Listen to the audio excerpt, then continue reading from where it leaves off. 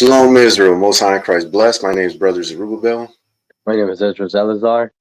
We're with Children of Israel. We are back once again on this Sabbath to bring another lesson out to you. As you know, we're going to stick to teaching you the milk, feeding you with the sincere milk of the word. We're going to be finishing up a lesson that we started a couple of Sabbaths ago, decided to go ahead and finish it up. This will be a part 3 of the lesson we've been doing over the past couple of Sabbaths, that in the last days perilous times shall come. We're going to just jump right into it so that we can get through the information that we're going to bring out in this lesson. So let's start off as usual with Hebrews 5:12 through 14. The book of Hebrews, chapter 5 and verse 12. For when for the time ye ought to be teachers, ye have need that one teach you again, which be the first principles of the oracles of God, and are become such as have need of milk and not of strong meat. For everyone that uses milk is unskillful in the word of righteousness, for he is a babe. But strong meat belongeth to them that are of full age, even those who by reason of use have their senses exercised to discern both good and evil. And again, that's what we're here to do. We're here to bring out this milk so that we can, through the scriptures, through the word of the Most High, you can learn how to discern the difference between good and evil. You can exercise your senses. The only way you're going to be able to do it is through the word. That's our focus here. Okay. We want to feed you with the milk because at this point, the majority of our people are unskillful in the word of righteousness. They're not ready for meat, not ready for it yet. The only way you're going to be able to keep yourself from being entangled in the perils of this world is by having your senses exercised to discern good and evil. The majority of our people don't understand that. They don't have the spirit of discernment about them because it's been taken away, because everything that's being fed to our people in the society is about foolishness. And we've got to do our part to change the hearts and minds of our people through the word of the Most High so that they can learn. They can learn how to spot the unholy, how to spot a person of immoral character, of unholy character, and be able to avoid them. And also teach our people the characteristics of this type of person so that you can spot it within yourself also. All right. But in order for you to do it, you've got to be desirous of learning. You've got to desire the sincere milk of the word. Not going to help you if you don't desire to learn and to apply it. All right. Let's go to 1 Peter 2:2. The book of First Peter, chapter 2 and verse 2. As newborn babes desire the sincere milk of the word, that ye may grow thereby. So you've got to become as a newborn babe. When you come into this truth, you come into studying the word of the Most High, you've got to throw out all that old wine, all that old wisdom, all that old knowledge and understanding that you thought you had about the scriptures. You've got to let it go. You can't mix old wine with new wine. You can't do it. All right. You can't start to fill that bottle that's already got old wine in there with new wine. The bottle's going to burst. You got to be careful of that. So our job is to teach you the word of the Most High so we could teach you how to develop discernment. All right. Because these are perilous times that we're living in. These are dangerous times. And we're gonna go through before we get into the lesson and show you, some things that have been going on in the world. It's daily. Daily. You could watch the news or, news will pop up, on your news feed, whatever you got on your phone or iPad, computer, and all kinds of wicked things are going on in this world. And if we don't want to get caught up in it, we've got to know what to look out for. And that's what the scriptures are here to teach us. The things that were written aforetime were written for us to learn from. Actually, grab that in Romans 15:4.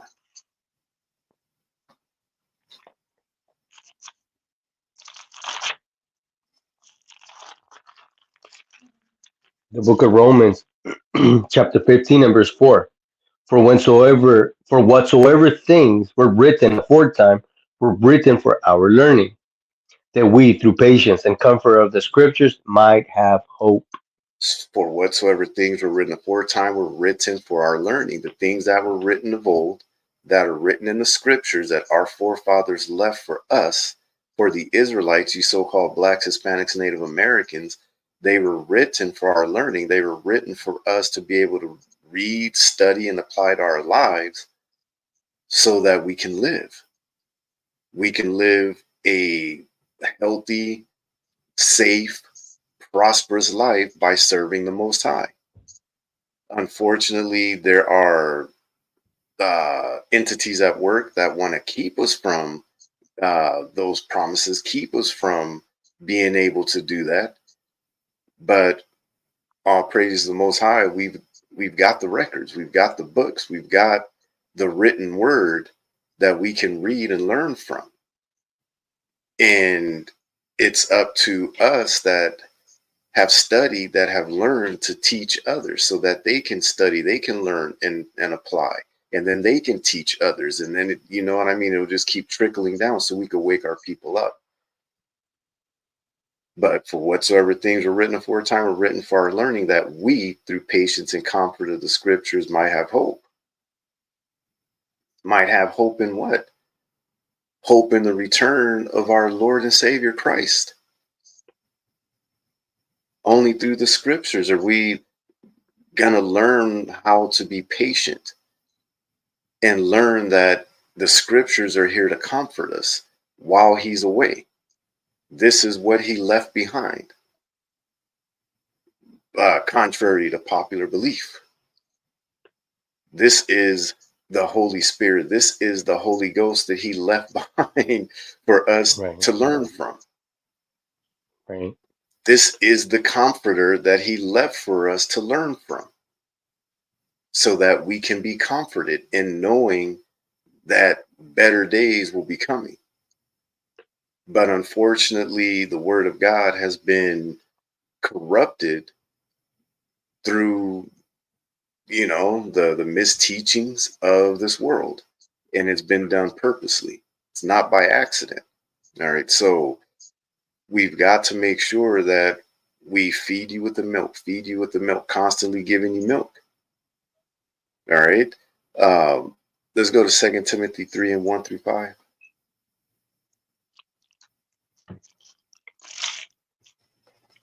The book of Second Timothy, chapter 3 and verse 1.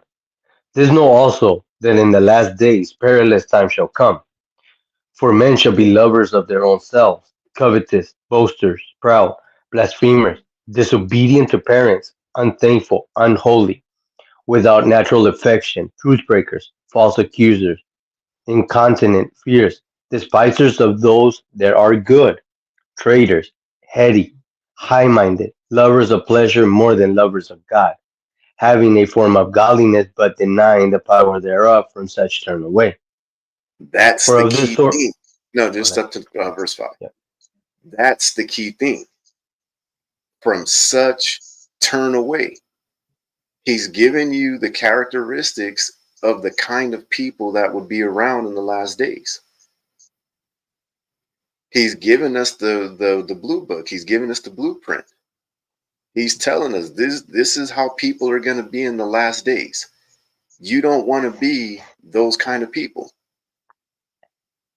These people that I'm naming, these characteristics, this kind of person, I need you to stay away from.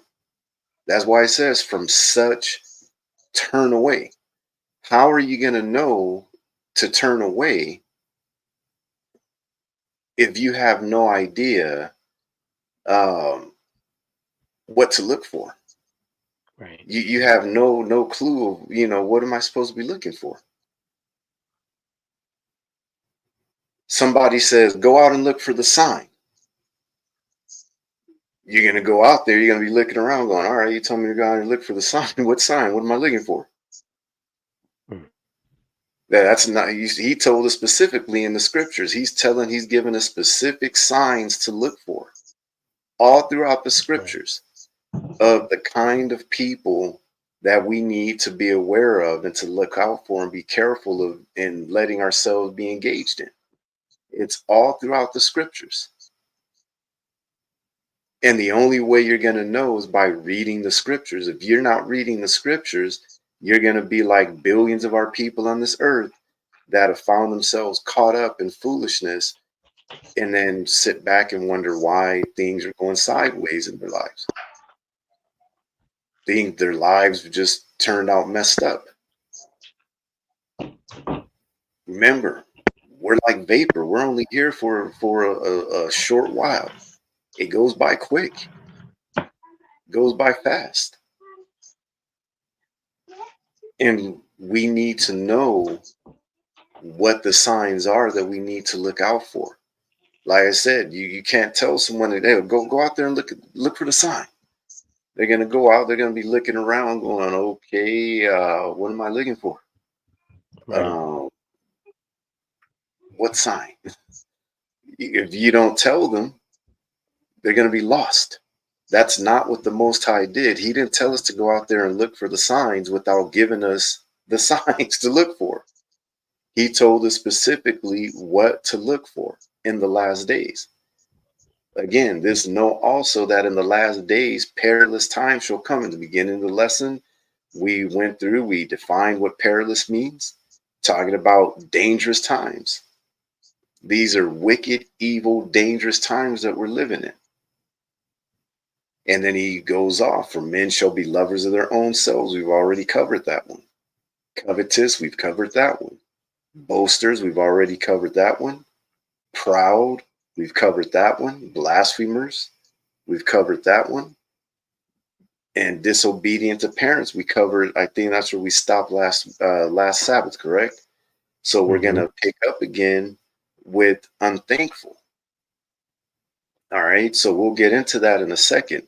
What I first want to do is let me share my screen because we're gonna get into some of this foolishness that has sprung up.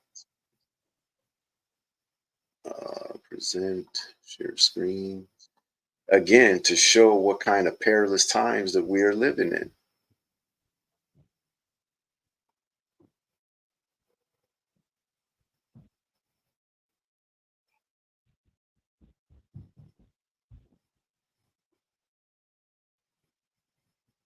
Let me know when you see it. There it is. All right.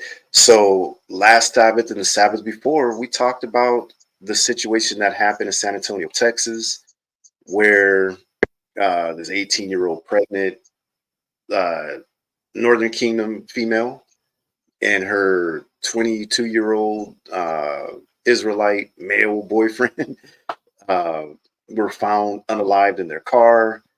Went through, we went through all of it, went through the story, read the news articles, and went through, saw how it was a 19-year-old that committed the unalivings, and his father and his so-called stepmother were the ones that aided and abetted him in covering it up. Now, we're basically still in the midst of that story going on before they arrested the stepmom during the week when this story pops up. Another story about a 17-year-old who lived next door to this family of four. This wicked demon decided to go into these people's home, rob them, and in the midst of it, unalived. I want to watch what I say because we use certain words for whatever reason. YouTube seems to get weird. Right. Unalived all four of the family members. And if you can see right here, actually, let me click on it and see if their pictures pop up right here. Another situation where mama here of the 17-year-old, and that's why his picture isn't here because he's a minor, so they're not going to show his picture. Mama here, 36 years old, and her 22-year-old boyfriend. You heard me right. 36-year-old mama of a 17-year-old and her 22-year-old man, which is just a few years older than her son, helped the son, the 17-year-old, cover up the murders. All right, so the news story: teen next door murders neighbor, family of four. Then mom and her boyfriend help cover it up. Police. Let's read it. The home where four members of the Bonds family were allegedly murdered by their teen neighbor is seen via Google Maps insets clockwise from top right. Victim Matthew Bonds, 43. Via Reedley Police Department. Victim Guadalupe Bonds, 44. Via GoFundMe. I guess that's where they got the pictures from. Accessory after the fact suspect Rafael Gonzalez. Oh, he's 21. I thought he's 22. He's 21. This dude right here. Accessory after the fact suspect, and the teen suspect's mother, Bryn Curtis. Okay, she's 34. I thought she was 36. Bryn Curtis, 34. So she's actually 34 and he's 21. All right, which is same difference, same thing. Police in California, right here where we're at, have arrested a 17-year-old for the slayings of four people who lived next door. And prosecutors reportedly want to charge him as an adult. So this goes to tell you, when you move somewhere, you've got to be very aware of where you move to nowadays. Whether it's to the suburbs, whether it's to, to the hood, because you have no idea who you're going to be moving next door to. That's how perilous, that's how dangerous the times have come. People don't seem to understand that how important it is nowadays that when you move your family somewhere, that you've really got to do your due diligence to find out that if the place you're moving your family is a safe place to move. Don't just look at the and that's the problem with people, is that they just look at the parents. They just see the scene, oh, okay, it's a husband and wife, they got a few kids, they looks okay. You need to go out and canvass the neighborhood nowadays to find out Right. who lives around you, who lives in that neighborhood. They lived, and I mean lived directly next door to this 17-year-old demon. And he went in. I'll read it. Hopefully they tell the story in the news article. They had a safe, broke into their safes. They had guns and money, and he took it all. Everything they had in the safe. And I'm trying to, like, how did he know that they had this safe in their house? How did he know How about did he get this? in the safe? Is it a situation where they trusted this kid so much that they allowed him into their residence, and maybe trying to be a grandparent type figures to him in a way, maybe because they saw that the mother next door was naive and immature and not raising him right, and maybe it could have been a mistake on their part. Of who I'm That's just speculation on my part, trying to figure out how did he know so much private details about this family and their home. Was he outside snooping through the windows? Only the Most High knows, but somehow he knew. Let's continue reading. It says police in California have arrested a 17-year-old for the slayings of four people who live next door, and prosecutors reportedly want to charge him as an adult, and they need to. Billy Bonds, 81, and his granddaughter-in-law Guadalupe Kiki Bonds, 44, were found unalived inside their home in Reedley, a central California city located around 25 miles southeast of Fresno, on Saturday. Reedley police later identified Billy Bond's son, Darrell Bond, 61, and grandson, 43-year-old Matthew Bonds, who was married to Guadalupe Bonds. So the 44-year-old Guadalupe, the 43-year-old Matthew were married, and Darrell Bonds, the 61-year-old, is the grandfather of Matthew. All right. Says police announced the arrest of the teen neighbor on Tuesday. The teen appeared in court at the Fresno County Juvenile Justice Campus on Thursday. No, I'm sorry, I got that wrong. The 81-year-old is the grand Billy Bonds, 81, and his granddaughter-in-law. So he was the grandfather. Darrell Bonds was his father, and Matthew Bonds was the son of Darrell. So he's got three generations of men that got killed unalive in this home. It's just natural to say. You got to get used to using these weird terms of YouTube. But you had three generations of men of one family taken out because of the greed of this 17-year-old demon. And along with that, the wife of one of these men, which was married to this grandson, the son of the other two men. All right, just want to make sure it's clear. Says police announced the arrest of the teen neighbor on Tuesday. The teen appeared in court at the Fresno County Juvenile Justice Campus on Thursday. Local ABS affiliate KFSN reported. The teen was kept in custody according to KFSN. Prosecutors have reportedly filed paperwork to charge him as an adult. Related coverage. Details about the grisly crime were discovered over the course of several days starting Saturday, January 6th. On that day, Reedley police officers were dispatched to a home in response to reports of a residential burglary, according to a press release posted on Facebook. Upon arrival, officers encountered an empty gun safe and believe various rifles and pistols have been removed, the statement said. Detectives searching the residence found two deceased individuals and immediately treated the matter as a homicide case. A total of 3 victims were discovered in the home that day. Guadalupe Bonds and Billy Bonds were the first to be identified as the victims inside the home. At that time, police considered Matthew Bonds a missing person. Matthew Bonds is believed to be at risk not only due to the recent events at his place of residence, but also because of known health issues, the Reedley Police Department said on Facebook. His current whereabouts are unknown, and all attempts to communicate with him have been unsuccessful. It is imperative that we locate Mr. Bonds to ensure his safety and to potentially gather critical information that may aid in our investigation.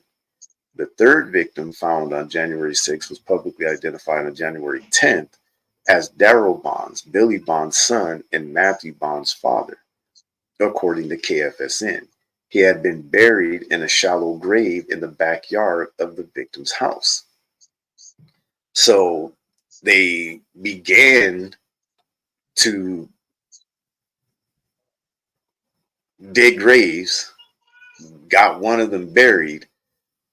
Over the course of these days, I don't know what happened. I don't know if they gave up or, what the situation was, but they got one of them buried and left the other ones in the house. I don't know what the situation was with that. Says this identification adds a critical piece to the complex puzzle our investigators have been working diligently to solve, police said. Meanwhile, a fourth victim was discovered on Tuesday, January 9th. The following day, police announced that the victim was identified as Matthew Bonds. Matthew Bonds was the husband of victim Guadalupe Bonds, the grandson of 81-year-old victim Billy Bonds, both of whom were among the earlier identified victims in this tragic case. So they originally found the grandfather, the father, and the wife, her husband, they hadn't found yet until days later. Police said at the time, this identification adds a new dimension to our understanding of this complex and deeply distressing incident. According to KFSN, the body of Matthew Bonds was found in the detached garage at the suspect's house. Let me read that again. So, to show you how sloppy they were, they buried one, left the other two inside their own home, and took the husband, the son, of the grandfather, I mean, the grandson, and the son of the son of the grandfather. It's confusing. Um, but I don't know if they forced him to come over to the other house, maybe to make him help carry the stuff. Who knows? But they found his body in the 17-year-old and the mother and boyfriend's house in a detached garage. So, as police believe that the teen suspect, who has not been publicly identified, did not act alone, his mother, Bryn Curtis, 34, and her boyfriend, 21-year-old Rafael Gonzalez, have been booked into Fresno County Jail on charges of accessory after the fact, the Reedy Police Department announced Wednesday. Warrants were issued in 3 cities and executed simultaneously on Tuesday, police said on Facebook, resulting in the arrests as well as seizures of property, including vehicles that may be connected to the homicide investigation. According to the Fresno County Sheriff's Office, Curtis and Gonzalez are in a dating relationship. The Reedy Police Department announced Thursday that a vigil will be held in front of the Bonds' home on Friday. This vigil will serve as a solemn gathering for the community to honor the memory of the Bond family members who were tragically lost, Reedy Police said on Facebook. It is a time for reflection, mourning, and solidarity, offering support to the family, friends, and all affected by this tragedy. Curtis and Gonzalez were released from jail on bond, which is crazy. They've already bonded out. So the mother and her so-called boyfriend are out of jail already out in the streets. Curtis and Gonzalez were released from jail on bond and are expected to appear in court later this month, KFSN reported. I sure hope they revoke their bond. I hope, pray that the prosecutors, bring something to the judge and say, hey, look, Right. why are we giving them bond? You know what I mean? Why are they out walking the streets? But again, these are perilous times we're living in. You have a family of 4 that his next door neighbors. You've really got to be on your P's and Q's. You got to be on your Yeah. toes nowadays. You got to have your so-called spidey senses. You know what I mean? You got to have them working because you just don't know who you're living around. And that goes for any of us. When you decide, let's say you have no choice, you got to move somewhere. Right. Nowadays, you got to do your due diligence to make sure you go knock on doors, introduce yourself. Hey, I'm thinking about buying the home next door. Just want to introduce myself and, how's the neighborhood? What's it like? You know what I mean? How are the schools? Ask these questions and get a feel. Oh, okay, yeah, we've got our family of however many. Oh, you got kids. Oh, okay, if the kids are the same age, oh, good. My kids will have somebody to maybe play with. You know what I mean? Just strike up conversation, get to somewhat of a feel before buying that home or renting that home. You know what I mean? Because nowadays you just don't know. And you can see I'm scrolling and you can see other stories popping up. What is this? Texas teens, on again, off again, boyfriend arrested, charged with her murder. I'm saying you just got to scroll through. Reverend Wright, 17, charged with murdering IKEA and Maury Hood. Again, got to teach the children how to, this the spirit of discernment. Is it just a video or is it a news story? It looks like it's just a video.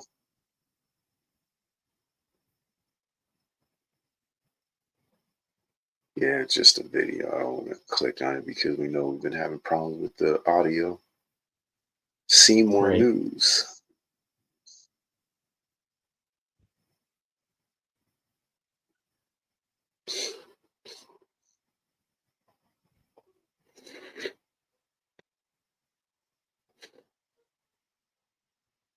Oh yeah, this is another one that I saw this one the other day too. 17-year-old mother unalived. IKEA hood shooting balloon release held for slain 17-year-old new mother. You can see everything wrong with this one already. She's 17. She's already got a baby. So that lets you know that somebody as a parent hasn't been doing their job. Dallas, Texas. Family and friends are remembering a Lancaster High School junior shot and killed this week. IKEA Hood had just given birth 3 weeks ago. Her on and off boyfriend is charged for her death. After a moment, and you're gonna trip when you see the reason why he did it. After a moment of silence, dozens of balloons were released Wednesday outside of Lancaster High School, where Hood attended school as a junior. Sequoia Lester is Hood's mom. This is amazing. She just let me know she left an impact on everybody, she said. Just her name alone. You say IKEA, and this is what it is. Mom, you the reason your daughter's dead. Right. Why you sitting here, basking in the glory that, you think you've done this wonderful job of raising this young lady who's left an impact on everybody.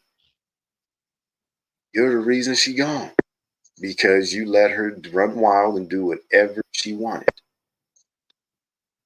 Sunday morning, Lester found her daughter suffering from a gunshot wound in a bedroom of her on Grambling Drive in southeast Oak Cliff.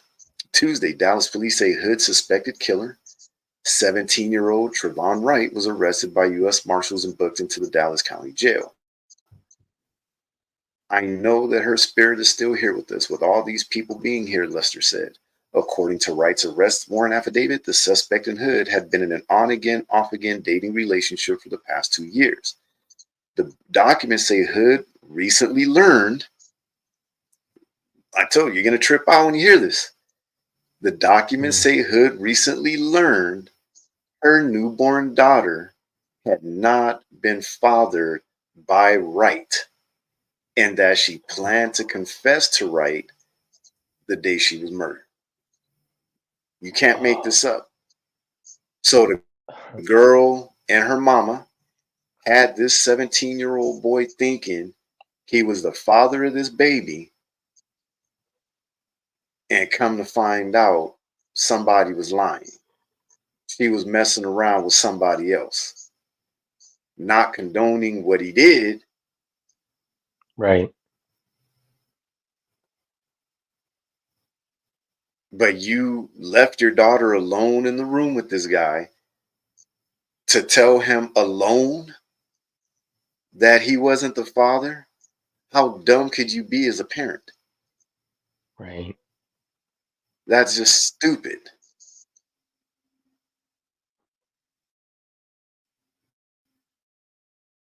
The affidavit says Lester told police she heard a loud, which shows you the mom was home.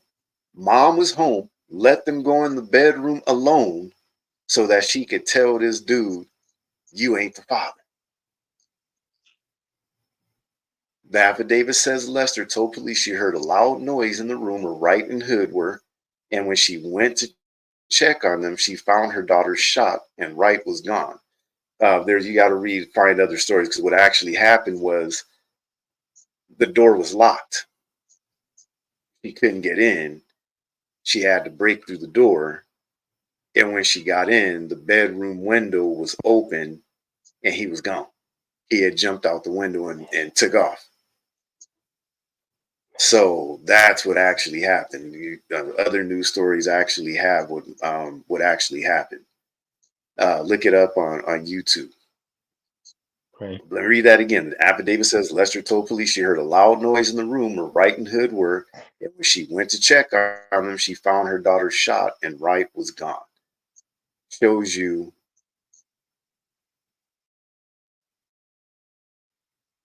how, what's the word I'm looking for? Um, you have a word to use that just shows how foolish this mom was. Um, Naive. it'll come to me. Naive. There you go. Um,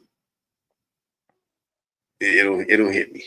A word will come. It says at the balloon release, friends, family, and loved ones shared memories of Hood, who was a member of the Tigerette's dance team.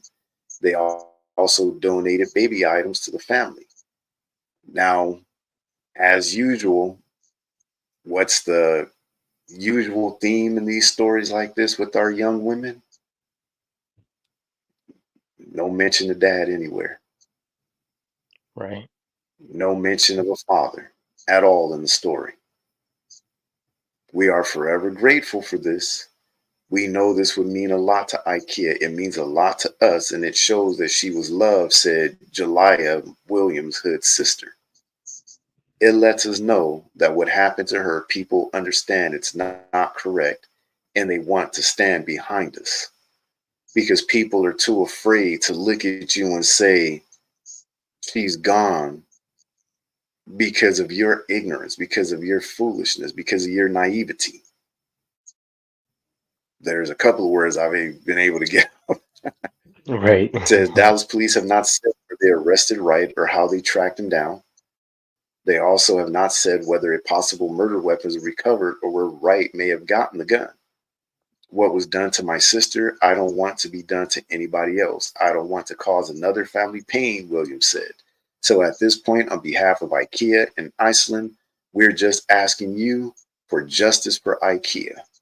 Right now, IKEA's family says they're leaning heavily on their faith. You got nerves to be talking about faith. I can't count how many times we've prayed, how many times we've had breakdowns,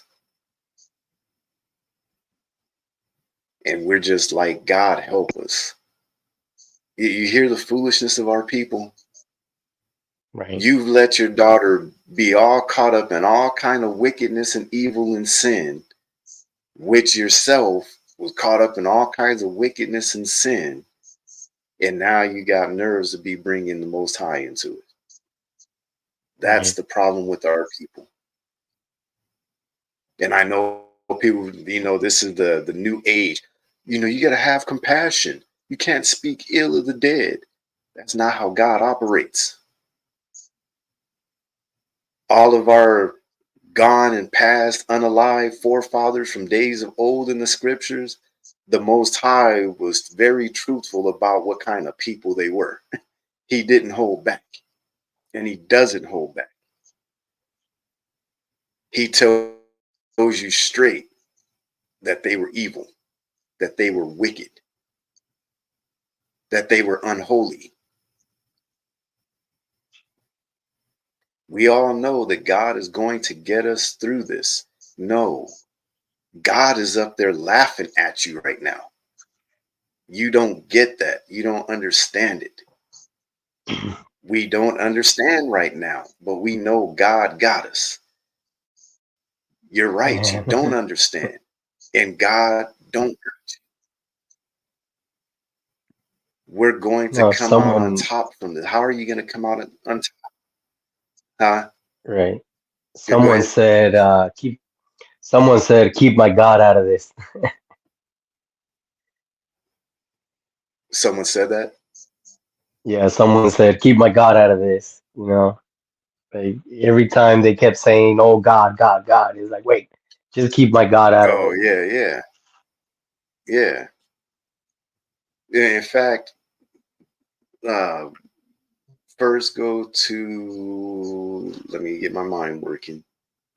Proverbs 1 and 26, I think it is. So Proverbs to 1. prove that what I'm saying is not me making it up, that God is up there laughing at you. He's not, God don't got you. Right. The book of Proverbs, chapter 1 and verse 26. I also will laugh. Start at 23. 23 Start at says, 23. the book of Proverbs, chapter 1 and verse 23. Turn you at my reproof. Behold, I will pour out my spirit unto you. I will make known my words unto you. Because I have called and ye refuse. I have stretched out my hand and no man regarded. So But God ye was have calling you. God was calling, but you didn't listen. It sounds to me like she must have been in church, but she didn't open the good book up and actually read it and apply it because she right. was letting her daughter just run wild and do whatever she wanted to do. He's called and you refuse. Go ahead and keep reading. But ye have said at not all my counsel, and will none of my reproof.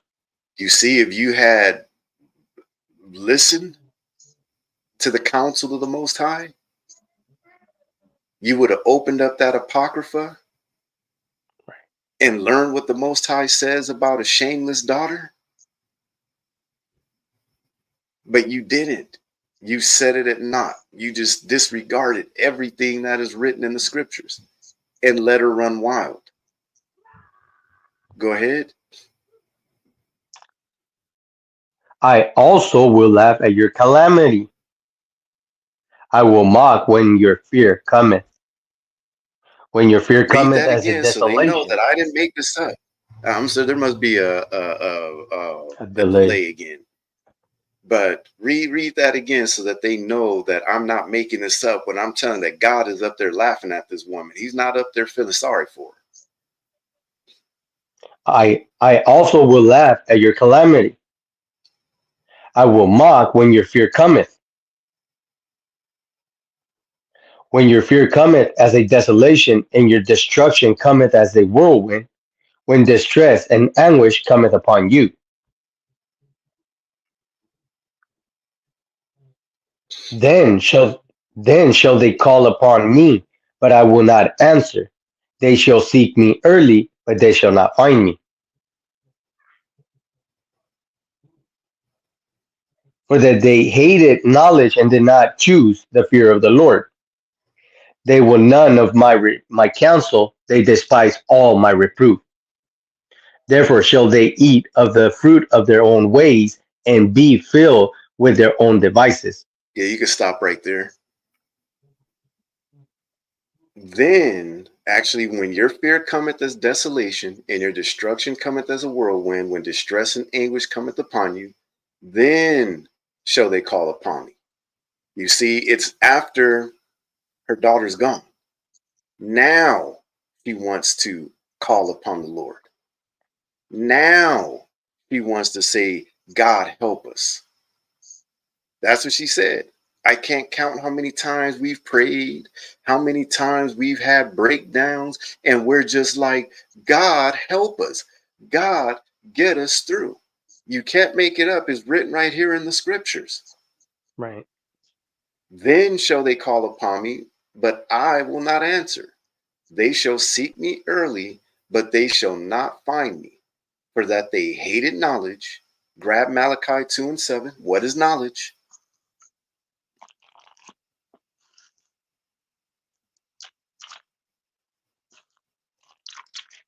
The book of Malachi, chapter 2, in verse 7.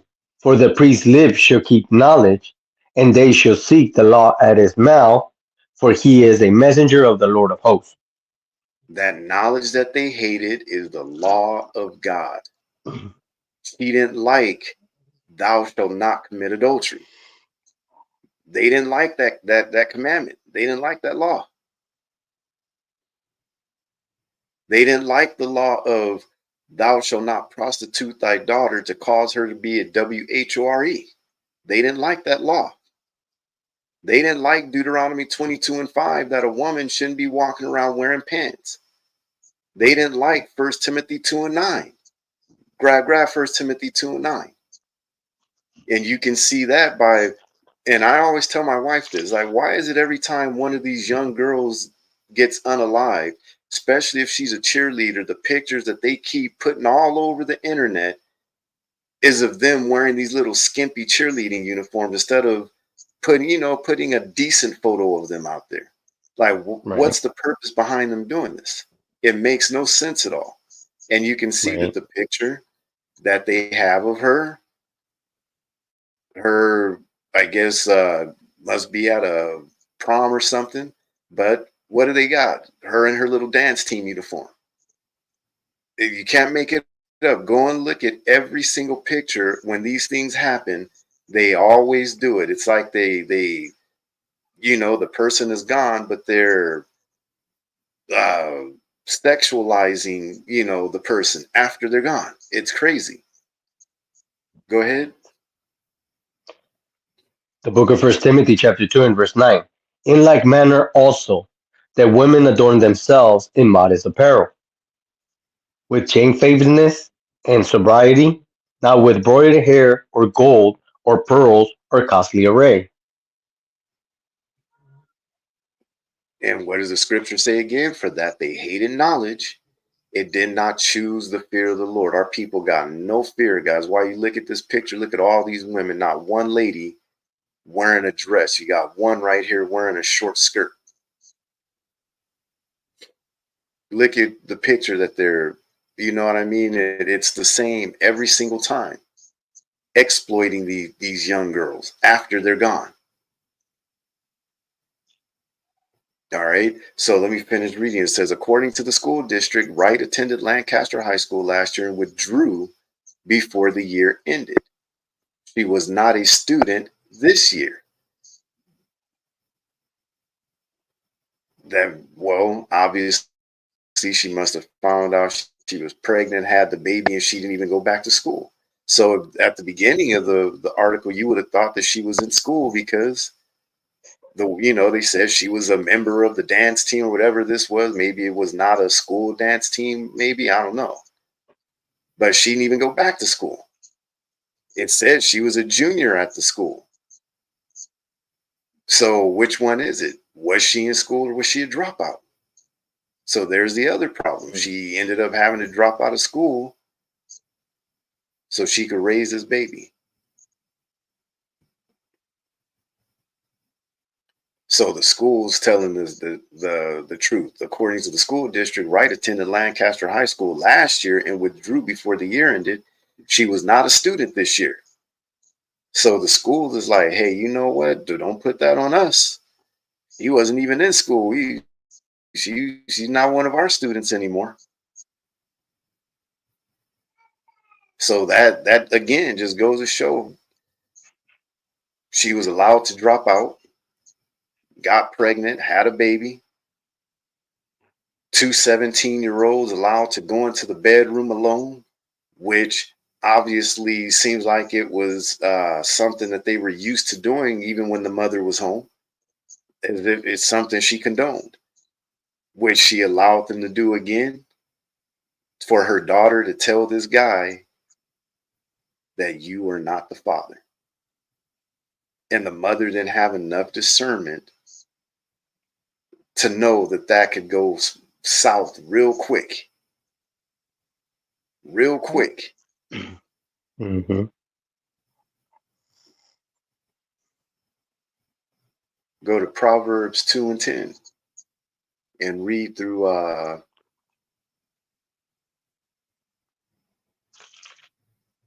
verse 15. When we pull these scriptures all the time. The book of Proverbs, chapter 2, and verse 10. When wisdom entereth into thy heart, and knowledge is pleasant unto thy soul, discretion shall preserve thee, understanding shall keep thee, to deliver thee from the way of the evil man, from the man that speaketh forward things, who leave blindness to walk in the ways of darkness. So Who rejoice to let, let me sorry who it's rejoice to do evil.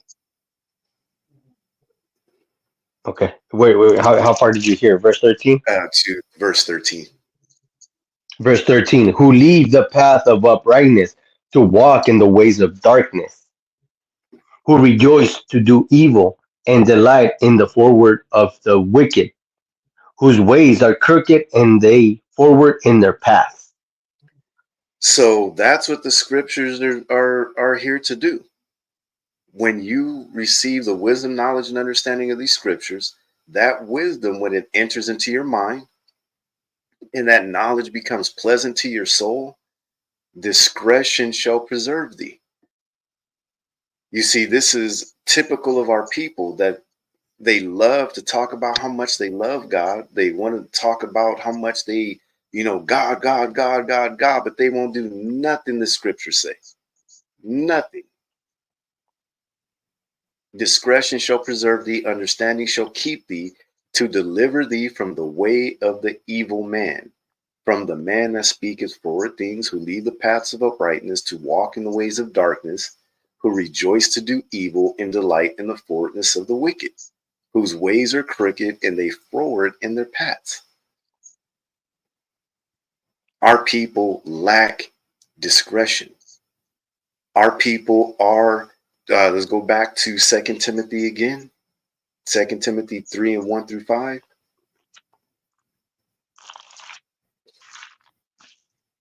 The book of 2 Timothy, chapter 3 and verse 1. This know also that in the last days perilous times shall come.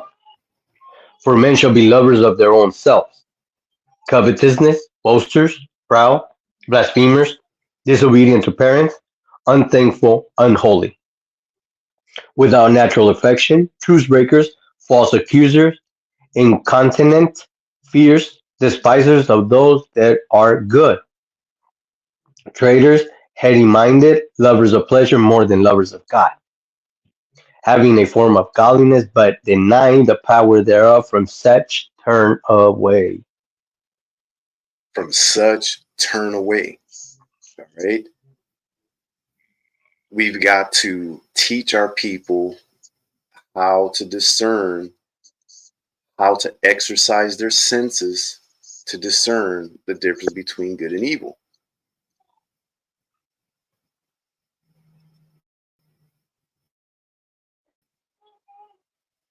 Our people are unthankful, and you can see that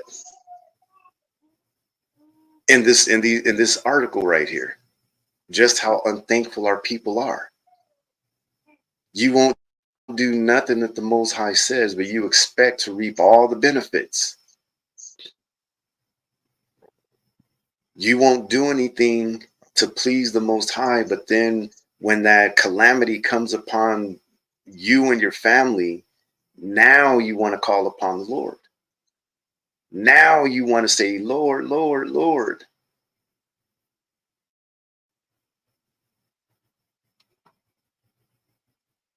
Where is that at? Lord, Lord. Yeah.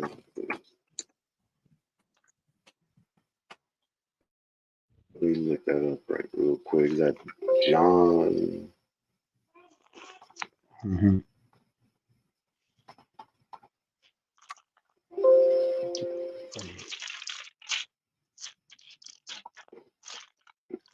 Why call ye me Lord, Lord, and do not the things that I say?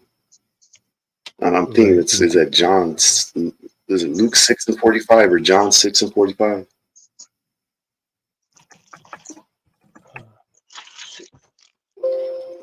46 and 47, something like that.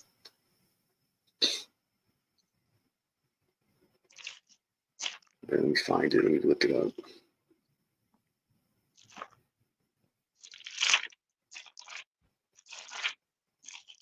Oh, come on, come on, come on. Yeah, Luke 6, 46. Sorry. The the book of Luke, chapter 6 and verse 46. And why call me Lord, Lord, and do not the things which I say? So he's very clear right there. Read it one more time. Luke 6 and 46. And why call ye me Lord, Lord, and do not the things which I say? So that's the problem with our people. Our people are always Lord, Lord, God, God. And he's like, why call you me Lord, Lord, and do not the things that I say? You won't do nothing that Christ told us to do. Nothing. But yet, when that fear comes upon you, when that desolation comes, when that calamity comes into your life, Now you want to be Lord, Lord, God this, God that, God. Our people need to stop with that. And we're not saying it in a derogatory manner.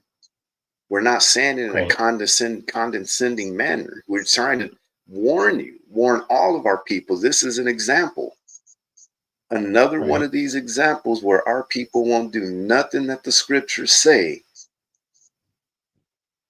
And then when things go bad, now they want to call on the Most High. Shows you how unthankful our people are, which is one of the characteristics of what he tells us to look out for. That in the last days, perilous time shall come. He tells us people will be unthankful. Let's look that up. What does it mean to be unthankful? Let me clear a couple of these up.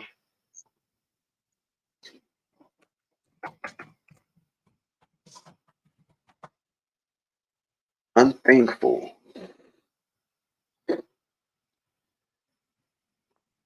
Not feeling or showing pleasure, relief, or gratitude. That's our people. Our people show no pleasure in the Most High, don't want to keep his Sabbaths, don't want to keep his high holy days, but we want to have pleasure in following after the holidays of the world.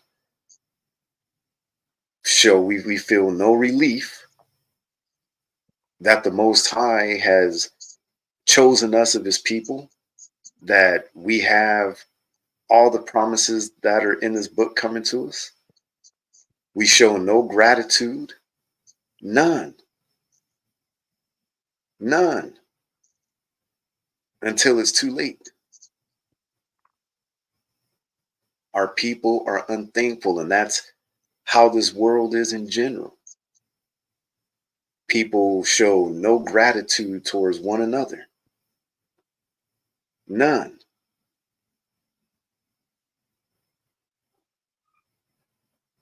What are the characteristics of an unthankful person? Get a pen, write these down. Number one, they have a sense of entitlement. It's the first thing you should be able to spot in an unthankful person. Two, they are impatient. The scriptures talks a lot about impatience. They're not used to being told no. Such as this situation here. I bet this girl was never told no. The 17-year-old that unalived his neighbors, I bet his mom never told him no. Just allowed to do whatever they want. And that goes back to the disobedience of parents that we went over last Sabbath. They lack work ethic, has had everything handed to them. That's why this kid would rather go and break into his neighbor's home and steal rather than go out and get a job.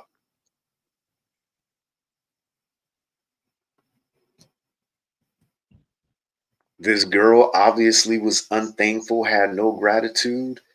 He had what sounds like he may have been, could have turned out to be, if he had guidance, could have maybe turned out to be a okay person, because he thought this was his baby. He stepped up to the plate. It looks like he was trying to at 17 years old. He took gratitude in knowing that this was his kid, obviously. And then to find out that, sorry, baby, not yours.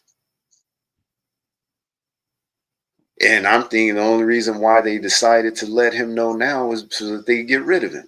Thinking, you know what, let's just tell him the truth now, because all the breaking up and getting back together, that's getting old. I just want you to leave me alone.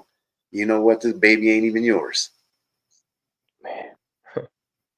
You see a lot of videos on YouTube of this happening to men.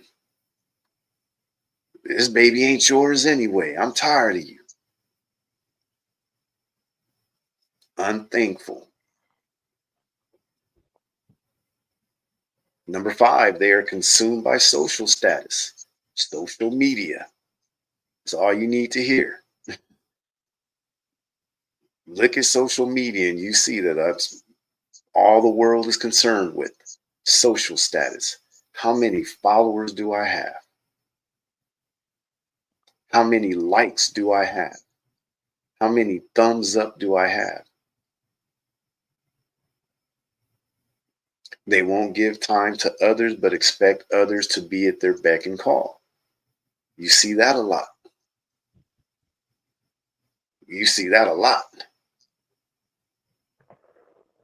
Those are the people that are always, how come you don't call? How come you don't come around? And it's like, do you not forget when I needed you, when I wanted you, you weren't there. You could care less about being around. Don't expect me now to jump up and give you all my time. You know what I mean? Whether it's in relationships, friendships, work, co-workers, family members, whatever the case is. You see this happen all the time. When you want the person, you need the person at certain times, nowhere to be found. You not even on their mind. But then when it's at their convenience, now they're like, hey, I need you to, well, how come you don't call? How come you haven't come around? How come you haven't called? Where you been? Come on, man, hit me up. Which goes into the other one. Number 7, they take, and never give back. These are those people, they love to have everything handed to them, but when it's time for them to give a little something, nope, doesn't happen. And as I go through these, what you should be doing, just like myself and any of us, you need to be taking a look in the mirror, a self-evaluation. Do any of these apply to me? And this is mama in the story right here. This is that mother and her boyfriend in that other story. They never hold themselves accountable. Just like the 17-year-old, you got the nerves to go before the judge and say, I'm not guilty.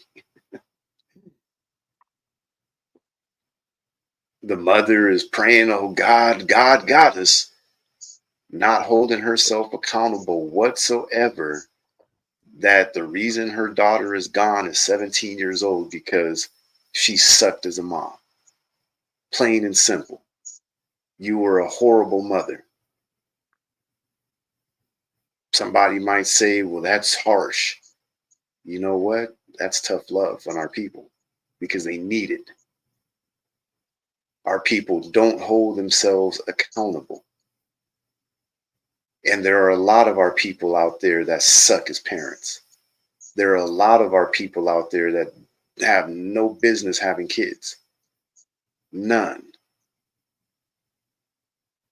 Because we see it time and time and time and time again what the product is of the kids that they end up having.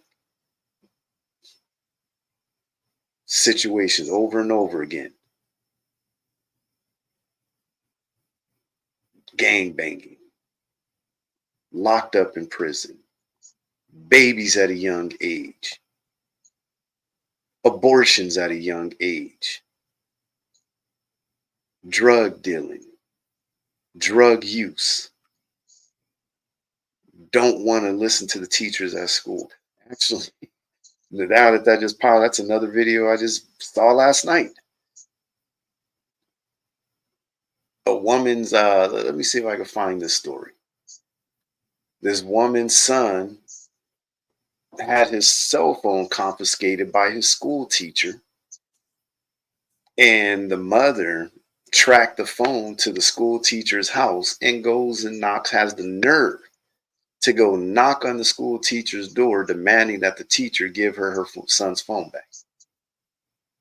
That's that they never hold themselves accountable. Let me see if I can find this.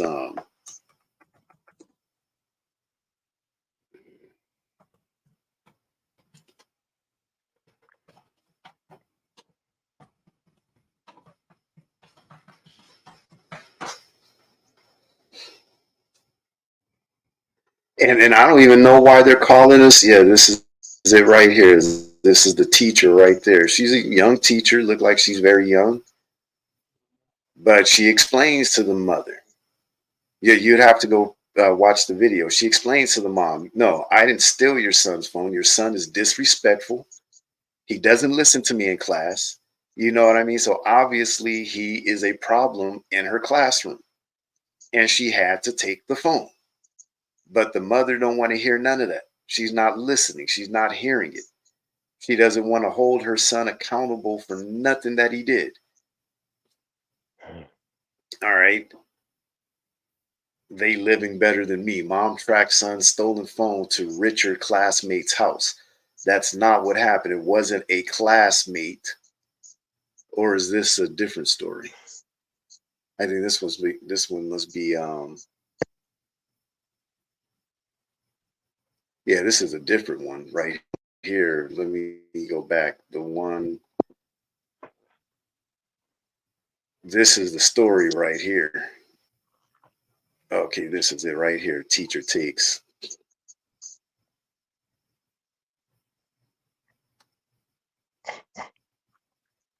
That's it.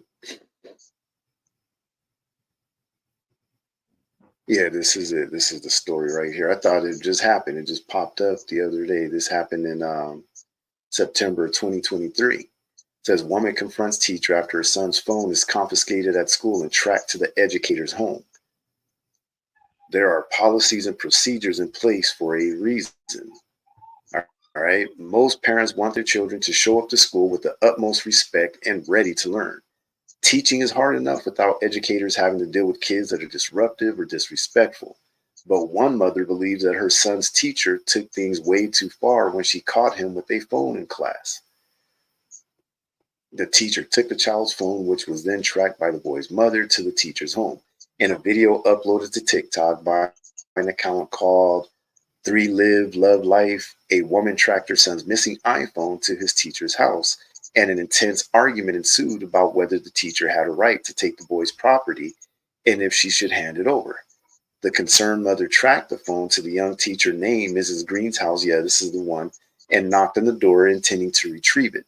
The teacher responded by saying, your son is always on his phone in class, which you go watch the video, you hear it clearly. The teacher said, look, your son is always on his phone. He's always disrespectful. He don't, trying to explain to the mother, your son needs to learn better. But the mother, well, all she was worried about is, that's a $1,500 phone. I paid for that phone. You have no right to take his phone. No accountability, none.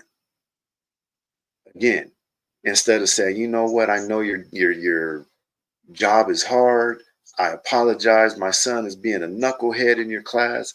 You know what, you're right. Hold on to his phone until he does it. In fact, I don't even want him having that phone back until what grade is he getting in your class? Oh, a D or an F? Yeah, hold on to that phone until that comes up to a C or a B.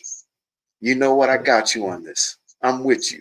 Right. Let's do it. We have to work together to make sure we get him back on track. But no, that's not what happened.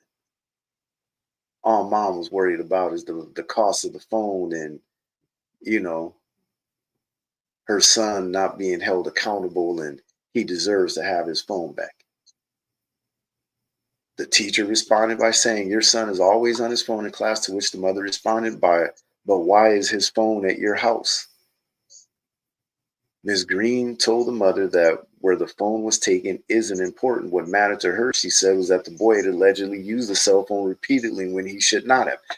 There were some people in the comments that was like, yeah, why did she take the phone? I kind of understand. Like, you know what? Where else is she going to leave it? Is she going to leave it in the classroom? What if it's a middle school, or which it sounds of it, it's a high school? She may not have that class all day long. So if she leaves that phone in the classroom, it could disappear. Maybe another teacher may find it. Maybe a teacher's aide, one of the students may look in the desk and find the phone and take it. So I could kind of understand why she took the phone home. Like, you know what? This is an expensive phone. I'm not going to leave it at school where it could disappear and I end up getting in trouble because his phone disappeared. So I could kind of Right. understand why she took it home. There was nothing, Janitorial. huh?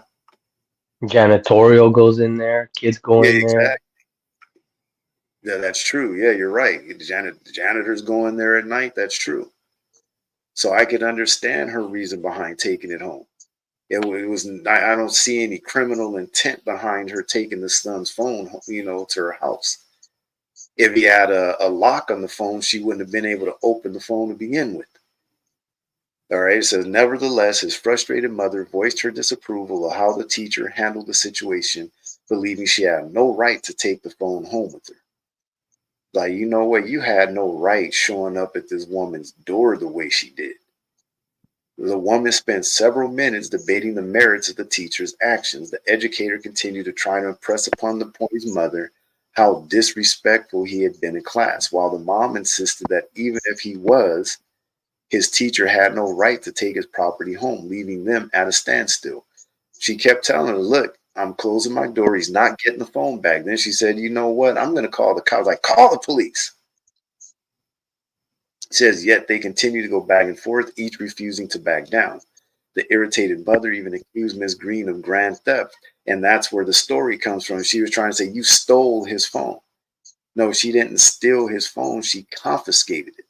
Says, and threatened to report her to the police, the principal, and the school board. The video ended with the teacher defiantly refusing to hand over the device and the mother's foot wedged in the doorway holding it open. So the conflict spilled over into a second video.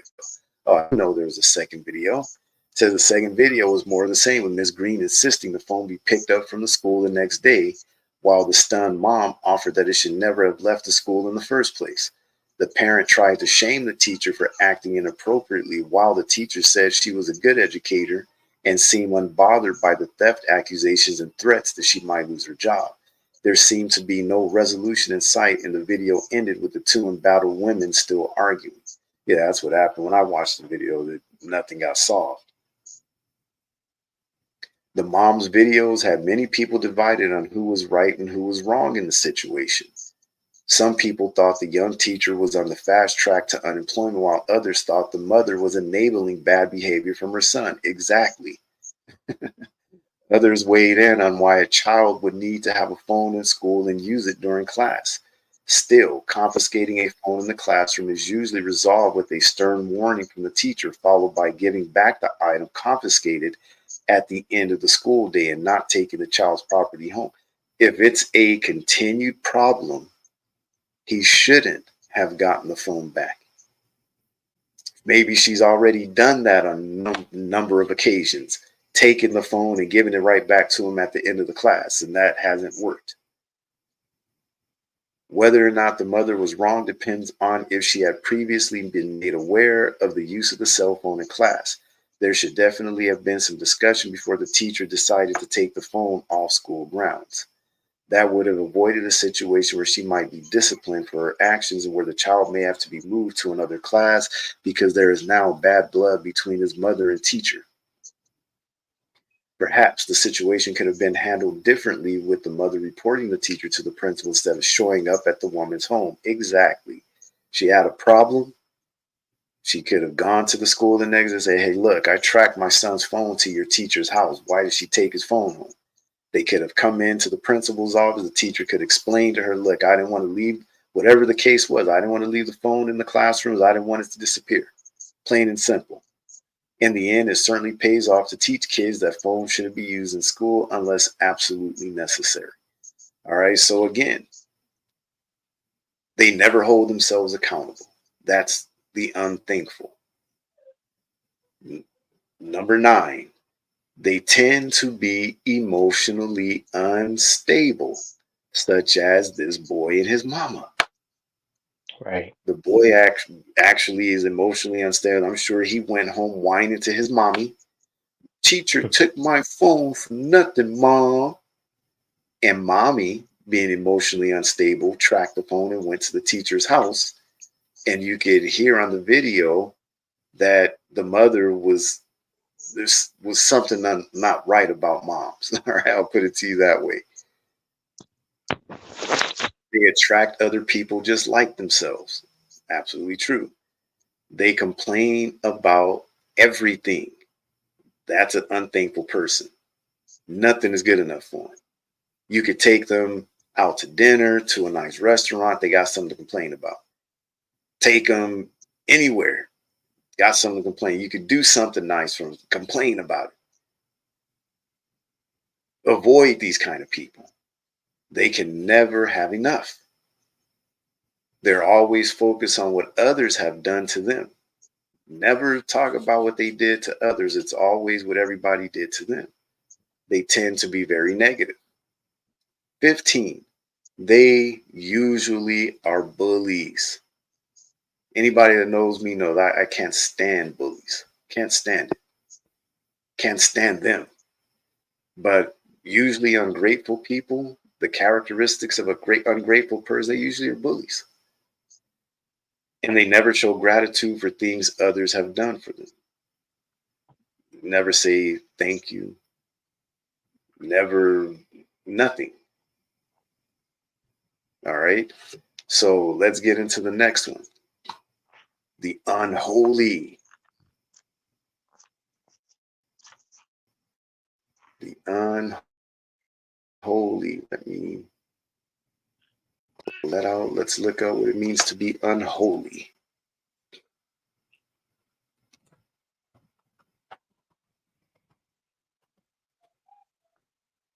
Unholy. Straight up. Sinful and wicked. I was surprised they got the definition right. Right. Sinful, wicked. Denoting alliance with potentially harmful implications between two or more parties that are not natural allies.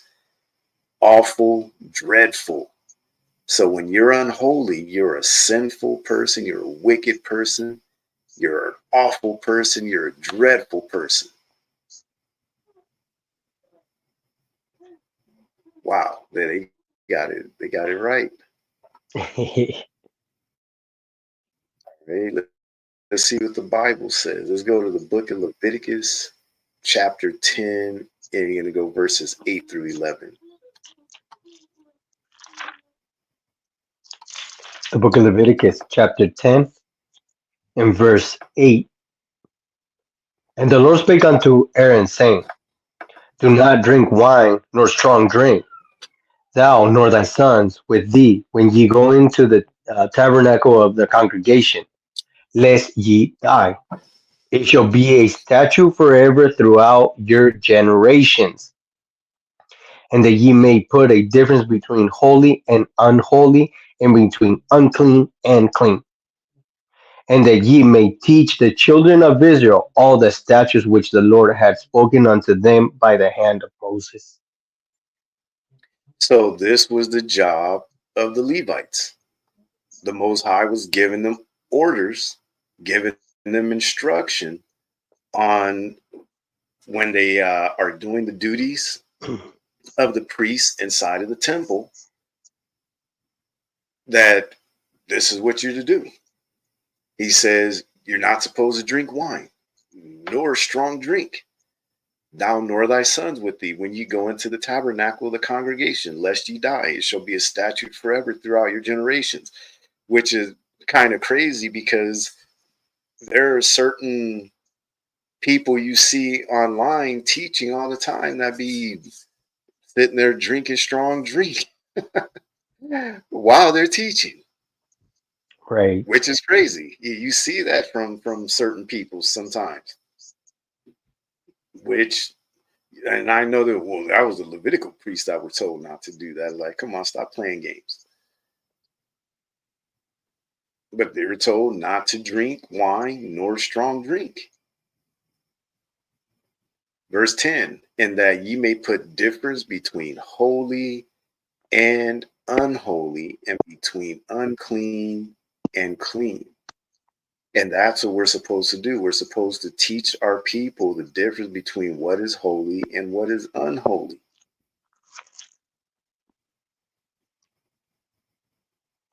Our people have no clue. We have to teach them the difference between what is righteous and what is unrighteous. We have to teach them what is sin and what is not sin. We have to teach our people to be like the Most High, because that's what we should be striving to do. Let's go to Psalms 145:17.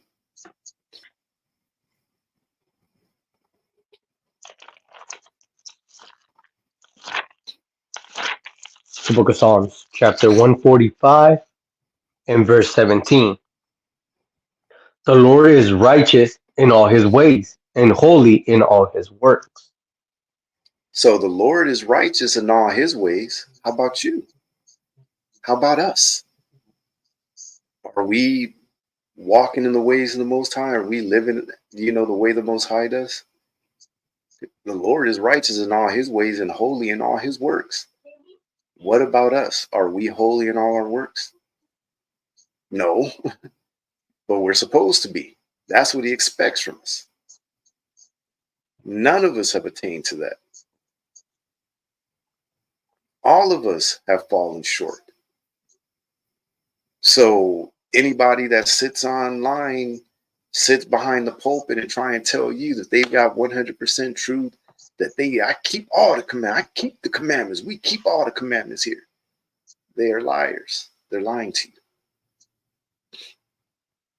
You go to Proverbs 9 and 10. The book of Proverbs, chapter 9 and verse 10. The fear of the Lord is the beginning of wisdom, and the knowledge of the holy is understanding.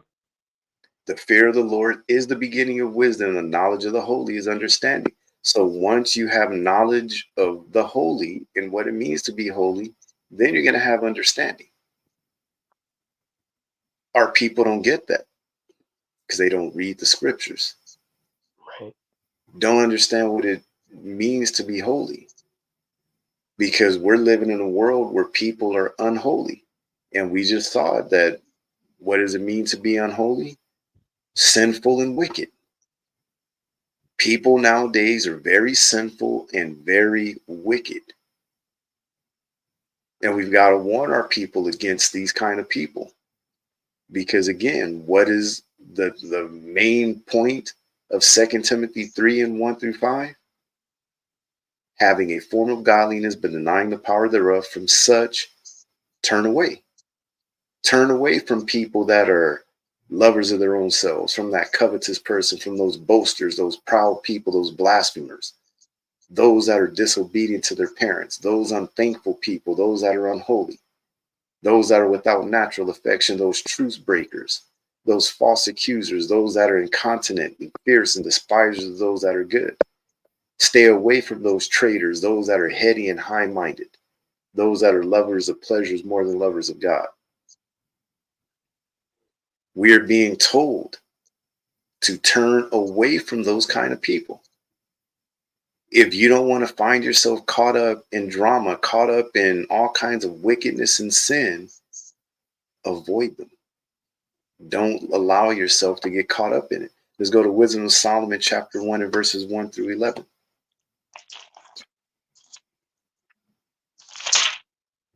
The book of Wisdom of Solomon, chapter 1 and verse 1. Love righteousness, ye that be judges of the earth. Think of the Lord with a good heart, and in simplicity of heart seek him. For he will be found of them that tempt him not, and showeth himself unto such as do not distrust him. For forward thoughts separate from God, and his power, when it is tried, reprove the unwise. For into a malicious soul wisdom shall not enter, nor dwell in the body that it is subject unto sin. For the Holy Spirit discipline will flee deceit, and remove from thoughts that are without understanding, and will not abide when unrighteousness cometh in. For wisdom is loving spirit, and will not acquit a blasphemer of his words. For God is the witness of his reins, and a true beholder of his heart, and a hearer of his tongue. For the Spirit of the Lord filleth the world, and that which containeth all things had knowledge of the voice. Therefore he that speaketh unrighteous things cannot be hid. neither shed vengeance when it punisheth pass by him. For in question shall be made Oh, into the Inquisition. council of for inquisition shall be made into the council of the ungodly, and the sound of his words shall come unto the Lord for the manifestation of his wicked deeds. For the earth of jealousy heareth all things, and the noise of murmuring is not hid. Therefore, beware of murmuring, which is unprofitable, and refrain your tongue from backbiting. For there is no word so secret that shall go forth not, and the mouth that believeth slay the soul.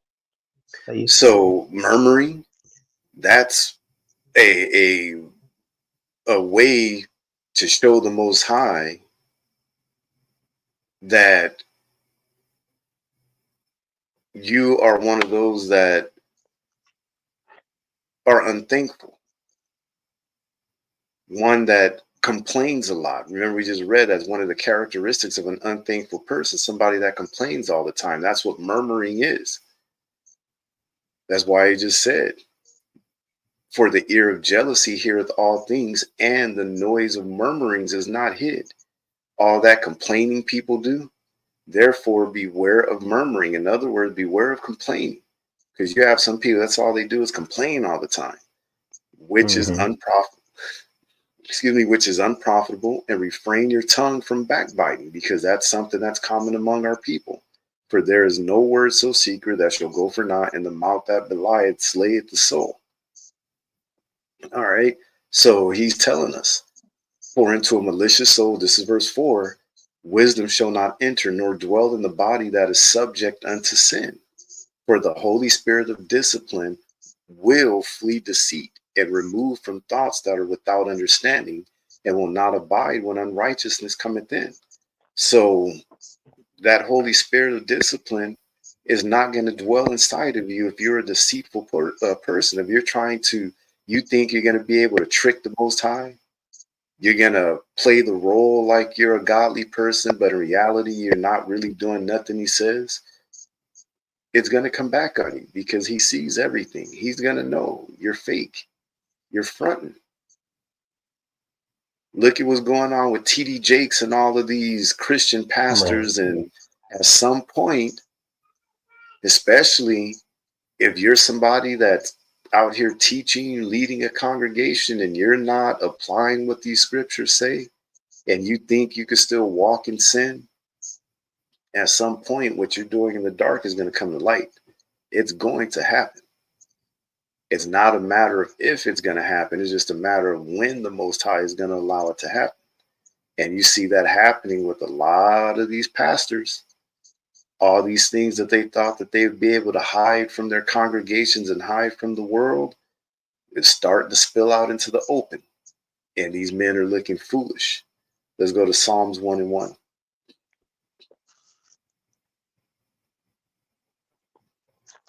The book of Psalms, chapter 1 and verse 1.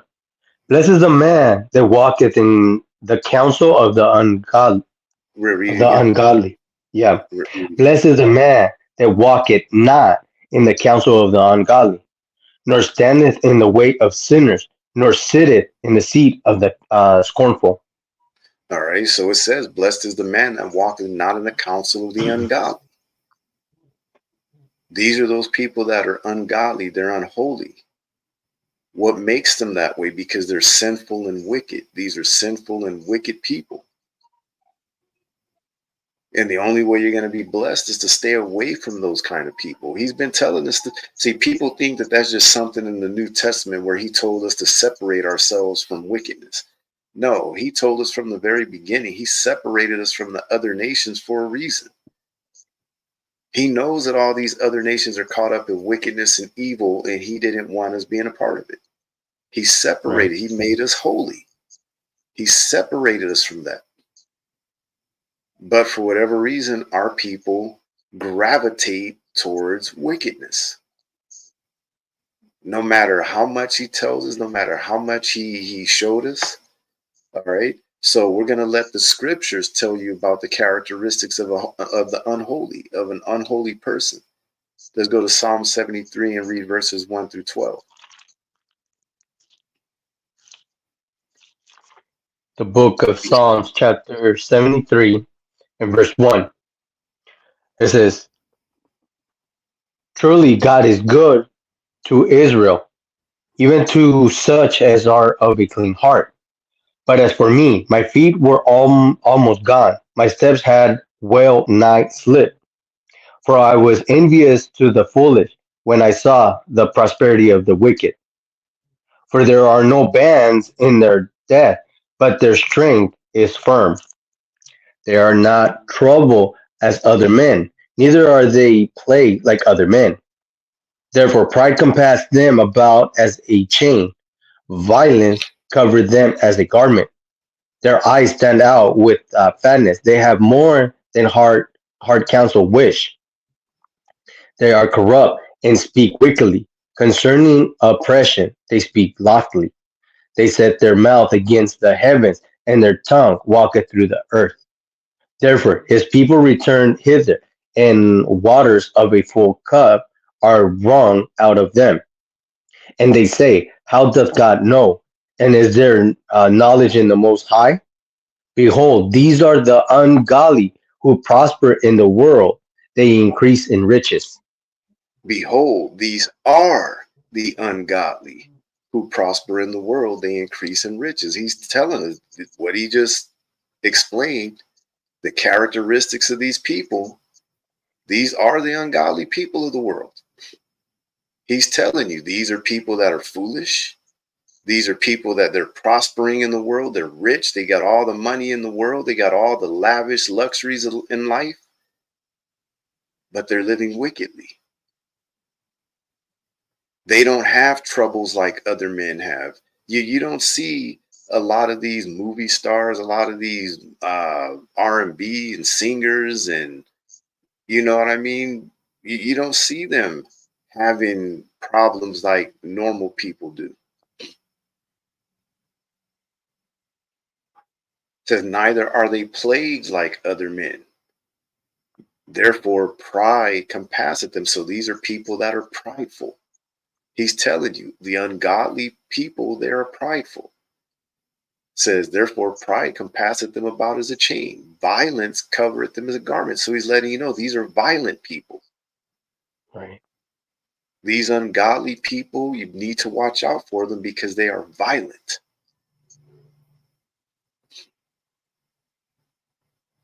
So go down verse 8, they are corrupt and speak wickedly. So he's telling you these ungodly people, these unholy people, they're corrupt. They speak wickedly. He says they speak loftily. So you want to know the characteristics of the ungodly, of the unholy. We're going through, we're showing you all throughout this lesson, because almost all of these are showing you what the unholy are like.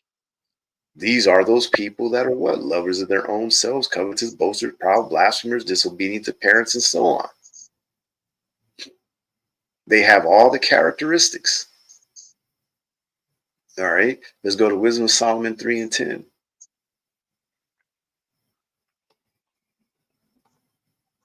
The book of Wisdom of Solomon, chapter 3, and verse 10. But the ungodly shall be punished according to their own imaginations, which have neglected the righteousness and forsake the Lord. So he's telling us the ungodly shall be punished according to their own imaginations, which have neglected the righteous and forsake the Lord. That's what you see going on in this world. You see the unholy people of this world, these rich, astronomically rich people that rule over the poor. They neglect the righteous, which are what? The Lord's people. You are the righteous. Israel is the righteous.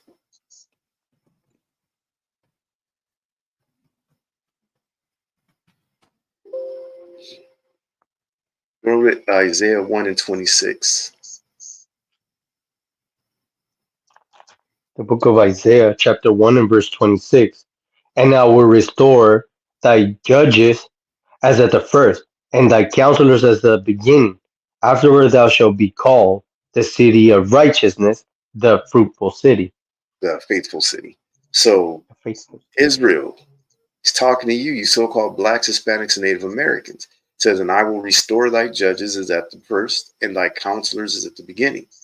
Afterward thou shalt be called the city of righteousness, the faithful city.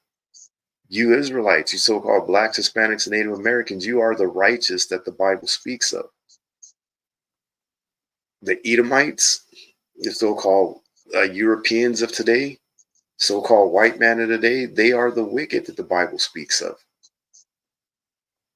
And we're not on here to say it because, we're just some racist haters that hate white people. And I'm just showing you the truth of the Bible, what it says. Right. We are the children of the Most High. And this book was left for us to warn us about who our enemies are. And worse, about the worst of our enemies, the worst of the worst of the worst of the worst of our enemies. It was left to warn us about that person, about that enemy. You want to know who the worst of the worst of the worst of our enemies is?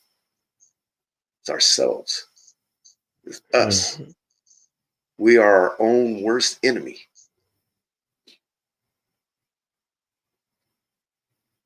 But going back to Wisdom of Solomon 3 and 10 again, but the ungodly shall be punished according to their own imaginations, which have neglected the righteous and forsaken the Lord. Trying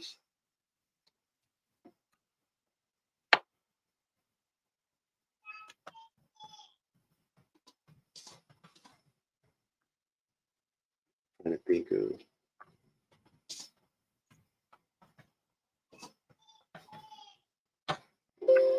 See if I can find this pretty. Went right to it. Proverbs 22 and 7 real quick.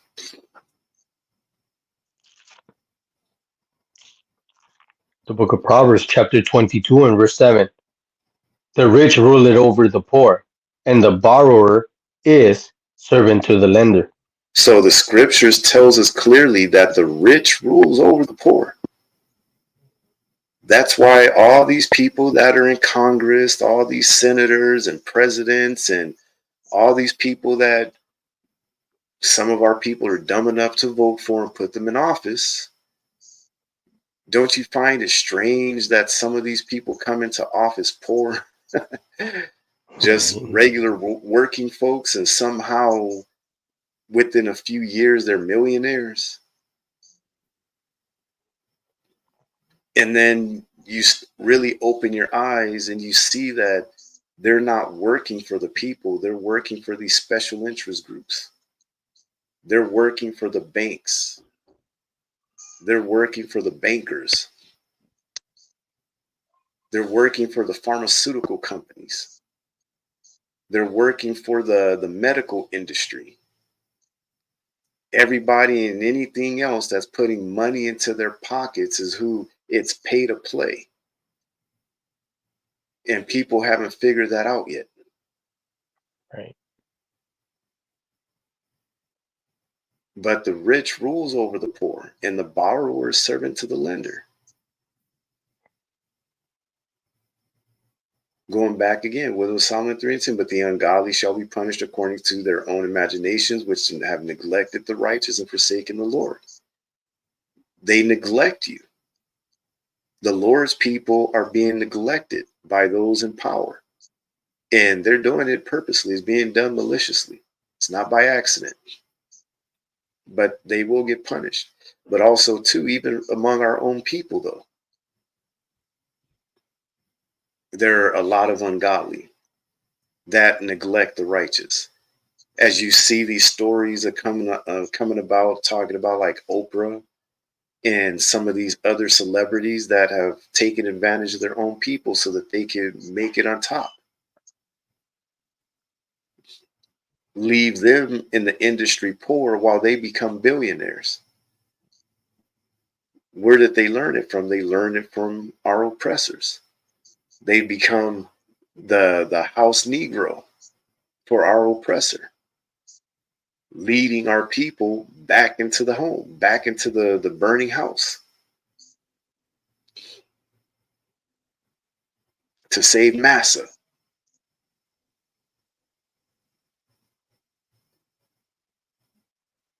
The slaves have set the house on fire so they could escape.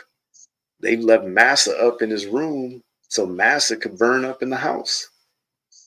But you got that one house Negro slave is like, no, I got to save Massa.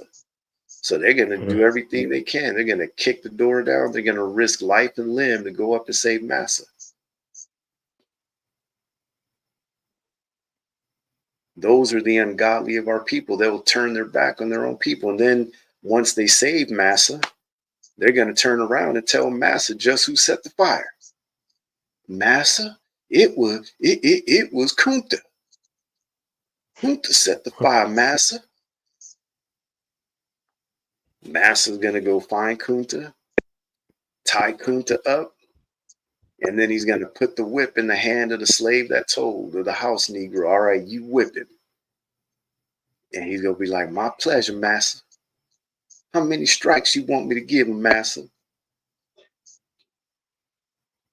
But the ungodly shall be punished according to their own imaginations, which have neglected the righteous and forsaken the Lord. They're going to get punished for it. They're not going to get away with the things that they're doing. These unholy of our people, these ungodly of our people that have sold our people out and decided they wanted to be rich in this world, they wanted to prosper in this world, and they would do anything and everything, including step on their own people to get ahead. They're going to pay. They will pay. You want to stay away from those kind of people. All right. So let's go to the next one. Those that are without natural affection. Let's go back. Let me share the screen again.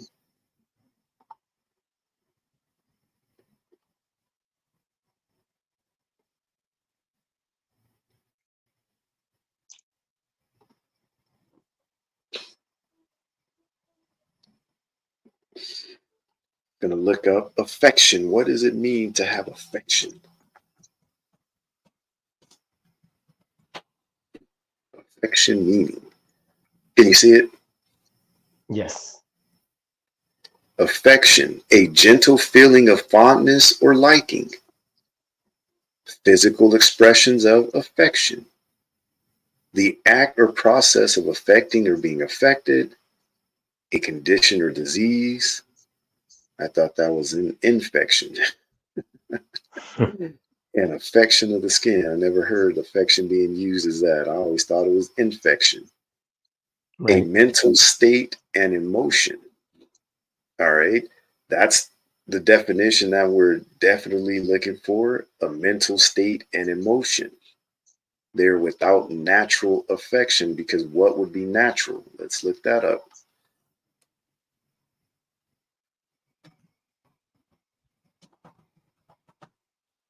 Natural meaning.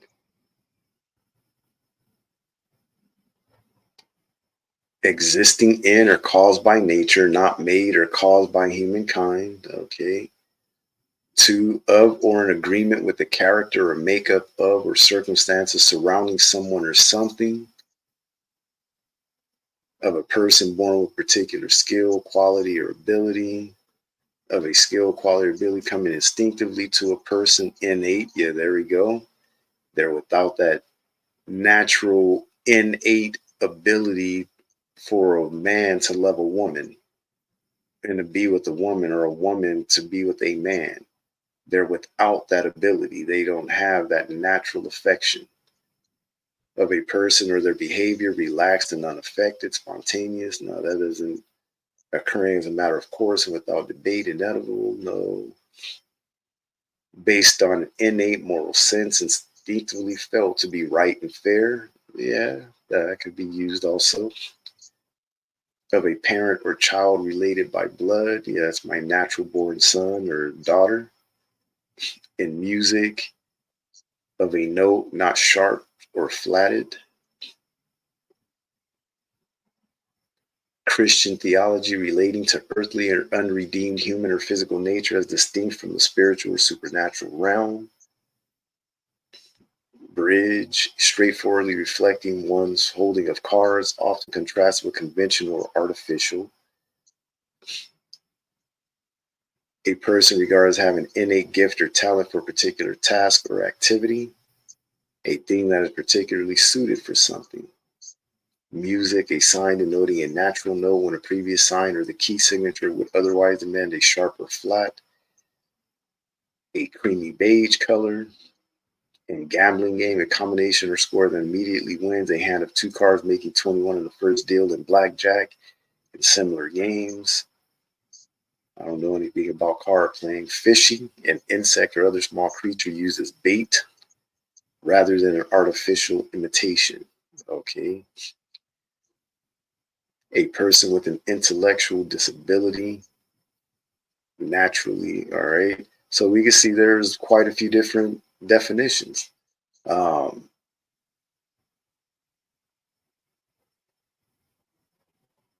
one that we're looking at of a skill, quality, or ability coming instinctively to a person, innate.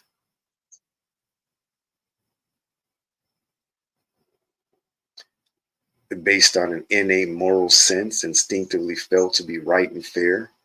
We have people that don't have that natural ability to empathize or sympathize with others. That's a good one. All right. So there are those that are without that natural affection, and also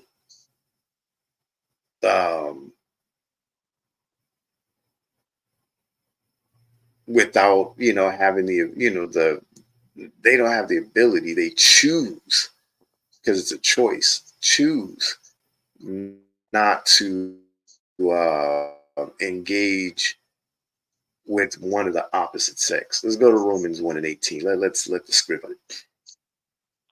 1:18 through 32. Okay. The book of Romans, chapter 1 and verse 18. For the wrath of God is revealed from heaven against all ungodliness and unrighteousness of men who hold the truth in unrighteousness, because that which may be known of God is manifested in them, for God has showed it unto them. For the invisible things of him from the creation of the world are clearly seen, being understood by the things that are made, even his eternal power and Godhead, so that they are without excuse. Because that when they knew God, they glorified him not as God, neither were thankful, but became a vain in their imaginations, and their foolish heart was darkened. Professing themselves to be wise, they became fools, and changed the glory of the uncorruptible God into an image made like to corruptible man, to the birds, and four-footed beasts, and creeping things.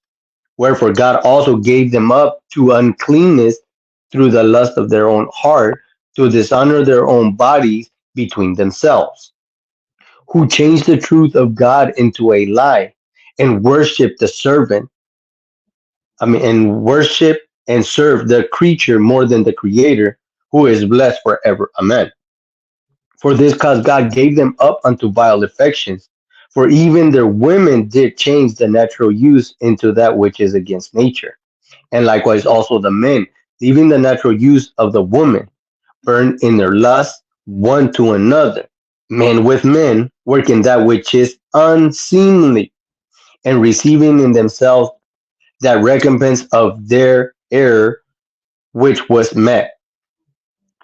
And even as they did not like to retain God in their knowledge, God gave them over to a reputable mind to do those things which are not convenient, being filled with all unrighteousness, fornication, wickedness, covetousness, maliciousness, full of envy, murders, debate, deceit, malignity, whisperers, backbiters, haters of God, despiteful, proud, boasters, inventors of evil things, disobedient to parents, without understanding, covenant breakers, without natural affection, implacable, unmerciful, who knowing the judgment of God, that they which committed such things are worthy of death, not only to the same, but have pleasure in them that do them.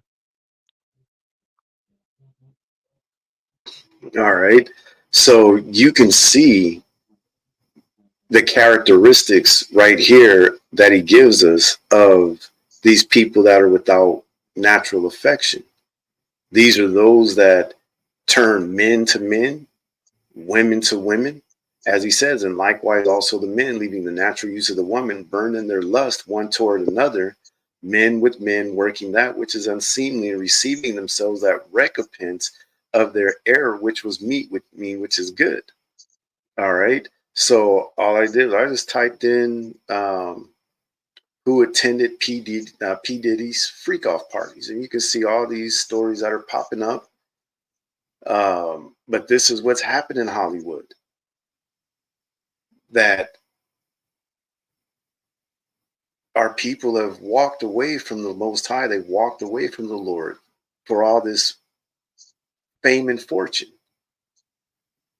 And you can see that exactly what we're reading about here in Romans 1 is exactly what is happening in Hollywood. They've turned the truth of God into a lie. And therefore, they're worshiping the creator more than, they're worshiping the creature more than the creator. These people worship themselves. They worship each other. And in the process, as the Most High says, for this cause, God gave them up unto vile affections. So we shouldn't be surprised to see all this going on. Jaden Smith exposes Will Smith's creepy gay parties with Diddy.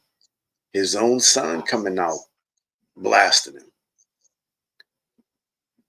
Whether some of these pictures are made up pictures or what have you.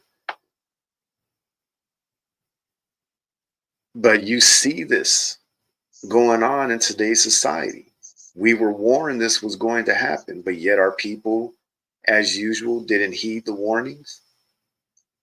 And look at where our people are now.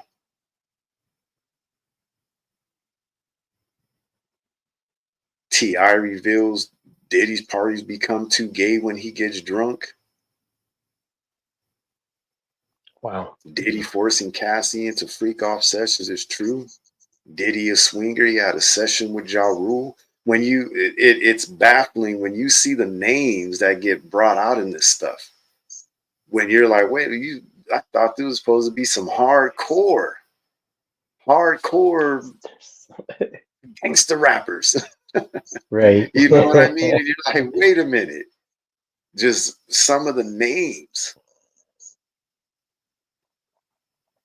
What is this one? All right. Diddy male freak off victim leak video evidence. See, we don't know if this stuff, all we go by is what is written in the stories. Diddy male freak off victim leak video evidence supports Cassie's claims. The evidence presented in the video supports Cassie's claims and adds credibility to her complaint.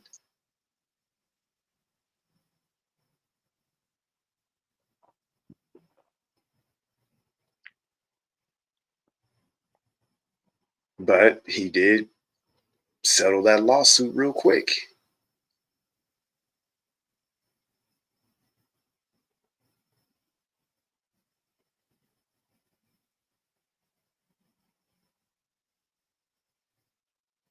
All right. What evidence supports Cassie's claims? The video presents evidence of a settlement paid by P. Diddy corroborating Cassie's complaint. What does Mr. Jonathan Odie claim? Mr. Jonathan Odie claims to have been driven insane by his experiences with Diddy and Cassie, leading to a police interrogation and a subsequent crime.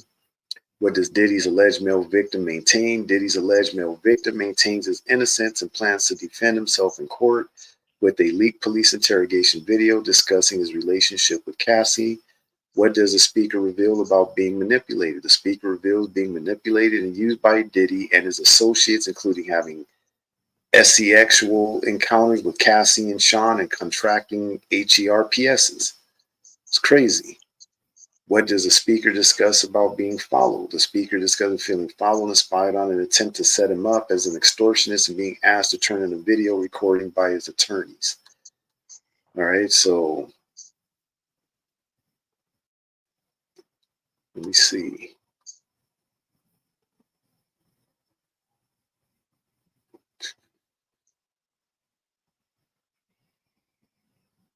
But you can see it. It's all over.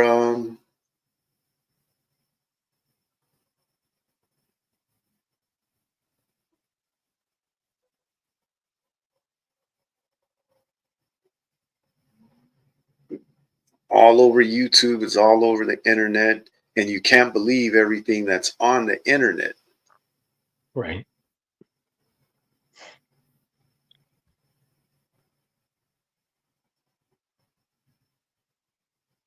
So 50 Cent saying he's going to do a documentary. But if you go down the rabbit hole, you will find that their name after name, from Usher to Justin Bieber as little kids, hanging out with Diddy. Usher at 14 years old being allowed to go and live with Diddy for a while. His mama let him go do it. And the allegations, I'm going to say allegations because we don't know if it's true or not. Who knows? But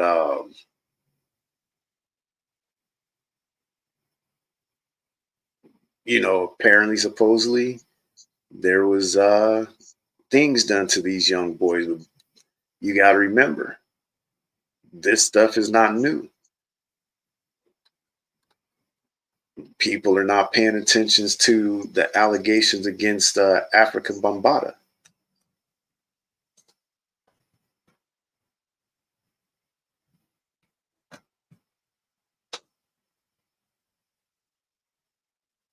You have some of these men, they're now grown men coming out and talking about how African Bambaataa was molesting hundreds of boys in, I believe it was in the Bronx. Right. Hundreds of boys. And I have to give it to one of them. I don't know if you ever watched him before, Hassan Campbell. He came, showed he wasn't afraid to come out and tell the truth about the things that he's a grown man now, tell the things that happened to him by African Bambaataa. I'm talking about, this guy, you ever watched him? Yep. So he's come out and he's put Bambaataa on blast many a times about the things that Bambaataa did to him when he was a teenager, because he was hanging out with that whole rap scene back in the day. That's how people knows him, from his days of being a part of that whole thing. But he's come out, he said that Bambaataa molested hundreds of young boys back in the day, including himself. And there was another one that came out. Let me see. Hip hop pioneer African Bambaataa abused, sex trafficked 12-year-old lawsuit alleges the victim claims that in addition to being sexually assaulted by Bambaataa, he was also sent to different locations to have sex with adult men while Bambaataa watched. African Bambaataa, legendary hip hop pioneer, has been sued by a man who claims he was sexually abused and prostituted by him as a minor. The victim, who has remained anonymous, filed a lawsuit last month in New York asserting that Bambaataa started sexually abusing him at the age of 12 from 1991 to 1995. He claims that the musician would take him to different locations where other adult men also abused him. Bambaataa, whose real name is Lance Taylor, would have been 33 or 34 during the time of the assaults. The lawsuit states that the victim, identified only as John Doe, suffered physical injury, severe and permanent emotional distress, mental anguish, depression, and embarrassment due to Mabata's alleged assault and gross negligence. Although Mabata has not commented on this lawsuit, he previously stated that he never abused nobody when similar allegations surfaced in 2016. The victim is calling for a jury trial for compensatory damages. Bambaataa, who is known for founding the first hip-hop organization, Zulu Nation, has been accused of sexually assaulting young boys several times over the past decade. The first story broke in 2016 when Bronx native and political activist Ronald Savage accused the musician of molesting him when he was 15. Savage said that he was a young kid excited to hang out with the Zulu Nation within the burgeoning hip hop scene of the Bronx when a 23-year-old Bambaataa started to molest him in 1980. He said he was assaulted at least 5 times but never went to the police. I want him to know how much he damaged me growing up, Savage told the New York Daily News 36 years after the alleged incident. People don't understand that you were scared. You're scared if you tell on this person. What are they going to do to you? What you're going to do to your family? Bambaataa vehemently denied the allegations in an interview with Fox 5 News during that time, claiming that it just sounds crazy for people to say that. However, Chuck Freeze, a member of the Jazzy Five who performed with Bambaataa and knew Savage, said that Savage was no liar. Ronald was the kind of guy you could trust, said Freeze. At least 3 more men also came forward around that time, alleging that Bambaataa abused them while they were teenagers. They claimed that the abuse was well known in the Bronx community before the 1970s and that members of the Zulu Nation were also aware. Another victim, Hassan Campbell, and you could go look at his video. It's on YouTube, where he's sitting in the park, I believe, right there in the Bronx, and he's being interviewed. I think it's Vlad TV that's interviewing him, right? Right. No, it's not Vlad TV. It's what's his name? The one that went to jail for the girl. He messed with the girl, his girlfriend's daughter, and just went to jail. Polite. Polite, One yeah. was always hanging with that. Does all the interviews and what is the name of his channel? Oh my God, I can't think of the name of his It's channel. slipping me too. Yeah, but I think it was actually him that was interviewing him in that park, and Hassan gave the whole rundown, and and had to have respect for the man to be able to be strong enough to say, "Hey, look, I know I'm a big buffed up, brother right here, but I'm gonna tell you, he did it to me. I'm not gonna let shame, continue to let this man get away with the things that he did." The guy that they're talking about, he even said, like, what, he ain't lying. Bambaataa was known for doing this, around, the hood. You know what I mean? It wasn't a closed secret.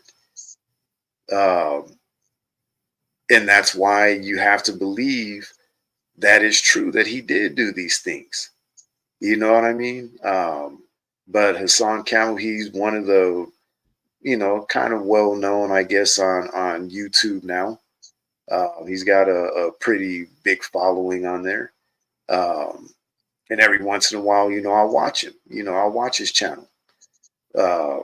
But it says another victim, Hassan Campbell, claims that he was 13 when Bambaataa began showing him pictures of nude men engaging in sexual activity. Their interactions, Sinetta Sonetta, there you was go. There you go. I believe it was Sonetta that interviewed him in that park. And he told the story. He broke it down. Says their interactions allegedly escalated to Bambaataa touching the young boy and they eventually engaging in oral sex. This was an ongoing thing for years, Campbell went on to say. He eventually broke away in his late teens. The allegations eventually led to Bambaataa stepping down as the head of the Zulu Nation. The organization also distanced itself from its founder. In a letter signed by almost 3 dozen members, the organization apologized to the victims for their poor response to the situation. The most recent, John Doe, came forward about the abuse when he told his mother about it in his early 30s. the New York Child Victim Act, a law passed in 2019, extended the statute of limitations for victims of childhood sexual abuse and enabled the victim to file his lawsuit now. According to the lawsuit, Bambaataa eventually encouraged Doe to watch pornographic videos while in Bambaataa's apartment, which progressed to mutual master you-know-what in sodomy. Bambaataa would then traffic Doe to other men and watched as Doe was sexually abused by other adult men, according to the filing. In the filings, the Zulu Nation, Universal Zulu Nation, and XYZ Corp are listed as entities that provided Bambaataa with access to children, including plaintiff, despite knowing that he would likely use their position to groom and sexually abuse them. So he's not the only one. You've got the allegations against Russell Simmons. That's another one. Type his name. He's fled the country and hanging out in is it in India trying to do yoga or something like that. um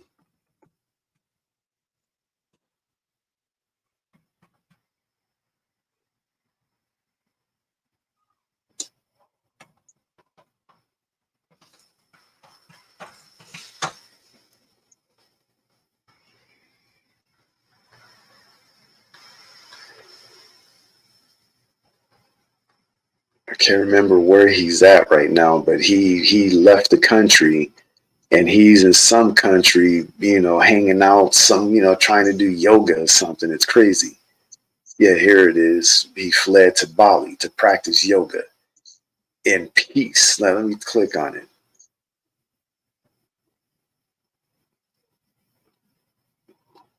But again, this is just going back to um, we were warned that these things were going to be going on. That's why I don't understand. People are shocked, you to see um, these kind of allegations coming around. All right. Russell Simmons escapes to Bali amid sexual misconduct report.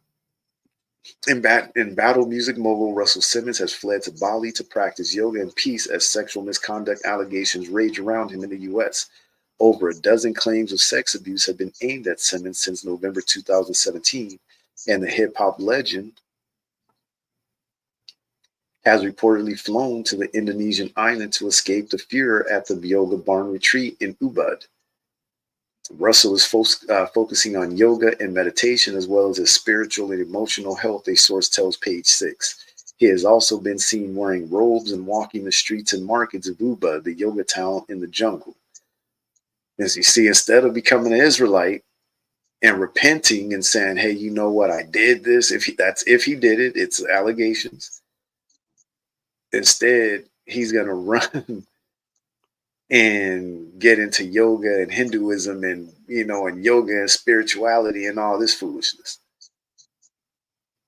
Simmons plans to write a book about yoga, spirituality, and healing while he's away, according to the Insider. The rumor surfaces just weeks after it was revealed Russell's contributions to Oprah Winfrey's forthcoming self-help book about spirituality had been removed due to the sex abuse allegations made against him. The 60-year-old has been accused of multiple sexual misconduct and abuse, and last month, January 18, he was sued by filmmaker Jennifer Jarosik, who claims he raped, Arpeter, I guess. Some of these words you got to be careful using now because YouTube gets weird. It says at the time of Jarosik's filing, Simmons issued a statement denying the claims, and he has protested his innocence once again, declaring the truth will come out in court. This allegation is absolutely untrue, he wrote in a press release. I look forward to having my day in court, where unlike the court of public opinion, I will have the ability to make use of fair processes that ensure that justice will be done and that the full truth will be known. Simmons previously denied 8 other allegations, even took a lie detector test before Christmas in a bid to prove at least one of the claims against him was false. But what was the outcome of the lie detector test? and those are not reliable anyway. So, but grab Leviticus 18 and 22.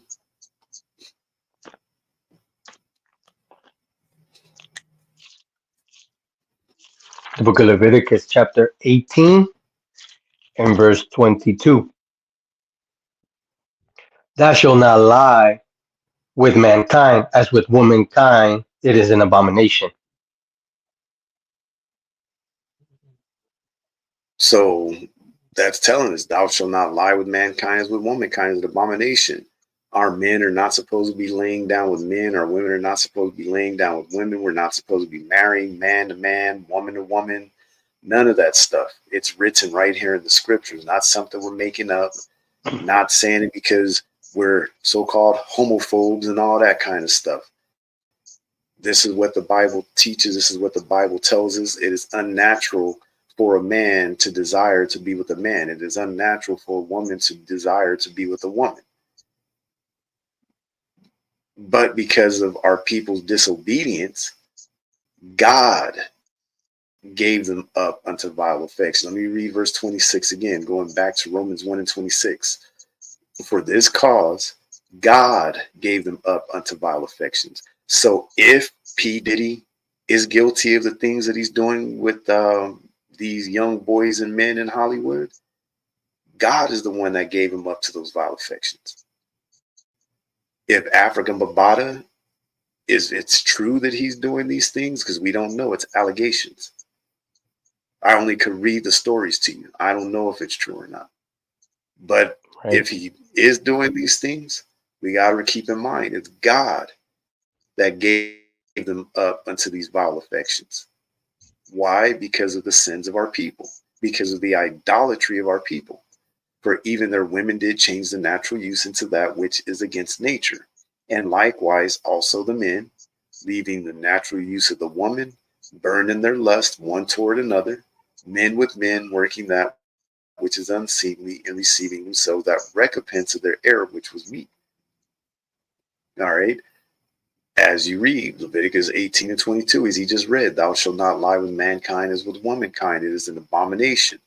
We see this just all throughout the world, that people disregard this commandment, disregard this law, especially amongst Israelites. We have to wake our people up to the truth.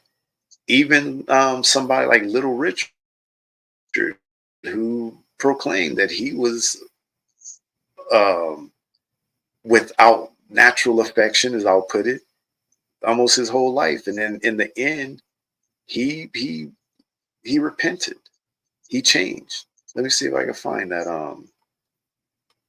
He stopped wearing the makeup. He got rid of the jerry curl and all of that, the wigs, whatever he was wearing.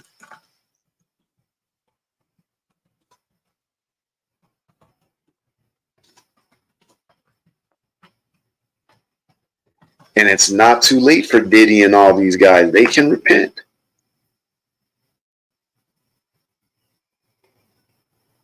Oh, I put re-entered.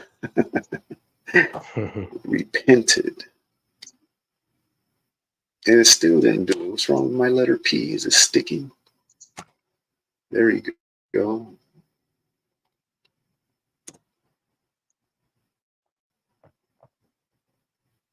Little Richard was anti-gay when he died, but his, what is this? Little Richard was anti-gay when he died, but his queer cultural influence overshadows us all. So they're basically trying to say that the damage that he did was done already. It was too late. No, it wasn't. As long as he truly repented, uh, I don't know if he got into Christianity or if he realized he was an Israelite. I don't know which one it is, but he turned away from that lifestyle.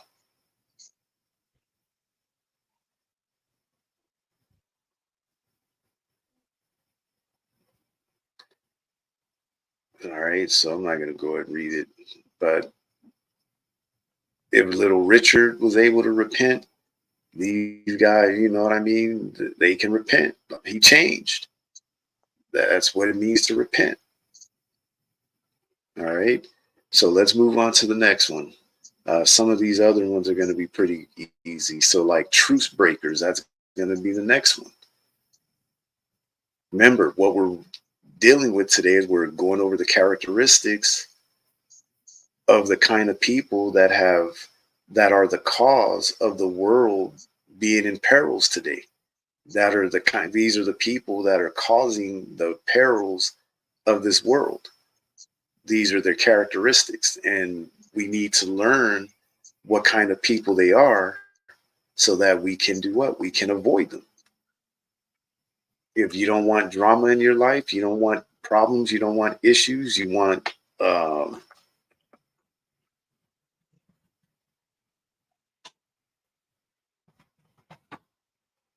you want to live, as the scripture says, keep my commandments and live. You got to know what not to do, what kind of person to not be. A truce breaker is one who violates a truce, covenant, or engagement, intentionally or otherwise, and disrupts the peace process. That's a lot of people nowadays.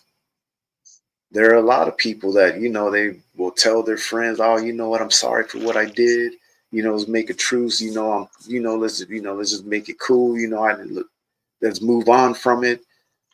You see that in relationships, marriages, and people just go and break it. They'll go and break the wedlock. Because when you get married, what are you doing? You're taking an oath. You're making a covenant, and people will break it. The covenant of marriage, the covenant of friendship. You have people break the covenant of family. They'll turn on their own family members. You see this stuff. It happens all the time. And you're seeing it today. These people that are quick to break an oath, to break a covenant that they made with someone, to turn their back. All right. Um, what's the other ones? False accusers. Let's go to that one. False accusers.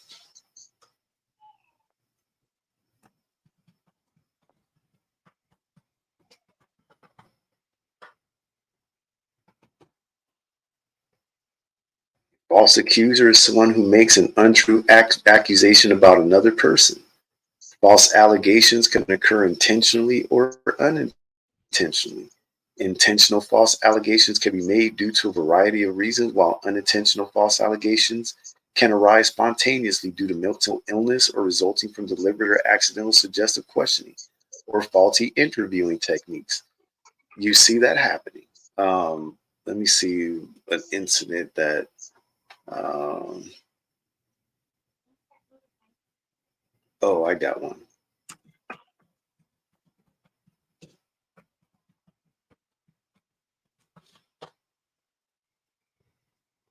This is a well-known one right here.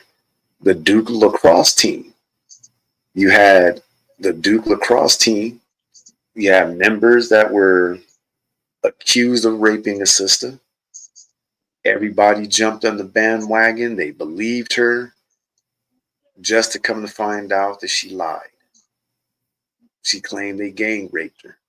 Says the Duke lacrosse case was a widely reported 2006 criminal case in Durham, North Carolina, United States, in which 3 members of the Duke University men's lacrosse team were falsely accused of rape. The 3 students were David Evans, Colin Finnerty, and Reed Seligman. The case became a national scandal impacted by issues of race, politics, and class. The gang rape turned out to be a hoax. It turned out to be a hoax. The players were later cleared of all charges, and the city and the Durham Police Department settled a lawsuit with the players. The woman who falsely accused the players was later charged with assault with a deadly weapon with intent to kill.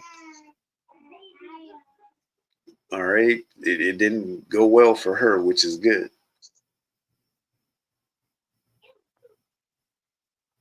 All right. So let me see images, see if they have an image, a picture of her. All right. Yeah, here she is right here. Duke lacrosse accuser found guilty of murder.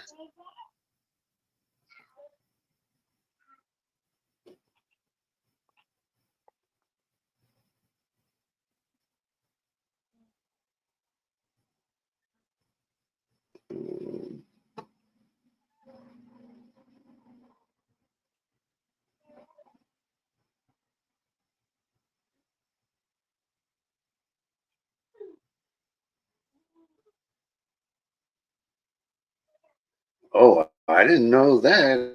That's crazy.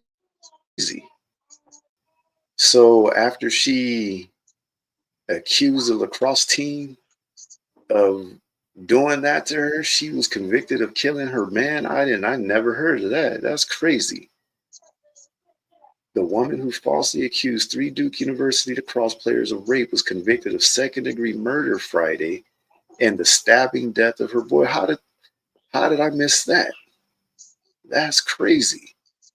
Crystal Ming of 34 was sentenced to between 14 years and 18 years in prison after a jury reached a verdict after 6 hours of deliberations. Prosecutors said that Mangum killed 46-year-old Reginald Day, who was stabbed on April 3rd, 2011. He died 10 days later. Mangum said the stabbing was in self-defense, alleging that Day was beating her in a jealous rage when she grabbed, after she done accused the Duke lacrosse team and she found out she lied. I'm sure they realized that she was lying about this too. Mangum said the stabbing was in self-defense, alleging that Day was beating her in a jealous rage when she grabbed a knife and poked him in the side. Yeah, she poked him in the side. In 2006, Mangum falsely claimed Duke lacrosse players Reed Silverman, Colin Finnerty, and Dave Evans gang raped her at a team party where she was hired as a stripper. Duke's head coach, Mike Pressler, was forced to resign, and the team canceled the remainder of the season because of the incident. That's crazy. I never knew she went to jail for unaliving somebody. That's crazy. I had thought she got convicted for the allegations, being false.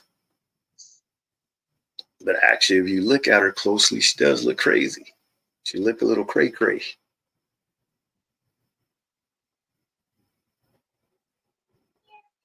Wow.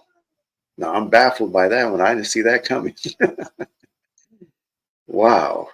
Again, perilous times we're living in. You just never know. So this dude took a chance of being with her even after she was all on TV for what she did. But I guess some people just, I don't know, they like taking chances.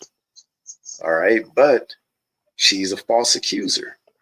Let's go to Exodus 20 and 16, because the scriptures warned us about this.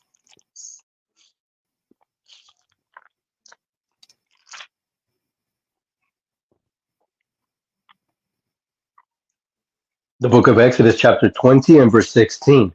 Thou shalt not bear false witness against thy neighbor.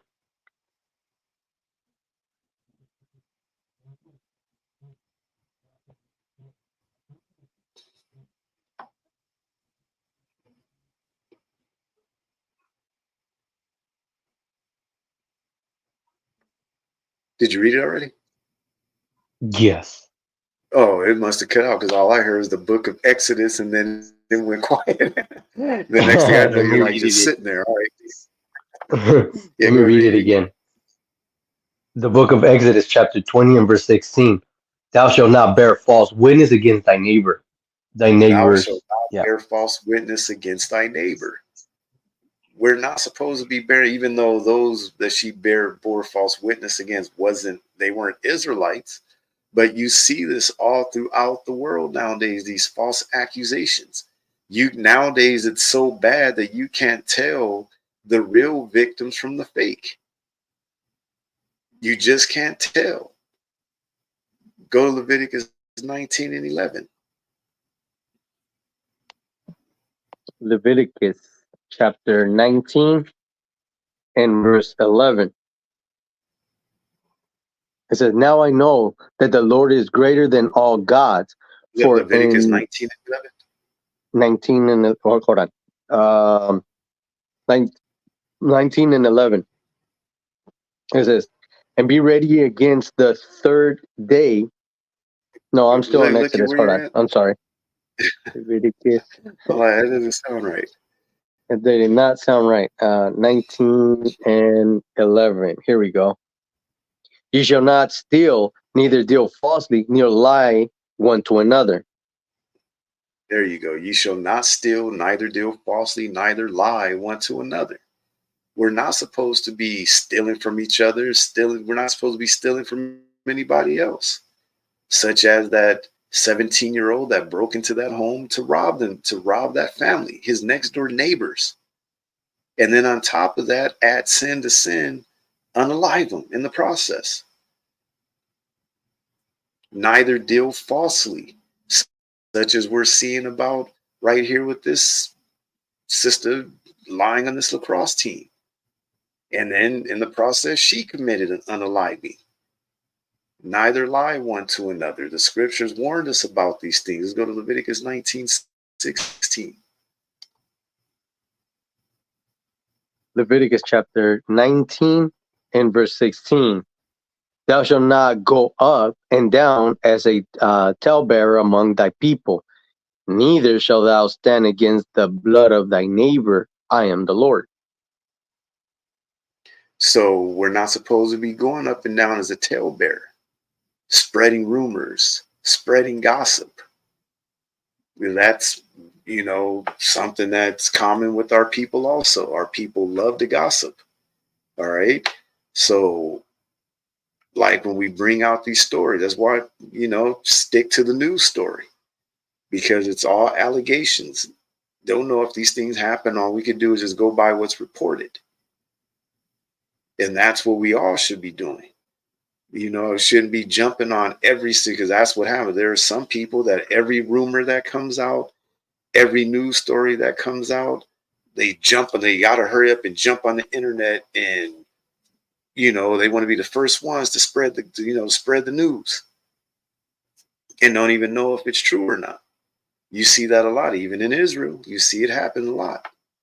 All right, so we got to stop the talebearing, stop the gossip. Um, what was I? Oh, I got it.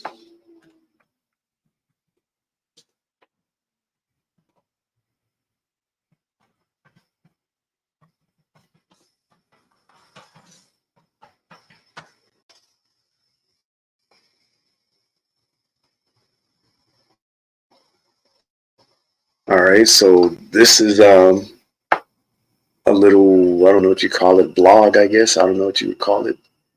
But this is an article about stories of false accusations ruining people's lives.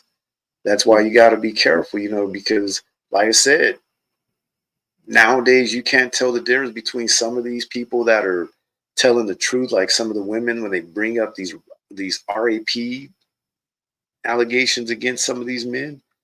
There's been so many women like the one we just read that have lied, that when the ones that really do need help come along, nobody believes them. It's that cry wolf mentality.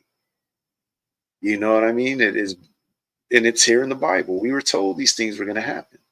People were going to be false accusers. It says nowadays it's nearly impossible to go on social media without seeing stories of sexual assault allegations.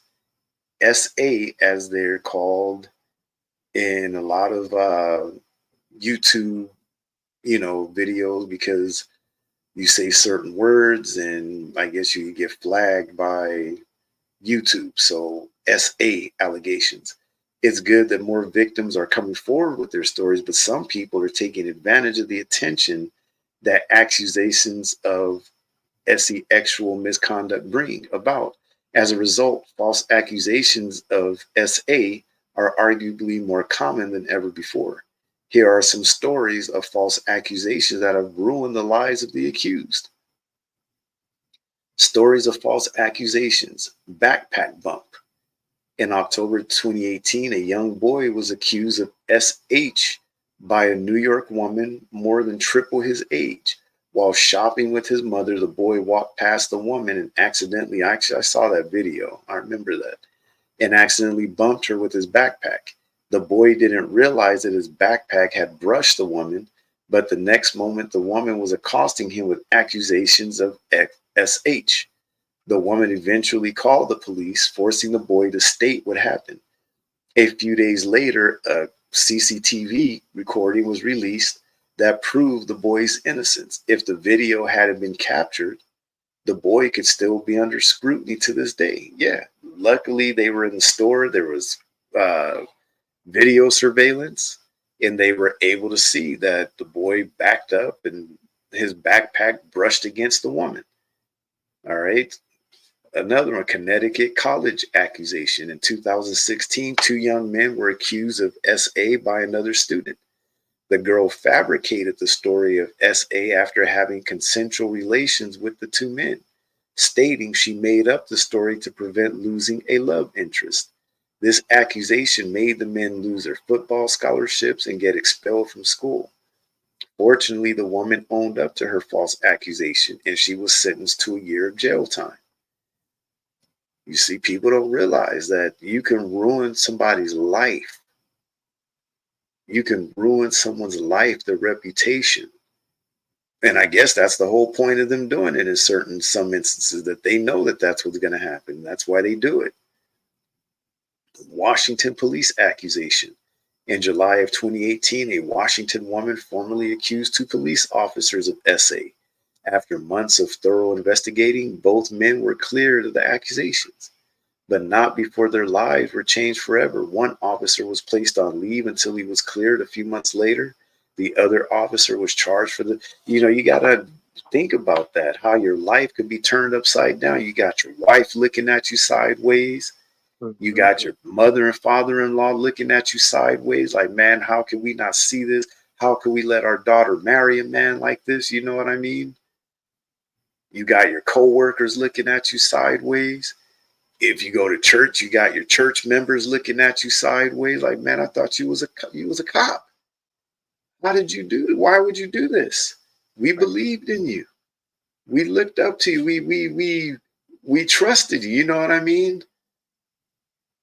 All to find out that it was all lies. Didn't even happen. One officer was placed on leave until he was cleared a few months later. The other officer was charged for the accusation and spent 49 days in jail as a result. During this time, the officer split with his wife, resigned from his job, and was forced to sell his house, all because one woman targeted him with false accusations of SA. His whole life turned upside down. I wonder, after the truth came out, I would pray that his wife went back and they, were able to resolve Right. things and get back together. But look at what he lost. He lost his wife, his job, his home. Is that it? All right.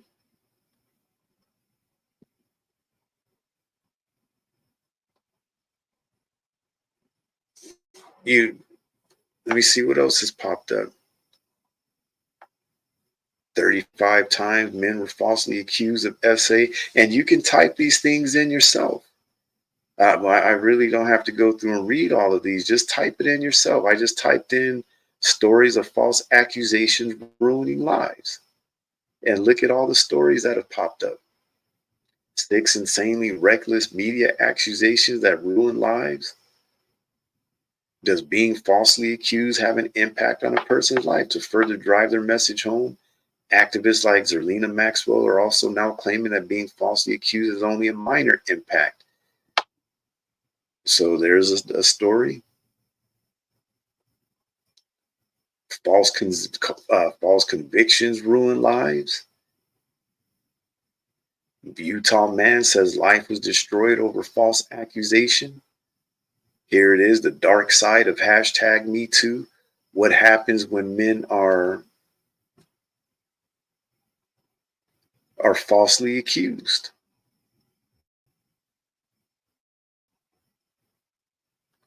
And I'll read part of it. When I was a young professional, I was RP'd by a coworker and no one believed me. I shared the brutal piece of information because over a decade later, when the hashtag #MeToo movement happened, I was completely in favor of it. I was horrified at the number of stories. Hey, what happened? Oh, come on, tell me. I was completely in favor. I was horrified at the number of stories that were shared, but simultaneously thrilled that those stories were seeing the light of day as victims took their power back. A year after the movement started, I mustered the courage to share my story publicly for the first time since it happened, though I clearly did not understand how a hashtag worked at the time. For me, it transformed my experience with what happened into something that was empowering rather than something debilitating.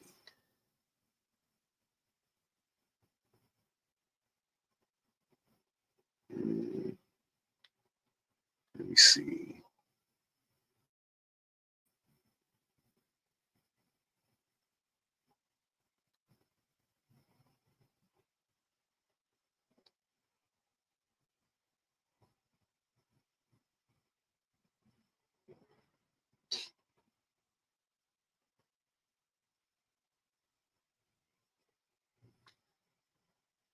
I'll start, but everything is about balance. In the wake of the movement came stories of men who were afraid of what might happen if they were falsely accused. Not long after I told my story on Twitter, a morning consult poll showed that 57% of US adults were equally concerned for young women and the harassment they could face as they were for young men and the false allegations they could face. Stories have since come out showing that upwards of 60% of men are afraid to mentor women at work, fearing what will happen if they meet behind closed doors without a third party present. According to research from the Pew, a majority of respondents, both male and female, said that the movement has made it harder for men to know how to interact with women in the workplace. It can be easy to dismiss these concerns, as many people have. They say we must believe all women. They say it's a joke that men are afraid. They say that if men don't do anything wrong, they have nothing to worry about. They say they should check their male privilege. They point out repeatedly that false reports only make up 2% of all claims. And they say that when false allegations do happen, the cost of those careers and reputations is a price they are willing to pay in favor of the movement. See, that's crazy. So they Right. don't care. You know what I mean? If you lose everything you got, you're just that small percentage that of those that got falsely accused, which I think that's probably wrong. I'm sure it's more than that. Um, let's move on to the next one. Incontinence. Incontinent.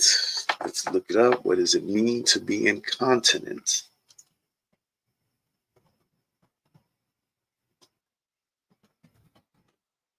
Incontinent meaning having no or insufficient voluntary control over, there he goes. Number two, lacking self restraint, uncontrolled. So you see that nowadays. People have no restraint, they've got no self control whatsoever, cannot control their mouths, cannot control their actions. All right. Um, So you can see people are incontinent. Let's go to Wisdom of Solomon, chapter 1. You're going to read verses 1 through 5. Oh, we already read it earlier, but let's read it again. The Book of Wisdom of Because Solomon, that means chapter people. the Book of Wisdom of Solomon, chapter 1 and verse 1. Love righteousness, ye that be judges of the earth, think of the Lord with a good heart, and in simplicity of heart seek him. For he will be found of them that tempt him not, and showeth himself unto such as do not distrust him. For forward thoughts separate from God, and his power, when it is tried, reproveth the unwise. For into a malicious soul wisdom shall not enter, nor dwell in the body that is subject unto sin. For the Holy Spirit of discipline will flee deceit, and remove from thoughts that are without understanding, and will not abide when righteousness cometh in. All right. So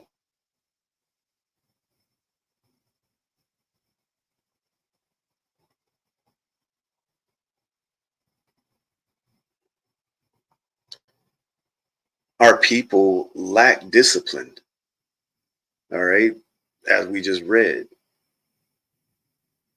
it's a lack of self control that our people have.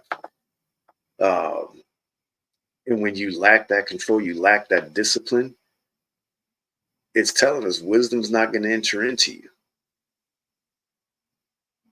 For into a malicious soul, wisdom shall not enter, nor dwell in the body that is subject unto sin. For the Holy Spirit of discipline will flee deceit and remove from thoughts that are without understanding, and will not abide when unrighteousness cometh in. All it takes for some people is just somebody to look at them and they're ready to go off. Somebody to say, any little thing to them and they go off. Somebody to cut them off in traffic and they're ready to go off. Somebody to cut them off in the grocery store and they're ready to go off. Those that lack self-control. You have to know what kind of people these are, because these are the people you don't want to run into. Those are those people like the young girl found out. She obviously was with a young guy who lacked self-control. And for whatever reason, she must have not known that, because she felt safe bringing him into the house, going into the bedroom, locking the door to tell him, you're not the father. People that lack self-control, those are those people that lose all control and end up doing something to hurt somebody. Whether it's just hurting them badly, or unaliving them, because they can't control their emotions, they can't control their actions. That once they start, they can't stop. What are the character traits of those who lack self-control? Let's get them. There's a lot of them.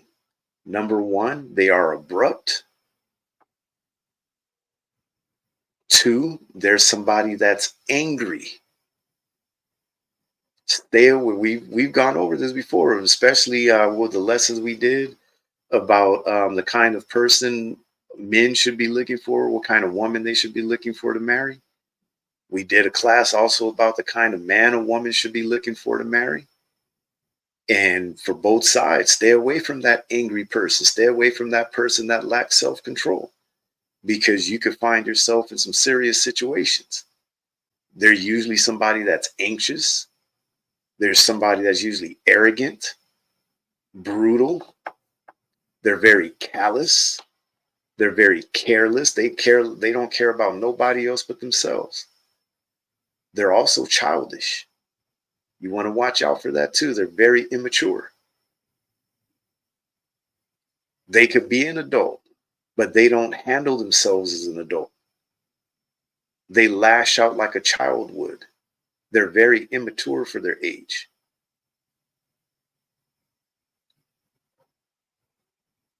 They're conceited, disobedient, disorderly. You see a lot of disorder in their lives. And remember, write these down, because we go through them. We're giving you the character traits that you should be looking for in people. When every person you come in contact with, you should be thinking of the scriptures. You should be thinking of these characteristics and these traits and saying, you know what, can I really trust this person? You know what, something's giving me an uneasy feeling. They seem like they have an anger streak in them. I think I'm going to be real cautious around them. That's what this is for, to raise your awareness of the kind of people you have around you, so you could avoid yourself ending up in situations that we're reading about in these articles. They are confused. You see a lot of that, and some of these people that lack self-control. There are a lot of times they're confused about who they are as a person. In some situations, they're confused about their sexuality sometimes. That's why you see in a lot of these homosexual and lesbian relationships, you see a lot of domestic violence. You hear about a lot of domestic violence because in a lot of ways they're confused. And that confusion can lead to anger. They really, are confused about, is it right that I'm doing this? Or is it wrong that I'm doing this? Or, what kind of person am I really? You know what I mean? They're just in a state of confusion. And in the process of that confusion, you see a lot of cheating and adultery that goes on in these relationships. A lot of fornication. A lot of cases, they're very cowardly. People that lack self-control, they're usually somebody that they're scaredy cats. Something goes down, they're scared, and you know what a cat does when they're boxed in the corner? They lash out. These people are crafty, they're critical, they're crude. One of the worst ones, they're destructive. Very destructive.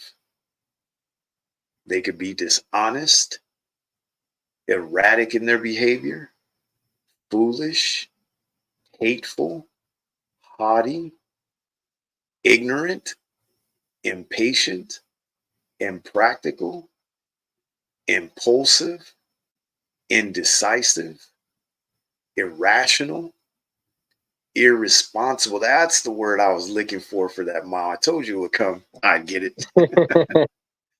That's the word I was looking for. I couldn't get it out. She was very irresponsible as a mother, and that's why her daughter turned out the way she did. And that's why she's having to bury her daughter, because she as a mother was very irresponsible as a parent. And you see this with people that lack self-control. They're very irresponsible. They're malicious. They're misguided, usually very moody. So you got to look out for those people.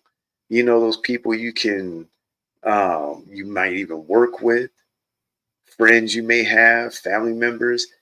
You walk in the house or you walk into work and you're like, hey, good morning. Hey, how you doing? And they're just like in this, they're moody. They're just in this mood like, oh, hi, hey. Or even if you even get that from them, sometimes you just might get a look. And watch out for them kind of people, them moody people that you never know what you're going to get from them. You say the wrong, you got to walk on eggshells around them. Because if you say the wrong thing, they're going to go off on you.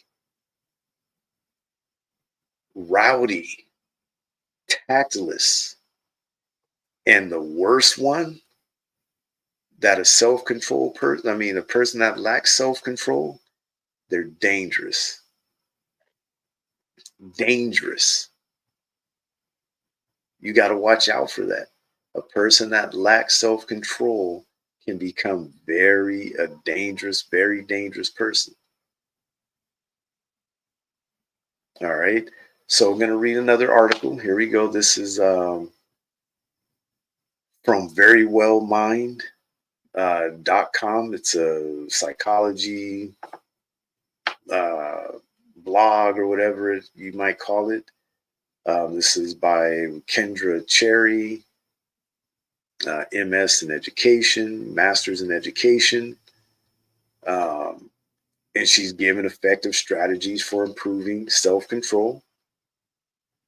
And she gives exercise, read, drink more water, pay bills. Try focusing on one goal at a time. Plan for situations that might break your resolve. Avoid temptation. Practice using self-control to improve your willpower. All right, so I'm going to get into the article. It says self-control is the ability to regulate and alter your responses to avoid undesirable behaviors. We just read some of those undesirable behaviors, like being angry, abrupt, angry, anxious, arrogant, brutal, callous, careless, childish, conceited, disobedient, disorderly, confused, cowardly, crafty, critical, crude, destructive, dishonest, erratic, foolish, hateful, haughty, ignorant, impatient. And I've just put them in alphabetical order to make it easier. ignorant, impatient, impractical, impulsive, indecisive, irrational, irresponsible, malicious, misguided, moody, rowdy, tactless, and dangerous. So self-control is the ability to regulate and alter your responses to avoid undesirable behaviors, such as the ones I just read through, increase desirable ones, and achieve long-term goals. Research has shown that possessing self-control can be important for health and well-being. Psychologists typically define self-control as the ability to control behaviors, to avoid temptations, and achieve goals. For us, we want to avoid temptations to achieve our goal of what? Being righteous in the eyes of the Most High. To achieve the goal of keeping God's commandments, so that we could achieve the goal of receiving the promises and the kingdom and all that is written in this book for us. It says the ability to delay gratification or resist unwanted behaviors or urges. That's one of the problems with a lot of our people. They lack the ability to delay gratification. And that's why you see, like with the young boy, our young men want to go out and rob. Going out and getting a job is going to take too long for you to be able to accumulate that kind of money. So they want it quick. They want to be able to go on YouTube tonight and flash the money. So they got to get it quick. They can't delay their gratification. It's right here, right now. That pervert that commits sexual assault is what I'm talking about. They don't know how to delay their gratification. They got to have it right here, right now. They can't control themselves. They can't control their behaviors. They can't control their urge to just have to get it. There are a lot of men out there that are that way. Not all men are like that, but there are a lot of men out there that are that way. They just can't control their urges. And in the process, they want to dominate and be domineering over people and over women. And in some cases, over men and boys that we're finding out that they have the urge to want to take advantage of. That's what we're here to do. We're here to bring these scriptures out to show you the characteristics of these kind of people. And again, as we go through them, you should be taking, as long as with myself, again, as I said earlier, taking a look in the mirror and asking yourself, do you fit any of these characteristics? People use various terms for self-control, including discipline. We just used that. The Bible uses that word discipline. We just read it. For the Holy Spirit of discipline will flee deceit. I'm reading Wisdom of Solomon, chapter 1 and 5 again. Determination, grit, willpower. Say it again. No, go ahead. All right. And fortitude. Some researchers believe that self-control is partly determined by genetics, but it is also a skill you can strengthen with practice. Self-control is one aspect of executive function, a set of abilities that helps people to plan, monitor, and achieve their goals. People with attention deficit attention disorder often have characteristics linked to problems with executive function. This article discusses how self-control is defined, why it is important, and some of the health benefits of having self-control. It also covers how to improve yourself and your ability to manage your behavior and resist temptation. All right. It goes through, it tells you there are three primary types of self-control. You got impulse control, emotional control, movement control. Impulse control refers to the ability to manage urges and impulses. People who struggle with impulse control may act first without thinking about the consequences of their actions. Those are those ones that commit the SAs. Those are the ones that commit the unalivings. because they act first and think later. They have no control. Those are the ones that'll punch you in the mouth in a heartbeat without thinking about it.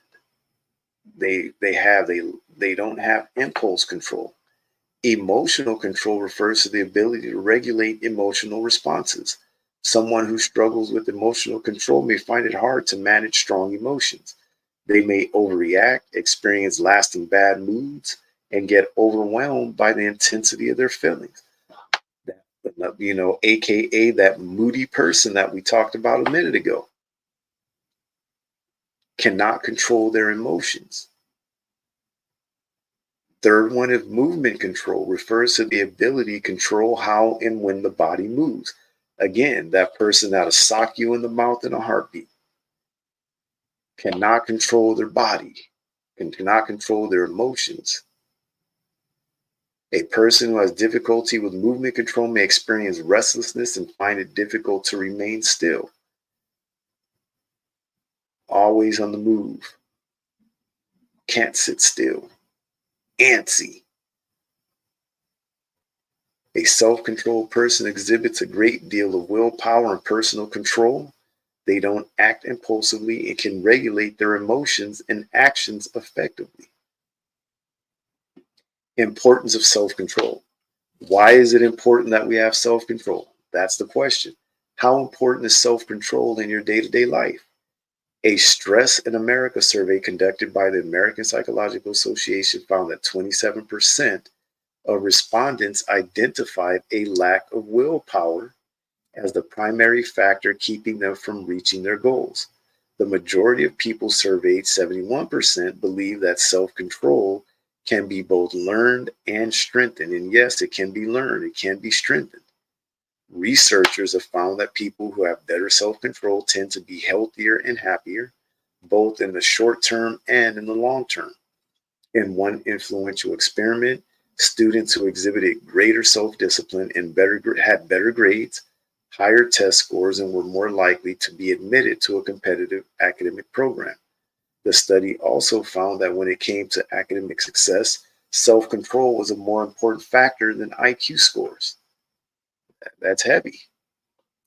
The benefits of self-control are not limited to academic performance. One long-term health study found that high levels of self-control during childhood predicted greater cardiovascular, respiratory, and dental health in adulthood, as well as improved financial status. Examples of self-control: setting goals to exercise regularly, eat a balanced diet, be more productive, give up bad habits, and save money are just a few actions requiring self-control. More examples of self-control include avoiding social media when you're at work so that it doesn't hurt your productivity. How about avoiding social media and your cell phone while at school? You like that kid. That's an example of self-control.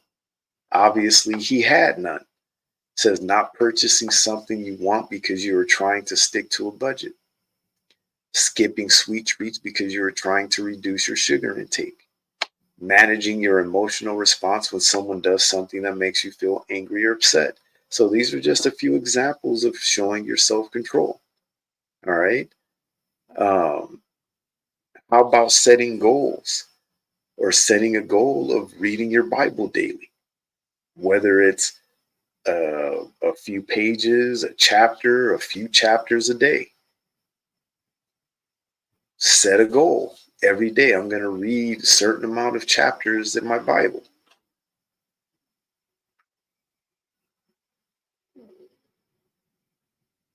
Learning the commandments.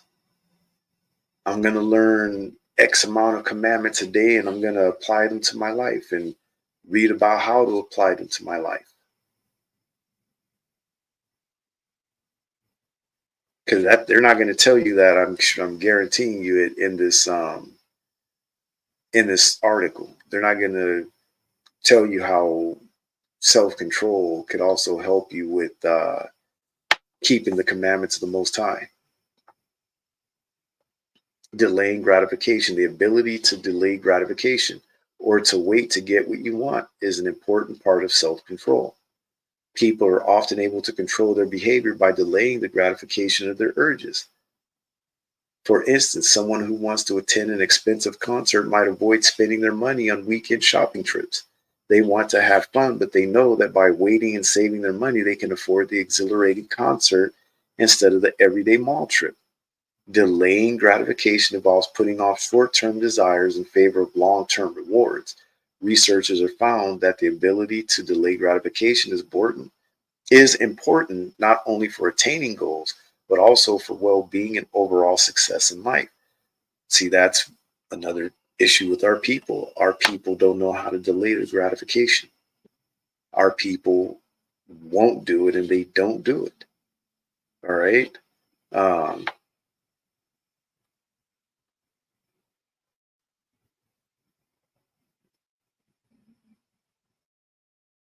mm,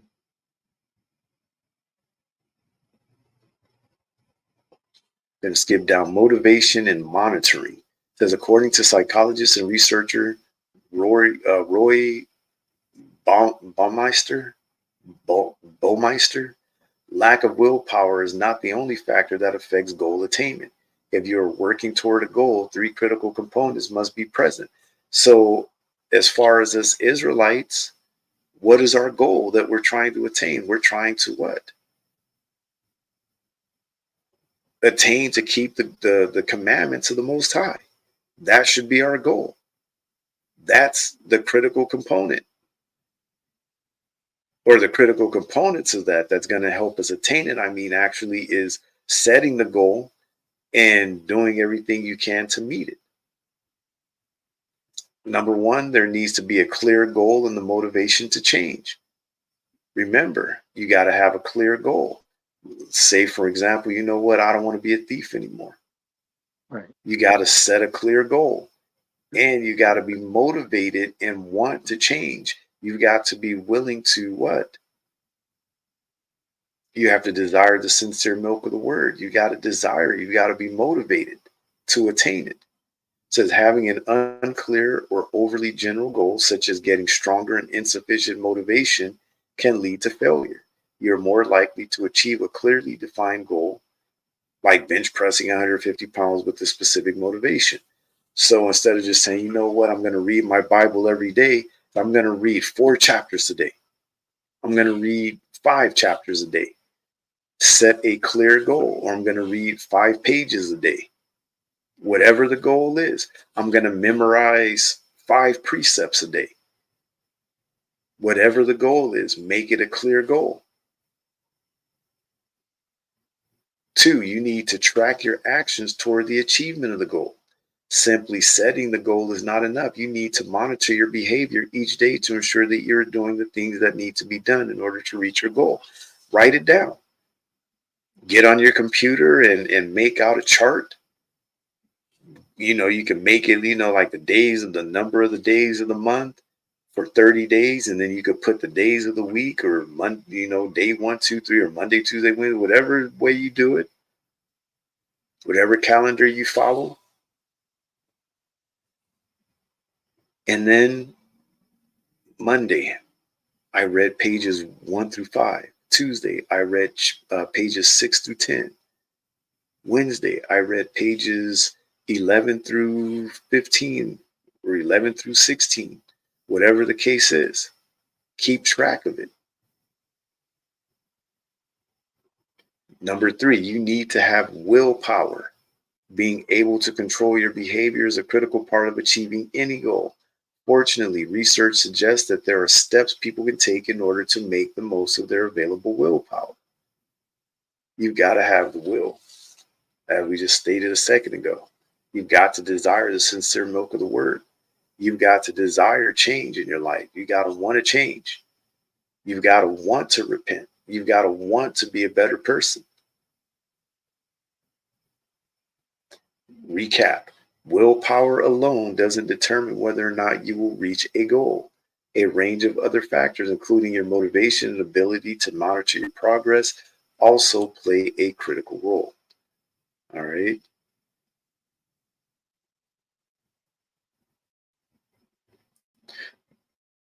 Uh, um, how to improve self-control, while research suggestion. 2, planning ahead. 3, practice using self-control. 4, focus on one goal at a time. 5, meditate. What should we be meditating on? This one should be easy. Proverbs 1.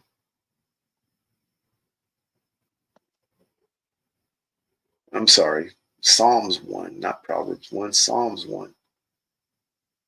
Go to Psalms 1 and 1 through 2. The book of Psalms, chapter 1 and verse 1. Blessed is the man that walketh not in the counsel of the ungodly, nor standeth in the way of sinners, nor sitteth in the seat of the scornful.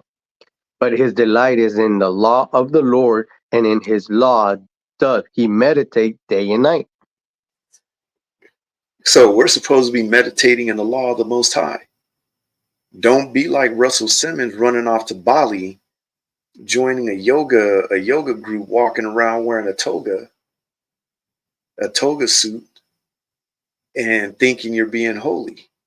Right. That's not the kind of that's the kind of, when it's saying meditation in the article, that's the kind of meditation it's talking about. That's why we've got to correct and let you know what kind of meditation you Israelites need to be meditating on. Your meditation should be in the law of the Most High. Let the world meditate on all that worldly stuff. But it says meditation is a great way to strengthen your self-control muscle. If you're new to meditation, mindfulness meditation is a great place to start learning how to be more self-aware so you can better resist temptations. This technique can help you learn to slow your thoughts, which can help you control the gut impulses that can get in the way of your self-control. All right, here is another. Remind yourself of the consequences. Just like self-control can help you achieve your goals and improve your physical and mental health, a lack of self-control can have adverse effects on your self-esteem, education, career, finances, relationships, and overall health and well-being. Yeah, lack of self-control can lead to some very bad consequences. It says reminding yourself of these consequences can help you stay motivated as you work to increase your self-control.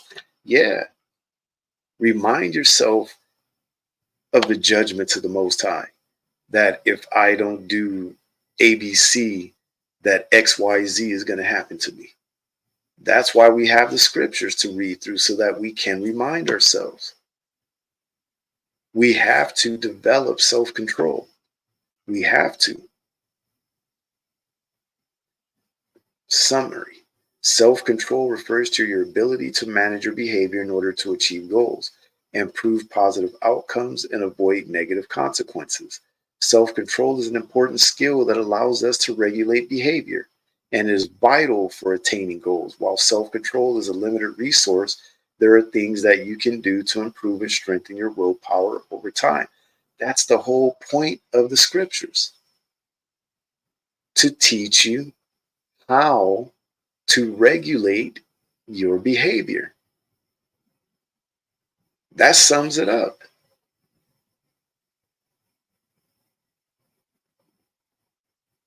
But our people, for whatever reason, don't want to regulate their behavior. They want to be able to do as they will. Do as thou wilt. Wilt. Do as thou wilt, I believe it says.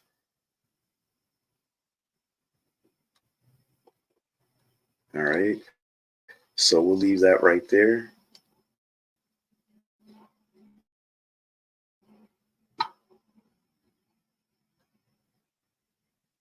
Hold on, my screen over there is freezing.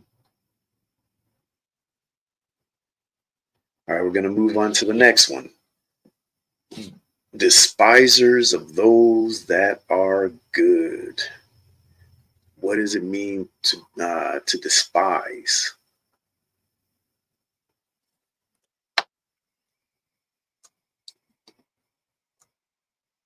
Despisers of those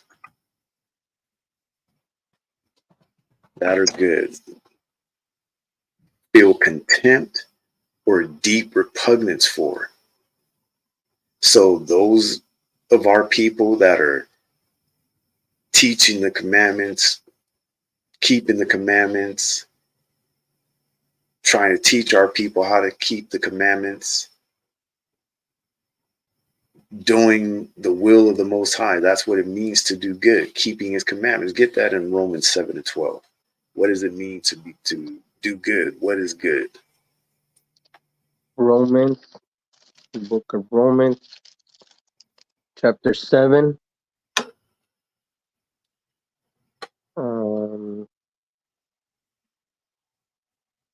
Chapter 7 and verse 12. Wherefore the law is holy, and the commandments holy, and just and good. Wherefore the law is holy, and the commandment holy, and just and good. A person that is good is someone who keeps God's commandments.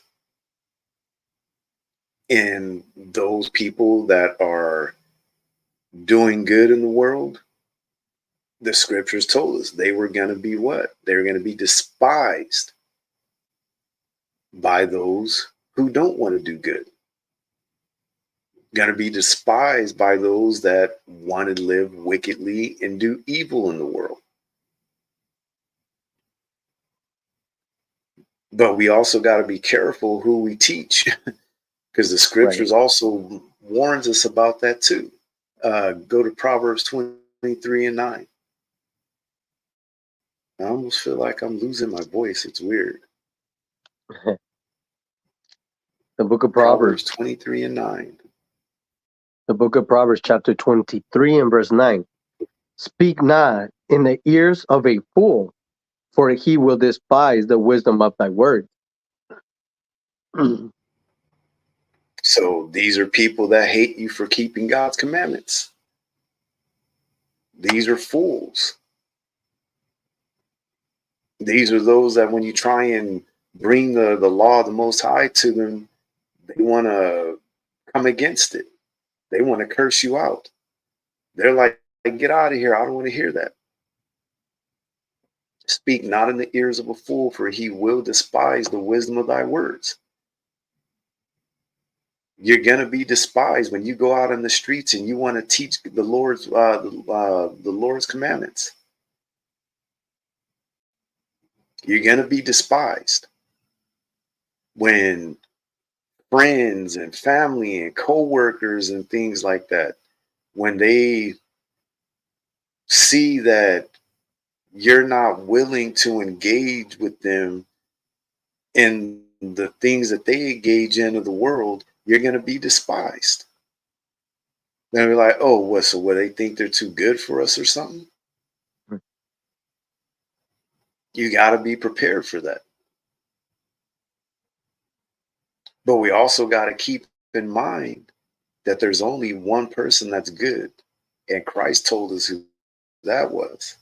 Let's go to Matthew 19 and 16 through 17.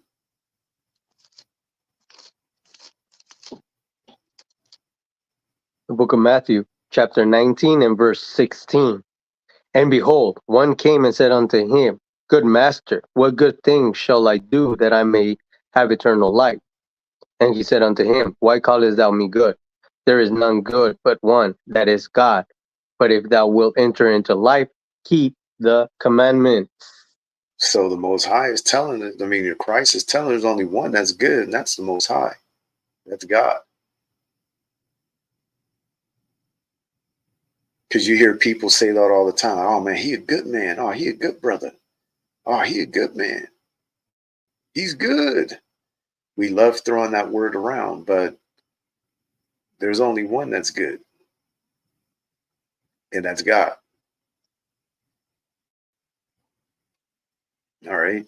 Let's go to 2nd Ezra chapter 7 verses 19 through 21.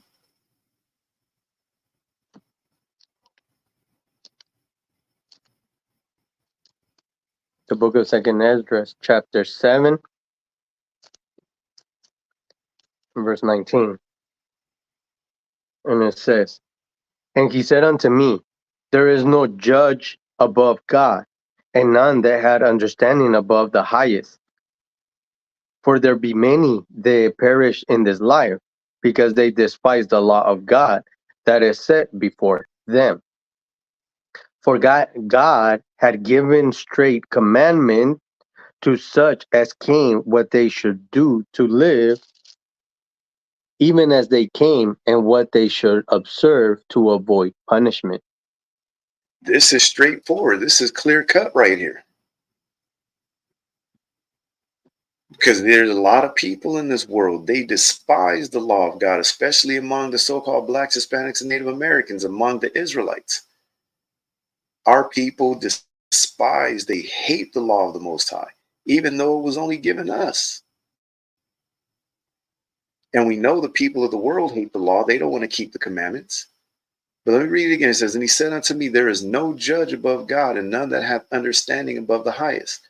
For there be many that perish in this life, because they despise the law of God that is set before them, such as the story we read about the girl, 17 years old, baby already, done dropped out of high school. Then to find out that, the brother that thought he was the daddy of the baby, turns out he's not the baby father. And for whatever reason, she's decided to finally tell him the truth. Why she didn't just tell him the truth from jump, only the Most High knows, but her despising the law of the Most High caused her to perish in this life. Let me read it again. For there be many that perish in this life because they despise the law of God that is set before them. How do we know that she despised the law of God? Because you can see through the pictures and the things that they're posting up, the words coming right out of the mother's mouth. Even though they're professing God and love God, love the Lord, thank you, they despise the law of the Most High. They weren't keeping it. That's how you know that they despised it. For there be many that perish in this life because they despise the law of God that is set before them. For God hath given straight commandment to such as came. Again, for God hath given straight commandment to such as came.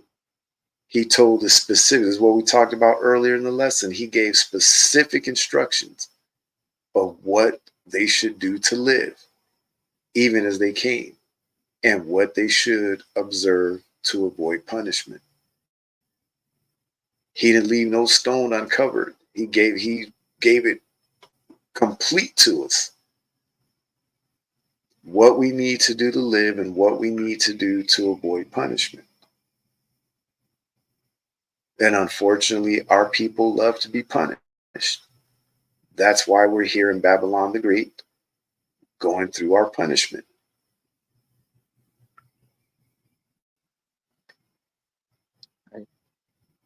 And those are the ones that despise those that are good. These are the ones, they despise the law of God. When you come to them and you're trying to teach them, actually, in fact, grab Job 21 and 14. I should have threw that one. It just popped in my head. Should have thrown that one in the lesson too. Just popped in my head, Job 21:14.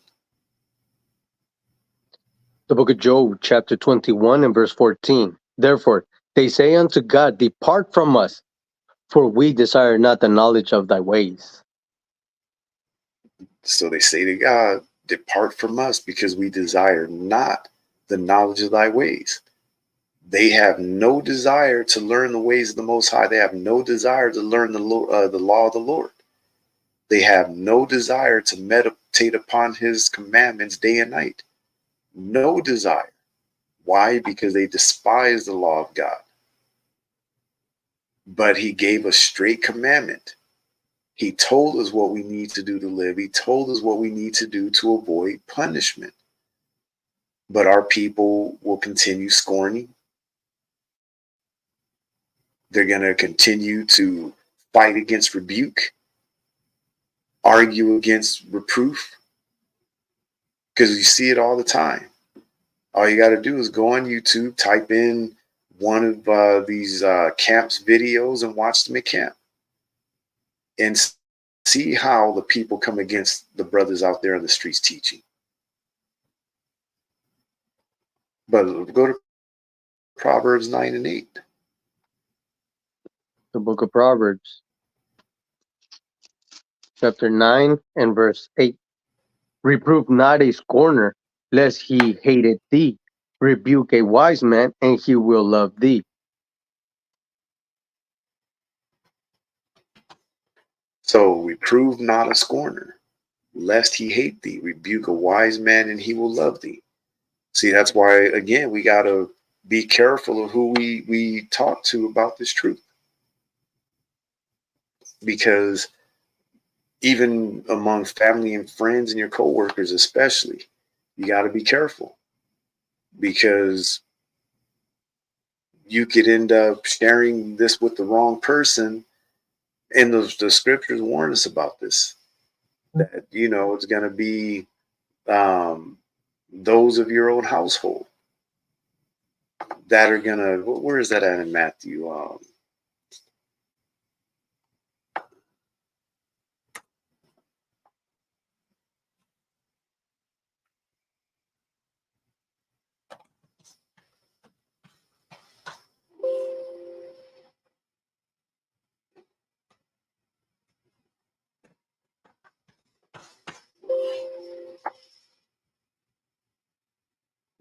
Go to Luke chapter 12 in verse 51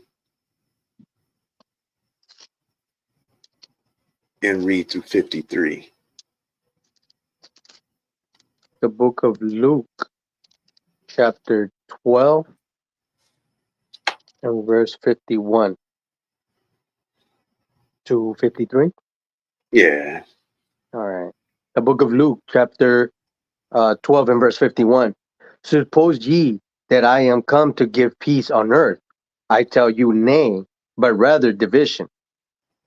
For from henceforth there shall be 5 in one house divided, 3 against 2, and 2 against 3.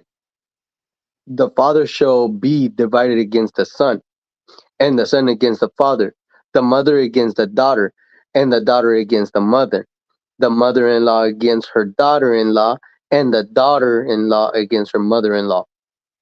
All right. So you can see, he said, suppose ye that I am come to give peace on earth. I tell you, nay, but rather division. So it's going to be people of your own household that are going to come against you in this truth. And he tells us that. Go to Matthew 10 and 34 through 37. The book of Matthew, chapter 10 and verse 34. Think not that I am come to send peace on earth. I came not to send peace, but a sword.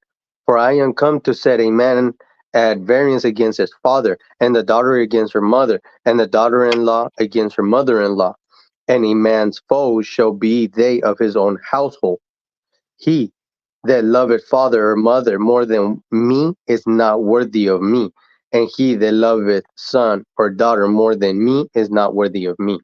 So he's telling you, and a man's foe shall be they of his own household. You're going to have members of your own family that are going to hate you, that are going to despise you because of the good that you do. And it's not us making it up. We're reading it right out of the scriptures. Christ, these are Christ's words. It's in red. Your own family, Christ is telling you this. Your own family members are going to despise you for the good that you do, the good that you talk about, the good that you spread from the scriptures.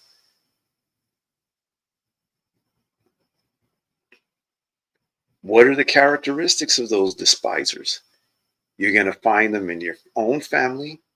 You're going to find them at school if you're a student. You're going to find them in the workplace if you have a job, if you got a career. You're going to find them amongst your friends. colleagues, co-workers, whatever you want to call it, strangers out in the streets. But you want to look for those characteristics, such as they are apathetic. Those that are despised. What does the word apathetic mean? I've got it right here on the screen. Showing or feeling no interest, enthusiasm, or concern. They don't care about you.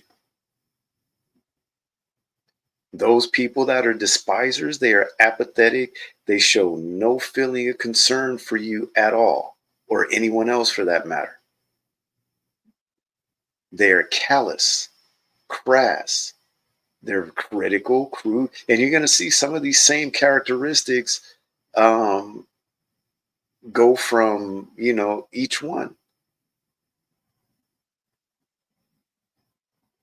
Some characteristics, go well with certain actions and things like that, and some don't. They're devious. People that are despisers, they are very devious. You got to watch out for that kind of person. You're sitting here thinking everything is cool, and they're thinking in their mind how they could take you out. And I'm not talking about on a date. I'm talking about take you out, take you out. Disputatious, envious, that's a big thing. You got to watch out for those people that envy you. You got to be aware of that. When you see that characteristic in somebody, that lets you know you need to get away from that person. They're faithless, they're graceless, they are hateful, they are ignorant, insensitive, insulting. You got to be careful. You see, sometimes people allow themselves to be around that person or people that like to insult others. Sometimes they may even insult you, and then they turn around. I was just playing. They say something insulting to you and then turn around. I was just playing. I was just messing around. You got to watch what comes out of people's mouths, because 9 times out of 10, what they said is what they really mean. They're intolerant. They could be malicious, just like some of the other ones, naive, stupid, selfish, and tactless. All right. So you want to learn the characteristics of these people. Why? What is the goal again? To learn to do what? To avoid them. Learn to avoid them. All right. What happened?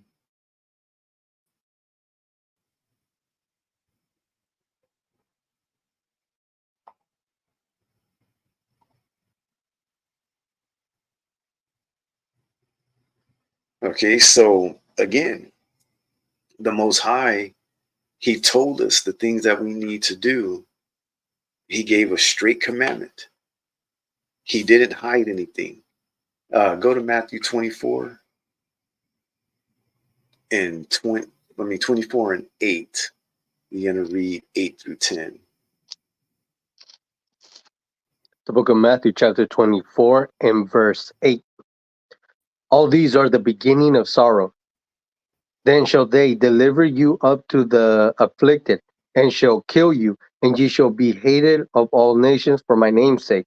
And then shall many be offended, and shall betray one another, and shall hate one another.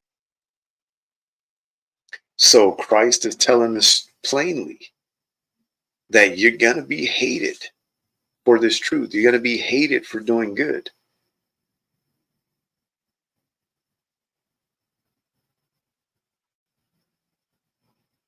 Why do we need to know this? Again, what's the end goal?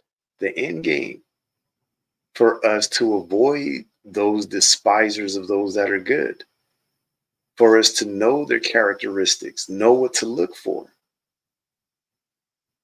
And He's telling us.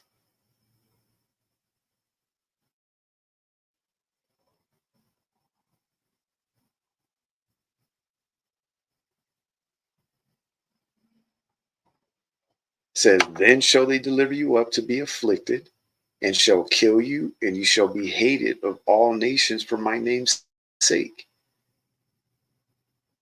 Us Israelites, you so-called blacks, Hispanics, and Native Americans, he's telling you you're going to be hated of all other nations in this planet for his name's sake, because we are the children of God. And you see it happening. People have an extreme hatred for our people.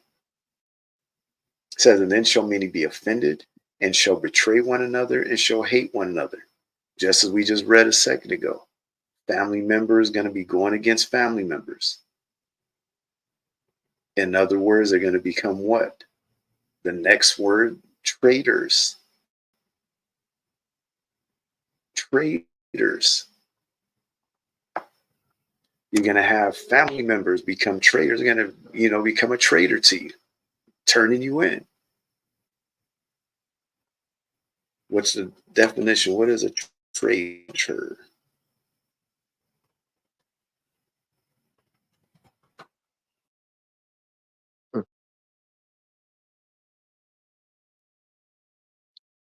Definition of traitor.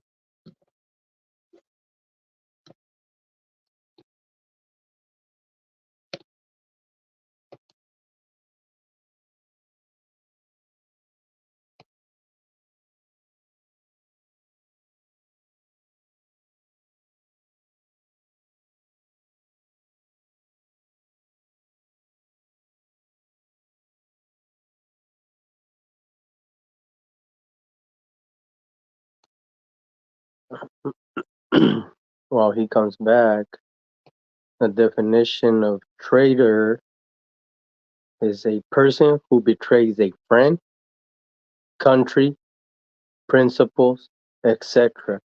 They see me as a traitor, a sellout to the enemy.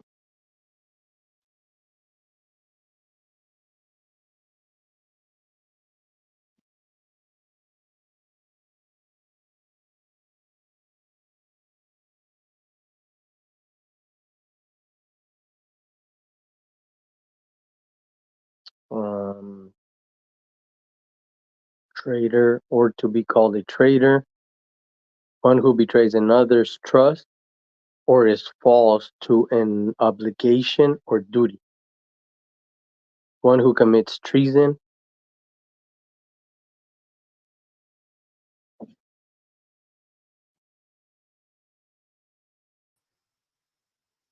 All right. There, sorry about that. I accidentally disconnected myself. I don't know. I Okay. clicked on the wrong thing. Where are we at? So I read the definition of traitor, All right. but we So can we'll go go over through it again. all right. We'll go through the characteristics of a traitor. Hmm. They're airy, aloof, bizarre. They could be callous, just like some of the other ones. A traitor is somebody that's cowardly. A traitor is somebody that is crafty, crude, most definitely deceitful, devious, dirty. Actually, you say they low down and dirty, dishonest, disloyal. Again, here's the word envious, false, fawning. They're fraudulent.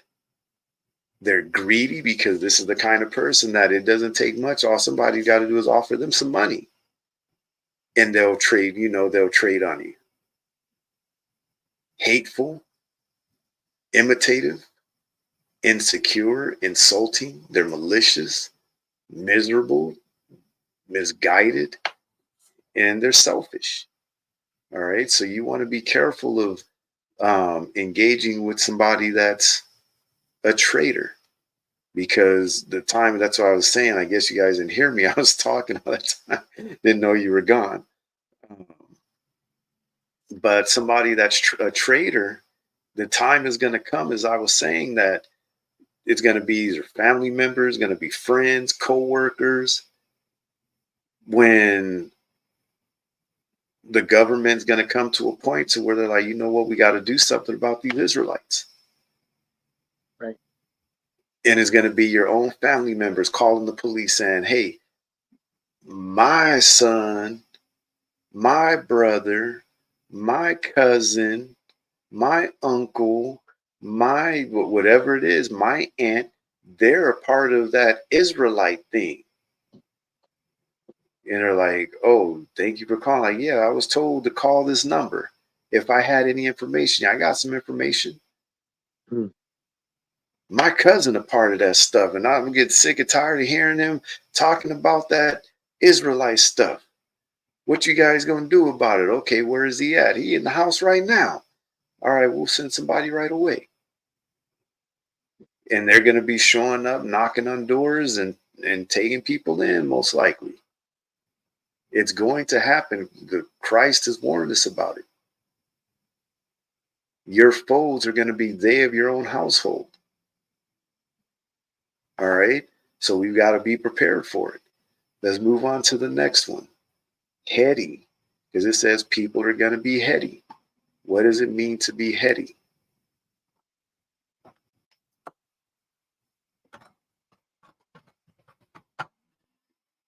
Heady.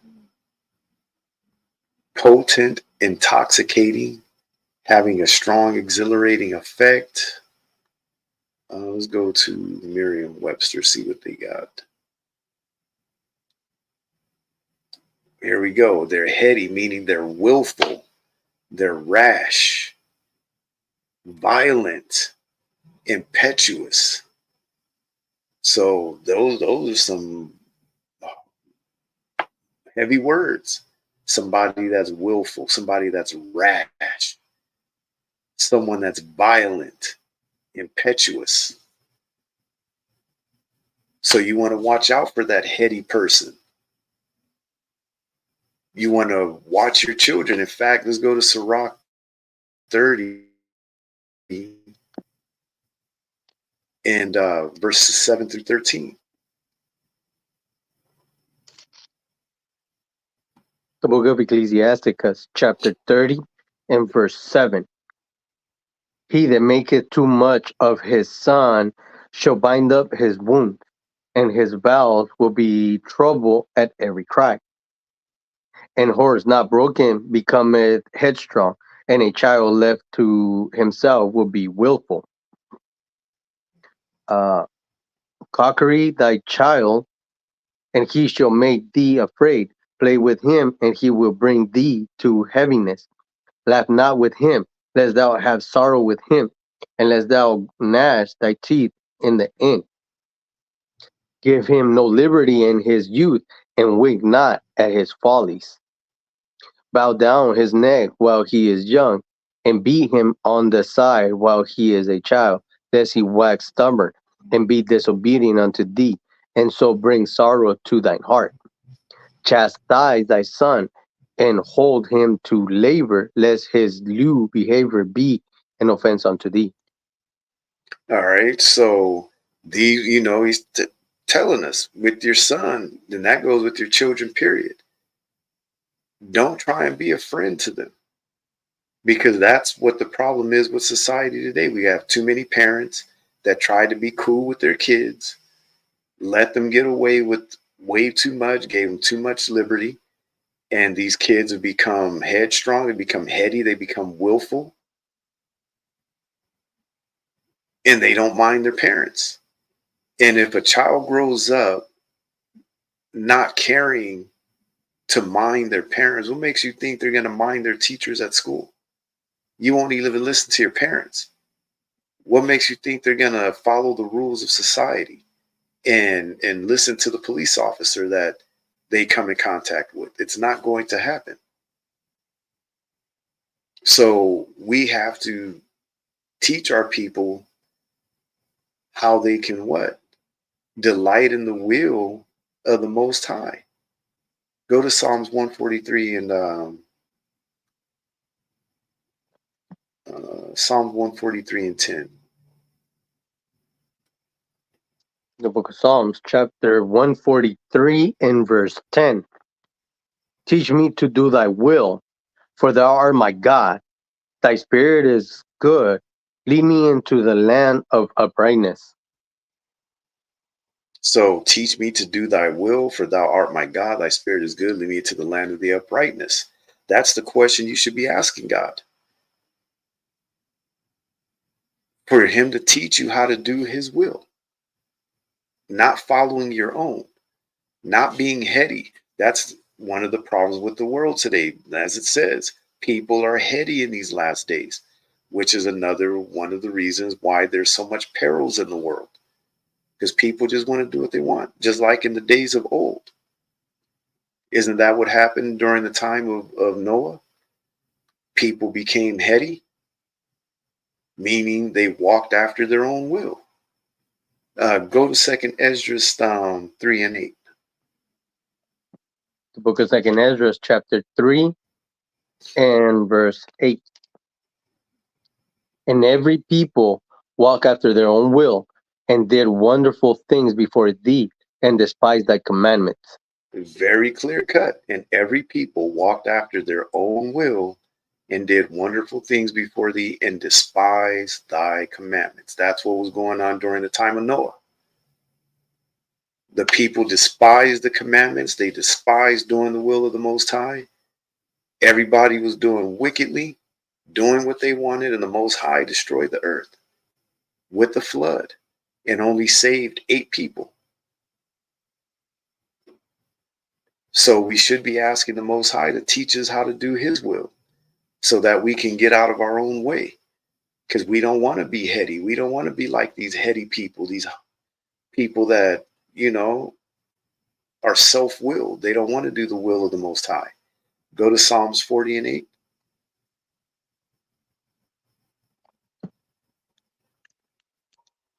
The book of Psalms, chapter 40 and verse 8. I delight to do thy will, O my God. Yeah, thy law is within my heart. So we should be delighting to do the will of the Most High, not our own. Because if we follow our own will, what is it going to set us to? Go to Tobit 4 and 5. Book of Tobit, chapter 4 and verse 5. My son, be mindful of the Lord our God all thy days, and let not thy will be set to sin, or to transgress his commandments. Do uprightly all thy life long, and follow not the way of unrighteousness. My son, be mindful of the Lord our God all thy days, and let not thy will be set to sin. Because that's, if you leave a person to themselves, you give them too much liberty, just like it talked about with your son. Give your son too much liberty, and a horse unbroken will become what? Willful. That's why they don't want you spanking your children. That's why they want you leaving your kids in the hands of the government institution, because that's what school is. School is a government institution. They want your kids caught up in their institutions all day long so they could have full control over what your child learns and how they develop. And you see what these children are developing into, which tells you what? That these government institutions are failing. They're not doing the job that they tell you that they're set out to do. And that is to what? To raise these children up to be productive citizens.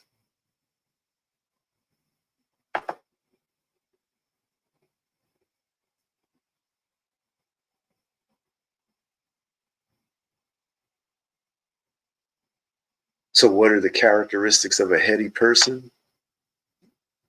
Some of them are the same as others. They're abrupt.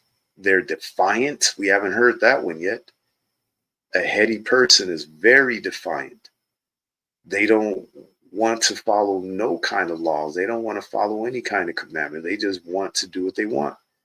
That's that person, you come to a stop sign, you stop, and they just blow through the stop sign. And then look at you like you're the crazy one.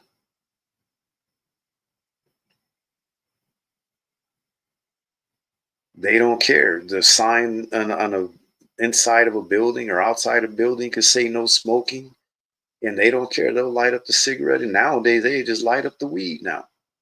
They don't care. They don't care where they are. You could pull up to a red light, have your window rolled down. The next thing you know, you're like, what's that smell? Look to your right or left, and there's a car pulled up with their window down. They're smoking weed in the car. Right. They don't care, blowing their smoke all over the place. They're disobedient, disrespectful, impolite. We heard the disrespectful earlier. Rebellious, resistant, uncontrollable, unyielding, and ungovernable. That's the characteristics of somebody that's heady. That's a heady minded or a heady.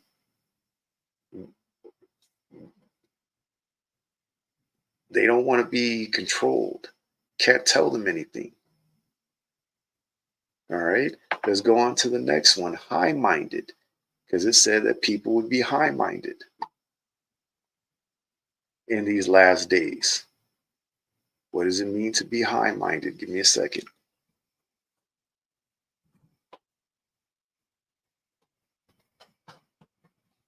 High minded, having strong moral principles, but it goes more than that. That's one of the definitions. Let me go to Merriam-Webster. Marked by elevated principles and feelings, pretentious. And we see that a lot among our people, a lot of pretentious people, fakers. People, we just read it earlier. What was that? Luke 6 and what was it, 46? Grab it again. Okay. Why call ye me Lord, Lord, do not the things that I say? Right. Luke chapter 6 and verse 46. And why call ye me Lord, Lord, and Because do there are a not lot the of things people which I out say? there that pretend.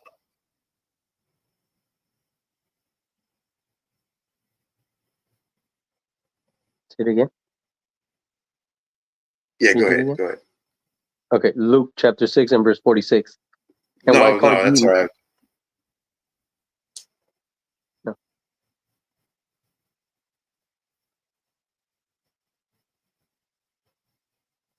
Go ahead and read it again as it cut out.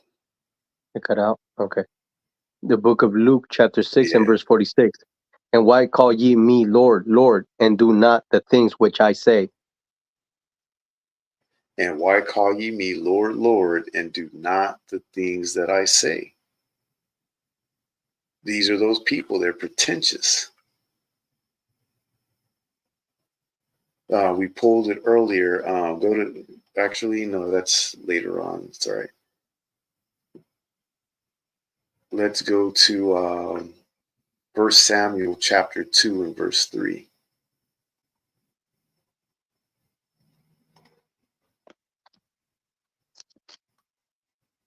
The book of First Samuel chapter 2 and verse 3. Talk no more so exceeding proudly, let not arrogancy come out of your mouth.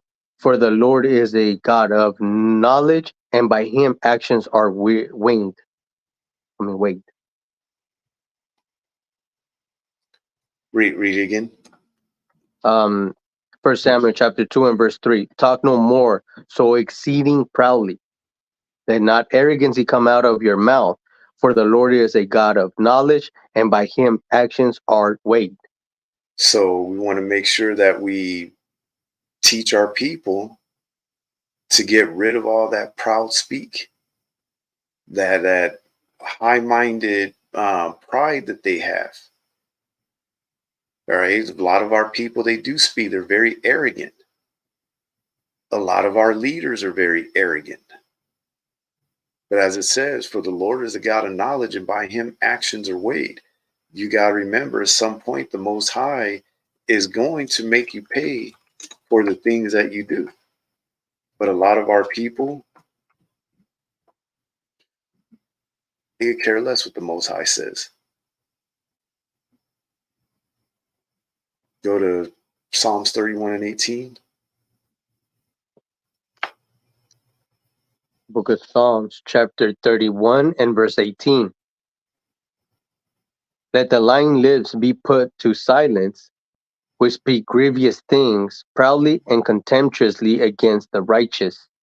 Because that's what you see. We saw earlier that The people in the last days were going to what? They're going to hate. They're going to despise those that are good. They're going to make up stuff. They're going to, your family members, your friends we just read about, they're going to be turning you in for, for wanting to follow the truth because they despise the goodness in you. And they're going to make up stuff. People are going to make up lies about you, your group, or whatever, whatever it is that you're doing. People are going to be looking forward to your downfall. They're going to be sitting around, man. I can't wait until oh man, yeah, they used to do this, they used to do that. Now they think they're all righteous and all up in that Bible, but just wait. Right. Wait till he get back and commit some, some sin or, what I mean? They're just waiting for that day so that they can say, see, I told you it wasn't about that book. They're just waiting for it. They're waiting for your downfall.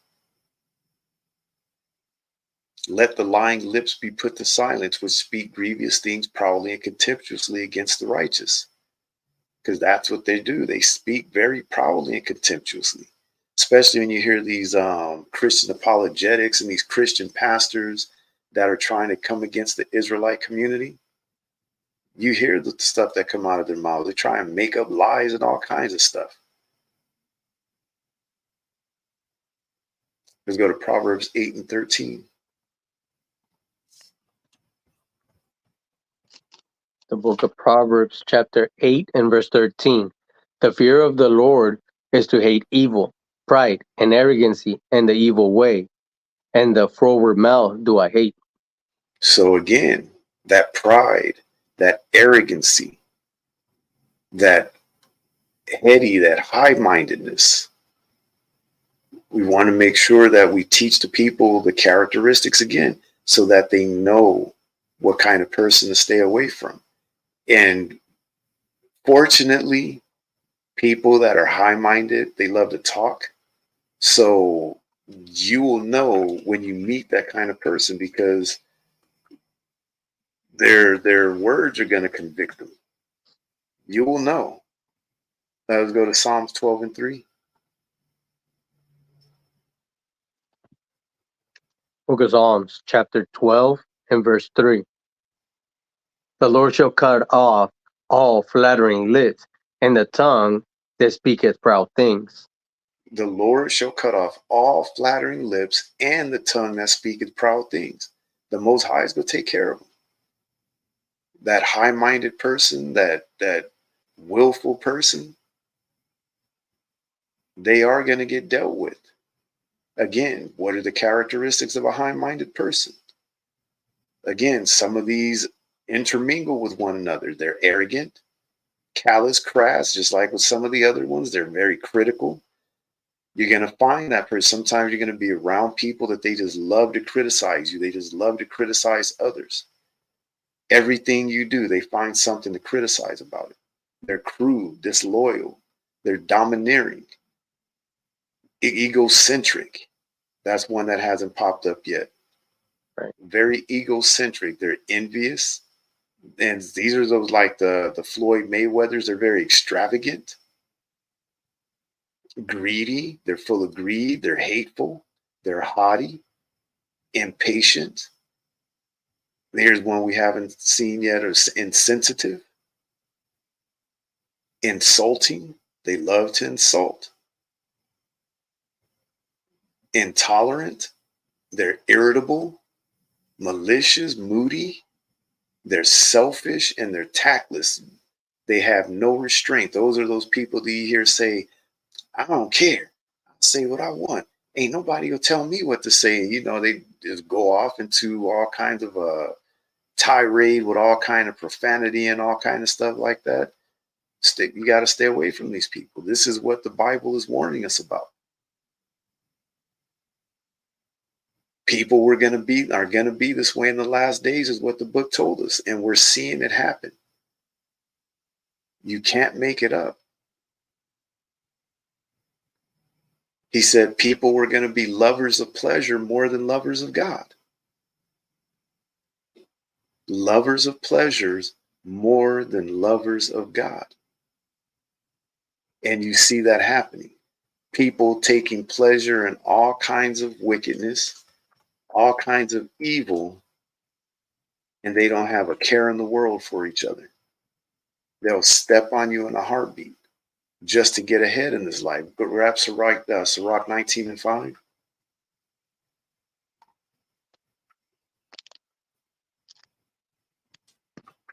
The book of Ecclesiasticus, chapter 19 and verse 5. Whoso taketh pleasure in wickedness shall be condemned, but he that restraineth pleasure crowneth his life. Whoso taketh pleasure in wickedness shall be condemned, but he that resisteth pleasure crowneth his life. Because in this world, everything is about pleasure. That's why the world is full of adultery, the world is full of idolatry, fornication, everything that the scriptures speak about. The works of the flesh. That's what this entire world is about. And you're seeing, grab that in Galatians 5, 5 and 19, the works of the flesh. The book of Galatians, chapter 5 and verse 19. Now, the works of the flesh are manifest, which are these: adultery, fornication, uncleanness, lasciviousness, idolatry, witchcraft, hatred, variance, immolations, wrath, strife, seditions, heresies, envyings, murders, drunkenness, revelings, and such like, of the which I tell you before, as I have also told you in time past, that they which do such things shall not inherit the kingdom of God. So that includes drunkenness and revelings. Revelings is partying. But in today's society, it's all about the party. Everything, everywhere you go nowadays, you go to, you see these football games. What do they have there? They're selling alcohol. Yeah. Any sporting event, really. Actually, concerts, any event you can think of, they're selling alcohol. Street fairs, they're selling alcohol. Even the churches nowadays, the churches having their little festivals that they've got, their harvest festivals and whatever other festivals they have throughout the year, they're selling alcohol. It's everywhere. You cannot get away from it. But as he just read, those that do such things are not going to inherit the kingdom of God. If you're living your life operating from the works of the flesh, you're not going to inherit the kingdom.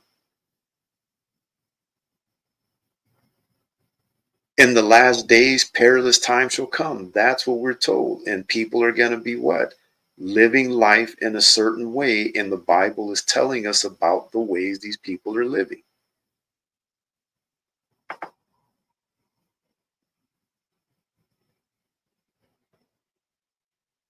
Go to Psalms 5 and 1 through 12.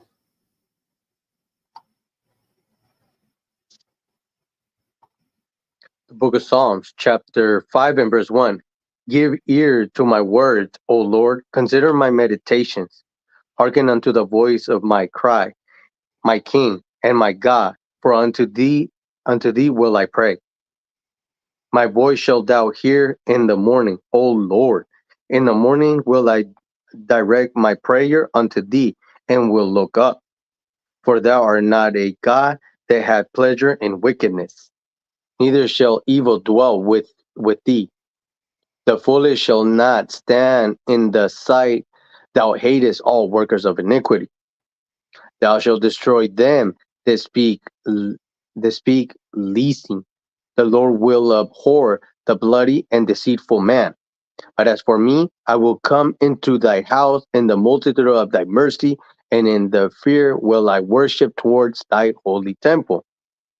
Lead me, O Lord, in thy righteousness because of my enemies. make thy way straight before my face. For there is no faithfulness in their mouth. Their inward part is very wickedness. Their throat is an open sepulchre. They flatter with their tongue. Destroy thou them, O God. Let them fall by their own counsels. Cast them out in the multitude of their transgressions, for they have rebelled against thee. But let all those that put their trust in thee rejoice. Let them ever shout for joy, because thou defendest them. Let them also that love thy name be joyful in thee. For thou, Lord, will bless the righteous. With favor wilt thou compass him as with a shield. For thou, Lord, wilt bless the righteous. With favor wilt thou compass him with the shield. All right, let's go to Proverbs 21 and 17. The book of Proverbs, chapter 21 and verse 17. He that loveth pleasure shall be a poor man. He that loveth wine and oil shall not be rich. He that loveth pleasure shall be a poor man. Remember, everything in this life is all about pleasure because sin itself is pleasurable. All right. And the Lord is telling us that if you love pleasure, you're going to be a poor man. And it's not talking about just literally poor as in lack of money.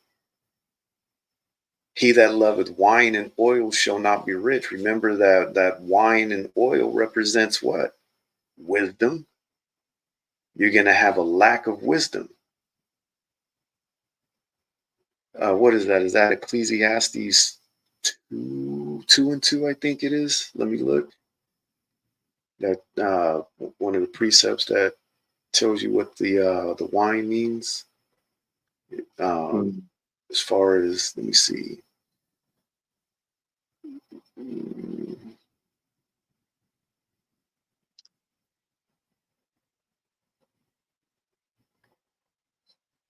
No, that's not it.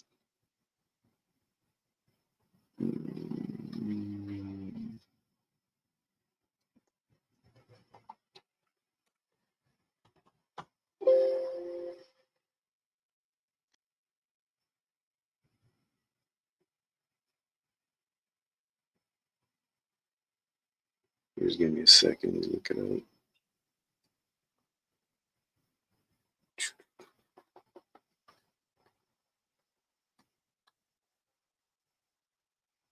Ecclesiastes.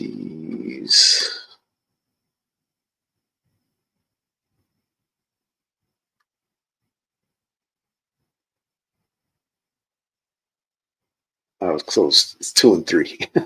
I said 2 and 2, right? Yeah, 2 and 2.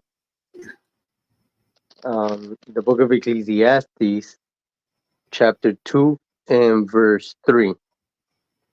I sought in mine heart to give myself unto wine, yet acquainting my heart with wisdom, and to lay hold on folly, till I might see what was that good for the season of men, which they For the should sons of do. men.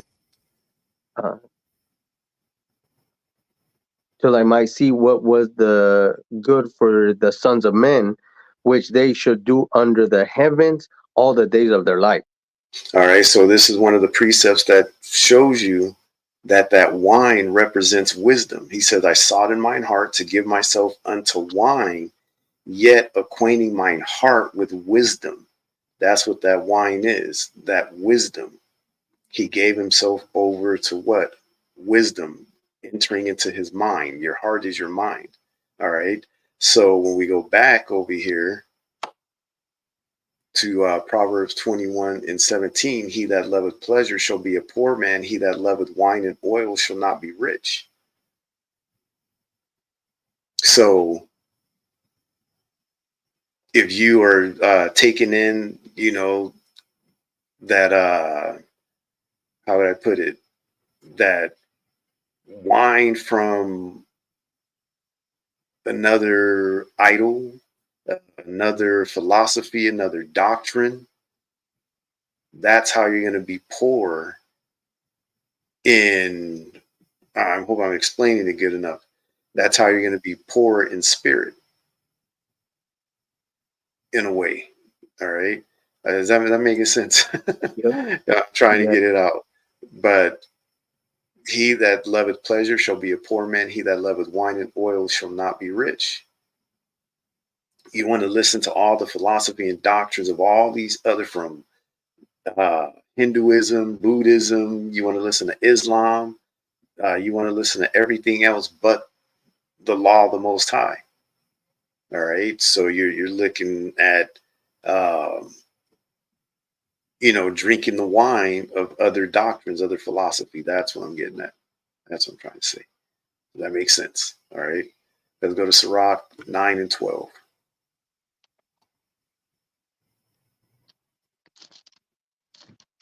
The book of Ecclesiasticus, chapter 9 and verse 12.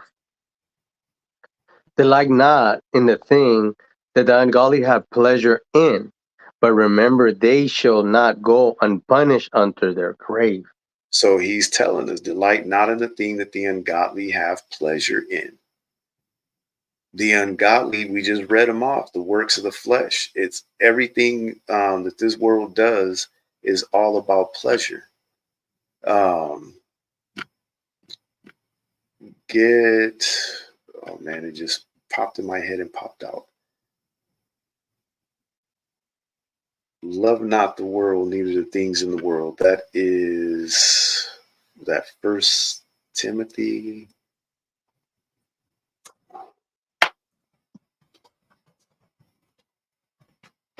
That one, grab that one. 1 John 2:15.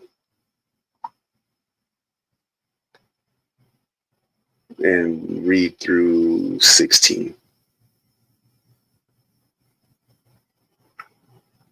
The book of 1 John, chapter 2 and verse 15. Love not the world, neither the things that are in the world. If any man love the world, the love of the Father is not in him.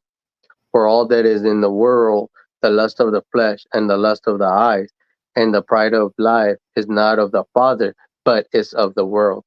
But is of the world. So all these things are what is contributing to us living in these perilous times, because everything of the world is about the lust of the flesh and the lust of the eyes. And we just read what the works of the flesh are. And that's how people are choosing to live today. And it's crazy because on one hand, everybody wants safety.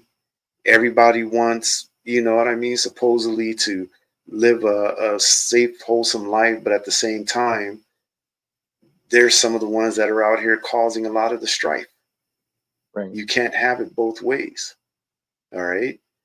Let's go to Psalm 73 and 1 through 12 again. We read this one earlier.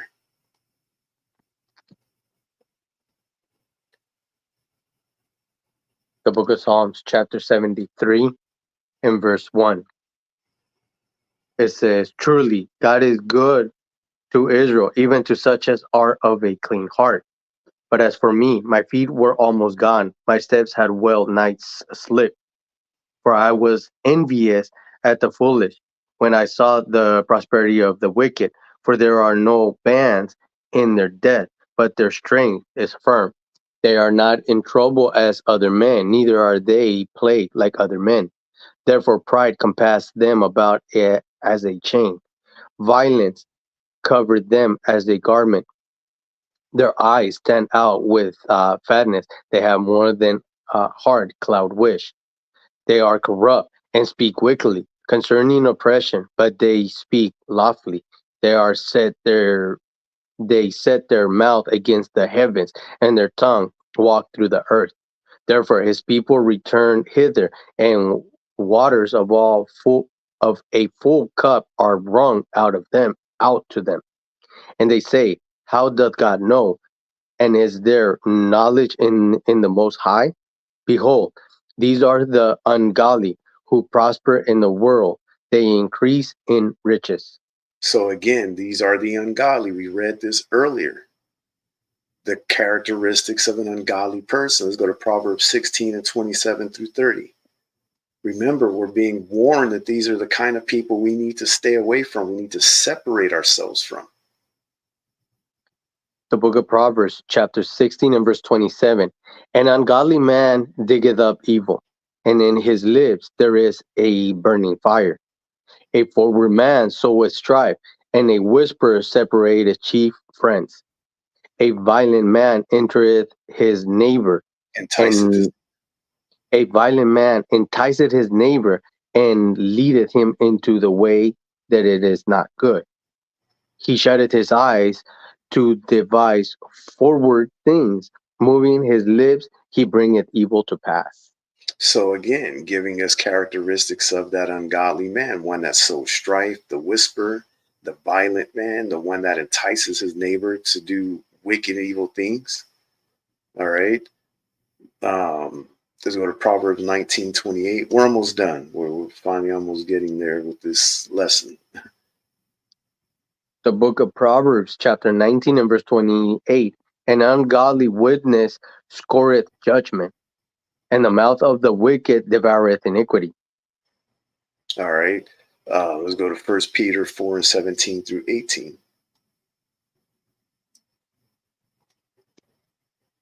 First Peter, the book of First Peter, chapter 4 and verse 17. For the time is come that judgment must begin at the house of God. And if it first begin at us, what shall the end be of them that obey not the gospel of God? And if the righteous scarcely be saved, where shall the ungodly and the sinners appear? Where shall the ungodly and the sinner appear? All right. He's telling us, like, what shall the end be of them that obey not the gospel of God? What is their end going to be? They're definitely not getting the kingdom. We just read that in Galatians 5 and 19. All those things that he read off, the works of the flesh, that anybody that's conducting themselves in that manner, they're not getting the kingdom. Let's go to Judith chapter 1 and verses 14 through 16. Um,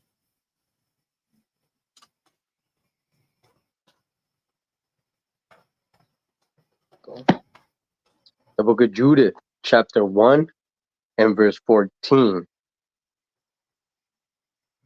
And it says, and became Lord, hold on, and became Lord of his cities, and came on to uh Ekbatani, and took the towers, and spoiled the streets thereof, and turned the beauty thereof into shame. He took also Arphaxad in the mountains of Ragu, and smote him through with his dart, and destroyed him utterly that day. So he returned afterward to Nineveh, both he and all his company of sundry nations, being a very great multitude of men of war. And there he took his ease and banquet, both he and his army, 120 days. Where are you at? Judith? Chapter 1 and verse 14 through 16. Yes. Is there another Oh, Judith? or actually, I'm sorry. It must be, it's Jude. Jude. I believe it's Jude. Jude 1 and 14. The book of Jude, chapter 1 and verse 14. And Yeah. Enoch also, the seventh from Adam, prophesied of these, saying, Behold, the Lord cometh with 10,000s of his saints, to execute judgment upon all, and to convince all that are ungodly among them of all their ungodly deeds which they have ungodly committed, and of all their hard speeches which ungodly sinners have spoken against him. These are murmurers, complainers, walking after their own lust, and their mouth speaketh great swelling words, having men's persons in admiration because of advantages. All right. So again, these are those what? That are lovers of pleasure more than lovers of God. These ungodly people that are prospering in the world. And again, these are people that are contributing to the fact that we're living in these perilous times, that there are so many perils in the world. All these characteristics of these people, it's a lot to take in. That's why it's just easier for people to just pretend like they know God, rather than actually studying and reading so that they know what to look out for. Let's go to Sirach 41 and 8. Yeah, and I'm sorry about that. I don't know how I put Judith. It's Jude. All right. Sirach, Ecclesiasticus chapter 41 and verse 8. Woe be unto you, ungodly men, which have forsaken the law of the Most High God. For if ye increase, it shall be to your destruction. Woe be unto you, ungodly men. Destruction, he's saying, unto you, ungodly men, which have forsaken the law of the Most High God. That goes for our people and everybody else in this planet that just want to live wickedly. They just want to, live in evil. As he says, for if you increase, it shall be to your destruction. We got to make sure that we're not like the rest of the world, that we're not like the other people of this world, where we are what? Forsaking the law of the Most High and following after foolishness. We can't allow ourselves to get caught up in the works of the flesh. We have to walk and live by the Spirit. All right. So the last one we're going to hit on is those that have a form of godliness. All right. Let's go to Romans chapter 10 and verses 1 through 3. Because they have a form of godliness, but they deny the power thereof. From such turn away. That's what he tells us. From such turn away. The book of Romans chapter 10 and verse 1. Brethren, my heart desireth and prayer to God for Israel is that they might be saved. For I bear them record that they have a zeal of God, but not according to knowledge. For they being ignorant of God's righteousness and going about establish their own righteousness, have not submitted themselves unto the righteousness of God. And you can see that with a lot of our people, even in the Israelite community, that there are a lot of Israelites that have a zeal of God, just like we read in the story, the young 17-year-old mother. She's gone. Her mother's now crying out to the Most High. God's got us. God, God, God, God, God. For I bear them record that they have a zeal of God, but not according to knowledge. See, she thinks that she could just do whatever she wants. She could let her daughter do whatever she wants. And then God is just going to have your back. That's not how this works. God is not like that. You remember we read earlier, by him, actions are weighed. He's going to weigh you by your actions. He's going to weigh you. You're going to be judged by every word that comes out of your mouth. Every action you take. For I bear them record that they have a zeal of God, but not according to knowledge, for they being ignorant of God's righteousness. And that's what we see with a lot of our people, just like that mother. Being ignorant of God's righteousness. They have no idea what the laws and the commandments of the Most High are. And going about to establish their own righteousness. Those are those people who say, I got my own personal relationship with the Most High. I know God. I got my own personal relationship with him. I know him. Not my God. You hear these things. Mm-hmm. And going about to establish their own righteousness have not submitted themselves unto the righteousness of God. They have not submitted themselves to the commandments. And then they wonder why these horrible, because the girl getting unalive like that, it's horrible. We hate to hear about this stuff. I hate to hear about this stuff, but it's daily. Now it's a daily occurrence that It just pops up in your news feed. All this unaliving, all this just wickedness and evil going on in the world. People are immune to DEATH. They could care less about other people. Let's go to Titus 1 and 15 through 16. The book of Titus, chapter 1 and verse 15. Unto the pure all things are pure, but unto them that are defiled and unbelieving is nothing pure, but even their mind and conscience is defiled. They profess that they know God, but in works they deny him, being abominable and disobedient, and unto every good work reprobate. So he's telling us, unto the pure, all things are pure. But unto them that are defiled and unbelieving is nothing pure, because our people's minds are defiled. Our people's minds are destroyed. America, Babylon the Great, has destroyed the mind of the Israelite man and woman, the blacks, Hispanics, and Native Americans. And there is a push to continue destroying the children's minds. Was that last week when I showed the website for that white supremacist group and went over their objectives? Right, yes. And one of their objectives is what? They want to get rid of affirmative action. They want to get rid of any other history being taught other than their own. They don't want their kids learning it.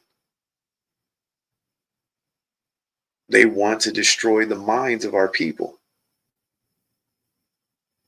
But even their mind and conscience is defiled. They profess that they know God, but in works they deny him, being abominable and disobedient, and unto every good work reprobate. A lot of our people profess that they know God, but they don't. 1 John 2 and verses 3 through 4. The book of 1 John, chapter 2 and verse 3. And hereby we do know that we know him if we keep his commandments. He that saith, I know him, and keepeth not his commandments, is a liar, and the truth is not in him. He that saith, I know him, and keepeth not his commandments is a liar, and the truth is not in him. Very heavy. Because there are billions of people in this world right now that are just got done celebrating Christmas, talking about they love Christ and not keeping commandment 1. Not keeping commandment 1.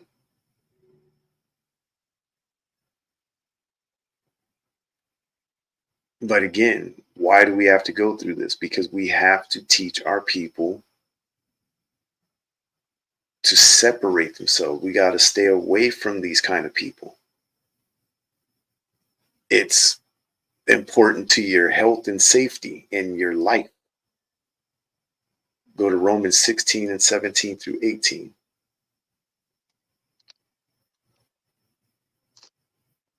The book of Romans, chapter 16 and verse 17.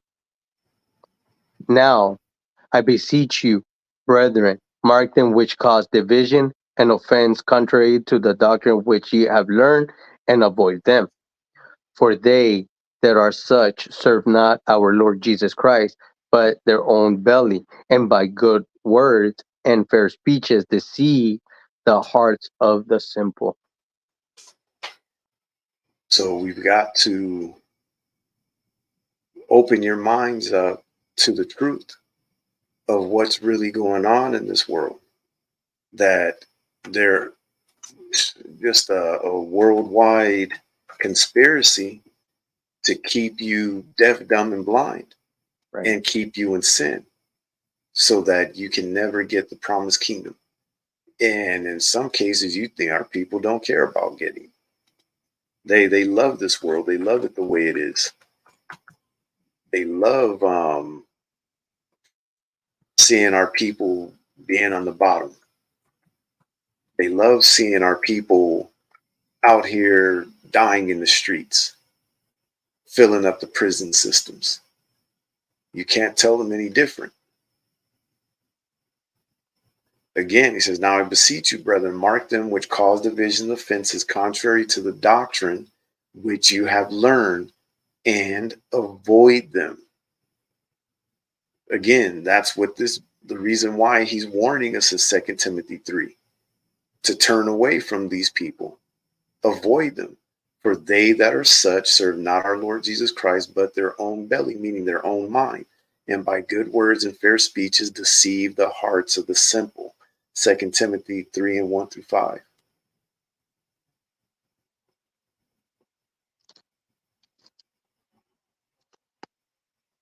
The book of 2 Timothy, chapter 3 and verse 1. This know also that in the last days perilous times shall come. For men shall be lovers of their own selves, covetousness, boasters, proud, blasphemers, disobedient to parents, unthankful, unholy, without natural affection, truce breakers, false accusers, incontinent, fierce, despisers of those that are good, traitors, heady, high-minded, lovers of pleasure more than lovers of God, having a form of godliness but denying the power thereof. From such turn away. From such turn away. We cannot emphasize it enough that this warning that we're being given in the book of 2 Timothy chapter 3 is to warn us away from dealing with these people that have these characteristics. This is what's going to keep us from what? From having to find ourselves going through the perils of this world. But that's only if you hearken. All right, so we're going to go to Proverbs chapter 1 again, verses 22 through 33. We pulled this earlier, but we're going to bring it out one more time. The book of Proverbs, chapter 1 and verse 22. How long, ye simple ones, will ye love simplicity, and the scorners delight in their scorning, and fools hate knowledge? Turn you at my reproof. Behold, I will pour out my spirit unto you. I will make known my words unto you. Because I have called, and ye refused. I have stretched out my hand, and no man regarded. But ye have said at naught all my counsel, and will none of my reproof. I also will laugh at your calamity. I will mock when your fear cometh. When your fear cometh as a desolation, and your destruction cometh as a whirlwind, when distress and anguish cometh upon you, then shall they call upon me, but I will not answer. They shall seek me early, but they shall not find me. For that they hated knowledge and did not choose the fear of the Lord.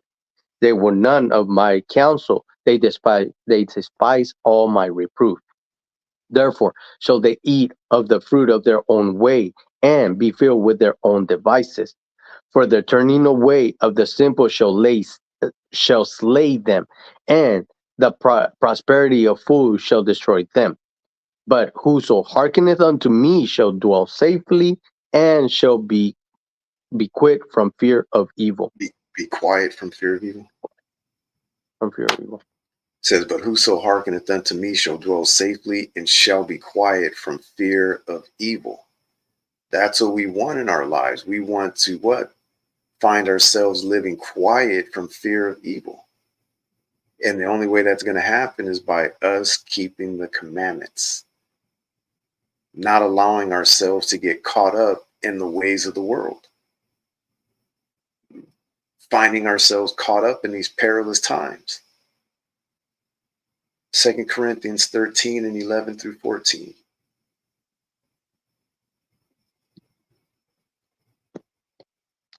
The book of 2 Corinthians, chapter 13 and verse 11. Excuse Hold on. Hold on. Finally, brethren, farewell. Be perfect. Be of good comfort. Be of one mind. Live in peace, and the God of love and peace shall be with you. Hold on. Give me a second. I'm going to read it again. Finally, brethren, farewell. Be perfect. Be of good comfort. Be of one mind. Live in peace, And the God of love and peace shall be with you. Greet one another with an with a holy kiss. All the saints salute you. The grace of the Lord Jesus Christ and the love of God and the communion of the Holy Ghost be with you all. Amen. Ecclesiastes 12 and 13 through 14. The book the book of Ecclesiastes, chapter 12 and verse 13. Let us hear the conclusion of the whole matter. Fear God and keep his commandments, for this is the whole duty of man. For God shall bring every work into judgment with every secret thing, whether it be good or whether it be evil. And with that, we're going to say shalom, Most High Christ blessed. We will see you next Sabbath. And Lord's will, you get something out of this lesson. Remember, there are 3 parts. Part 1, 2, 3. They're quite lengthy. But Lord's will, you will get some edification from it. Shalom.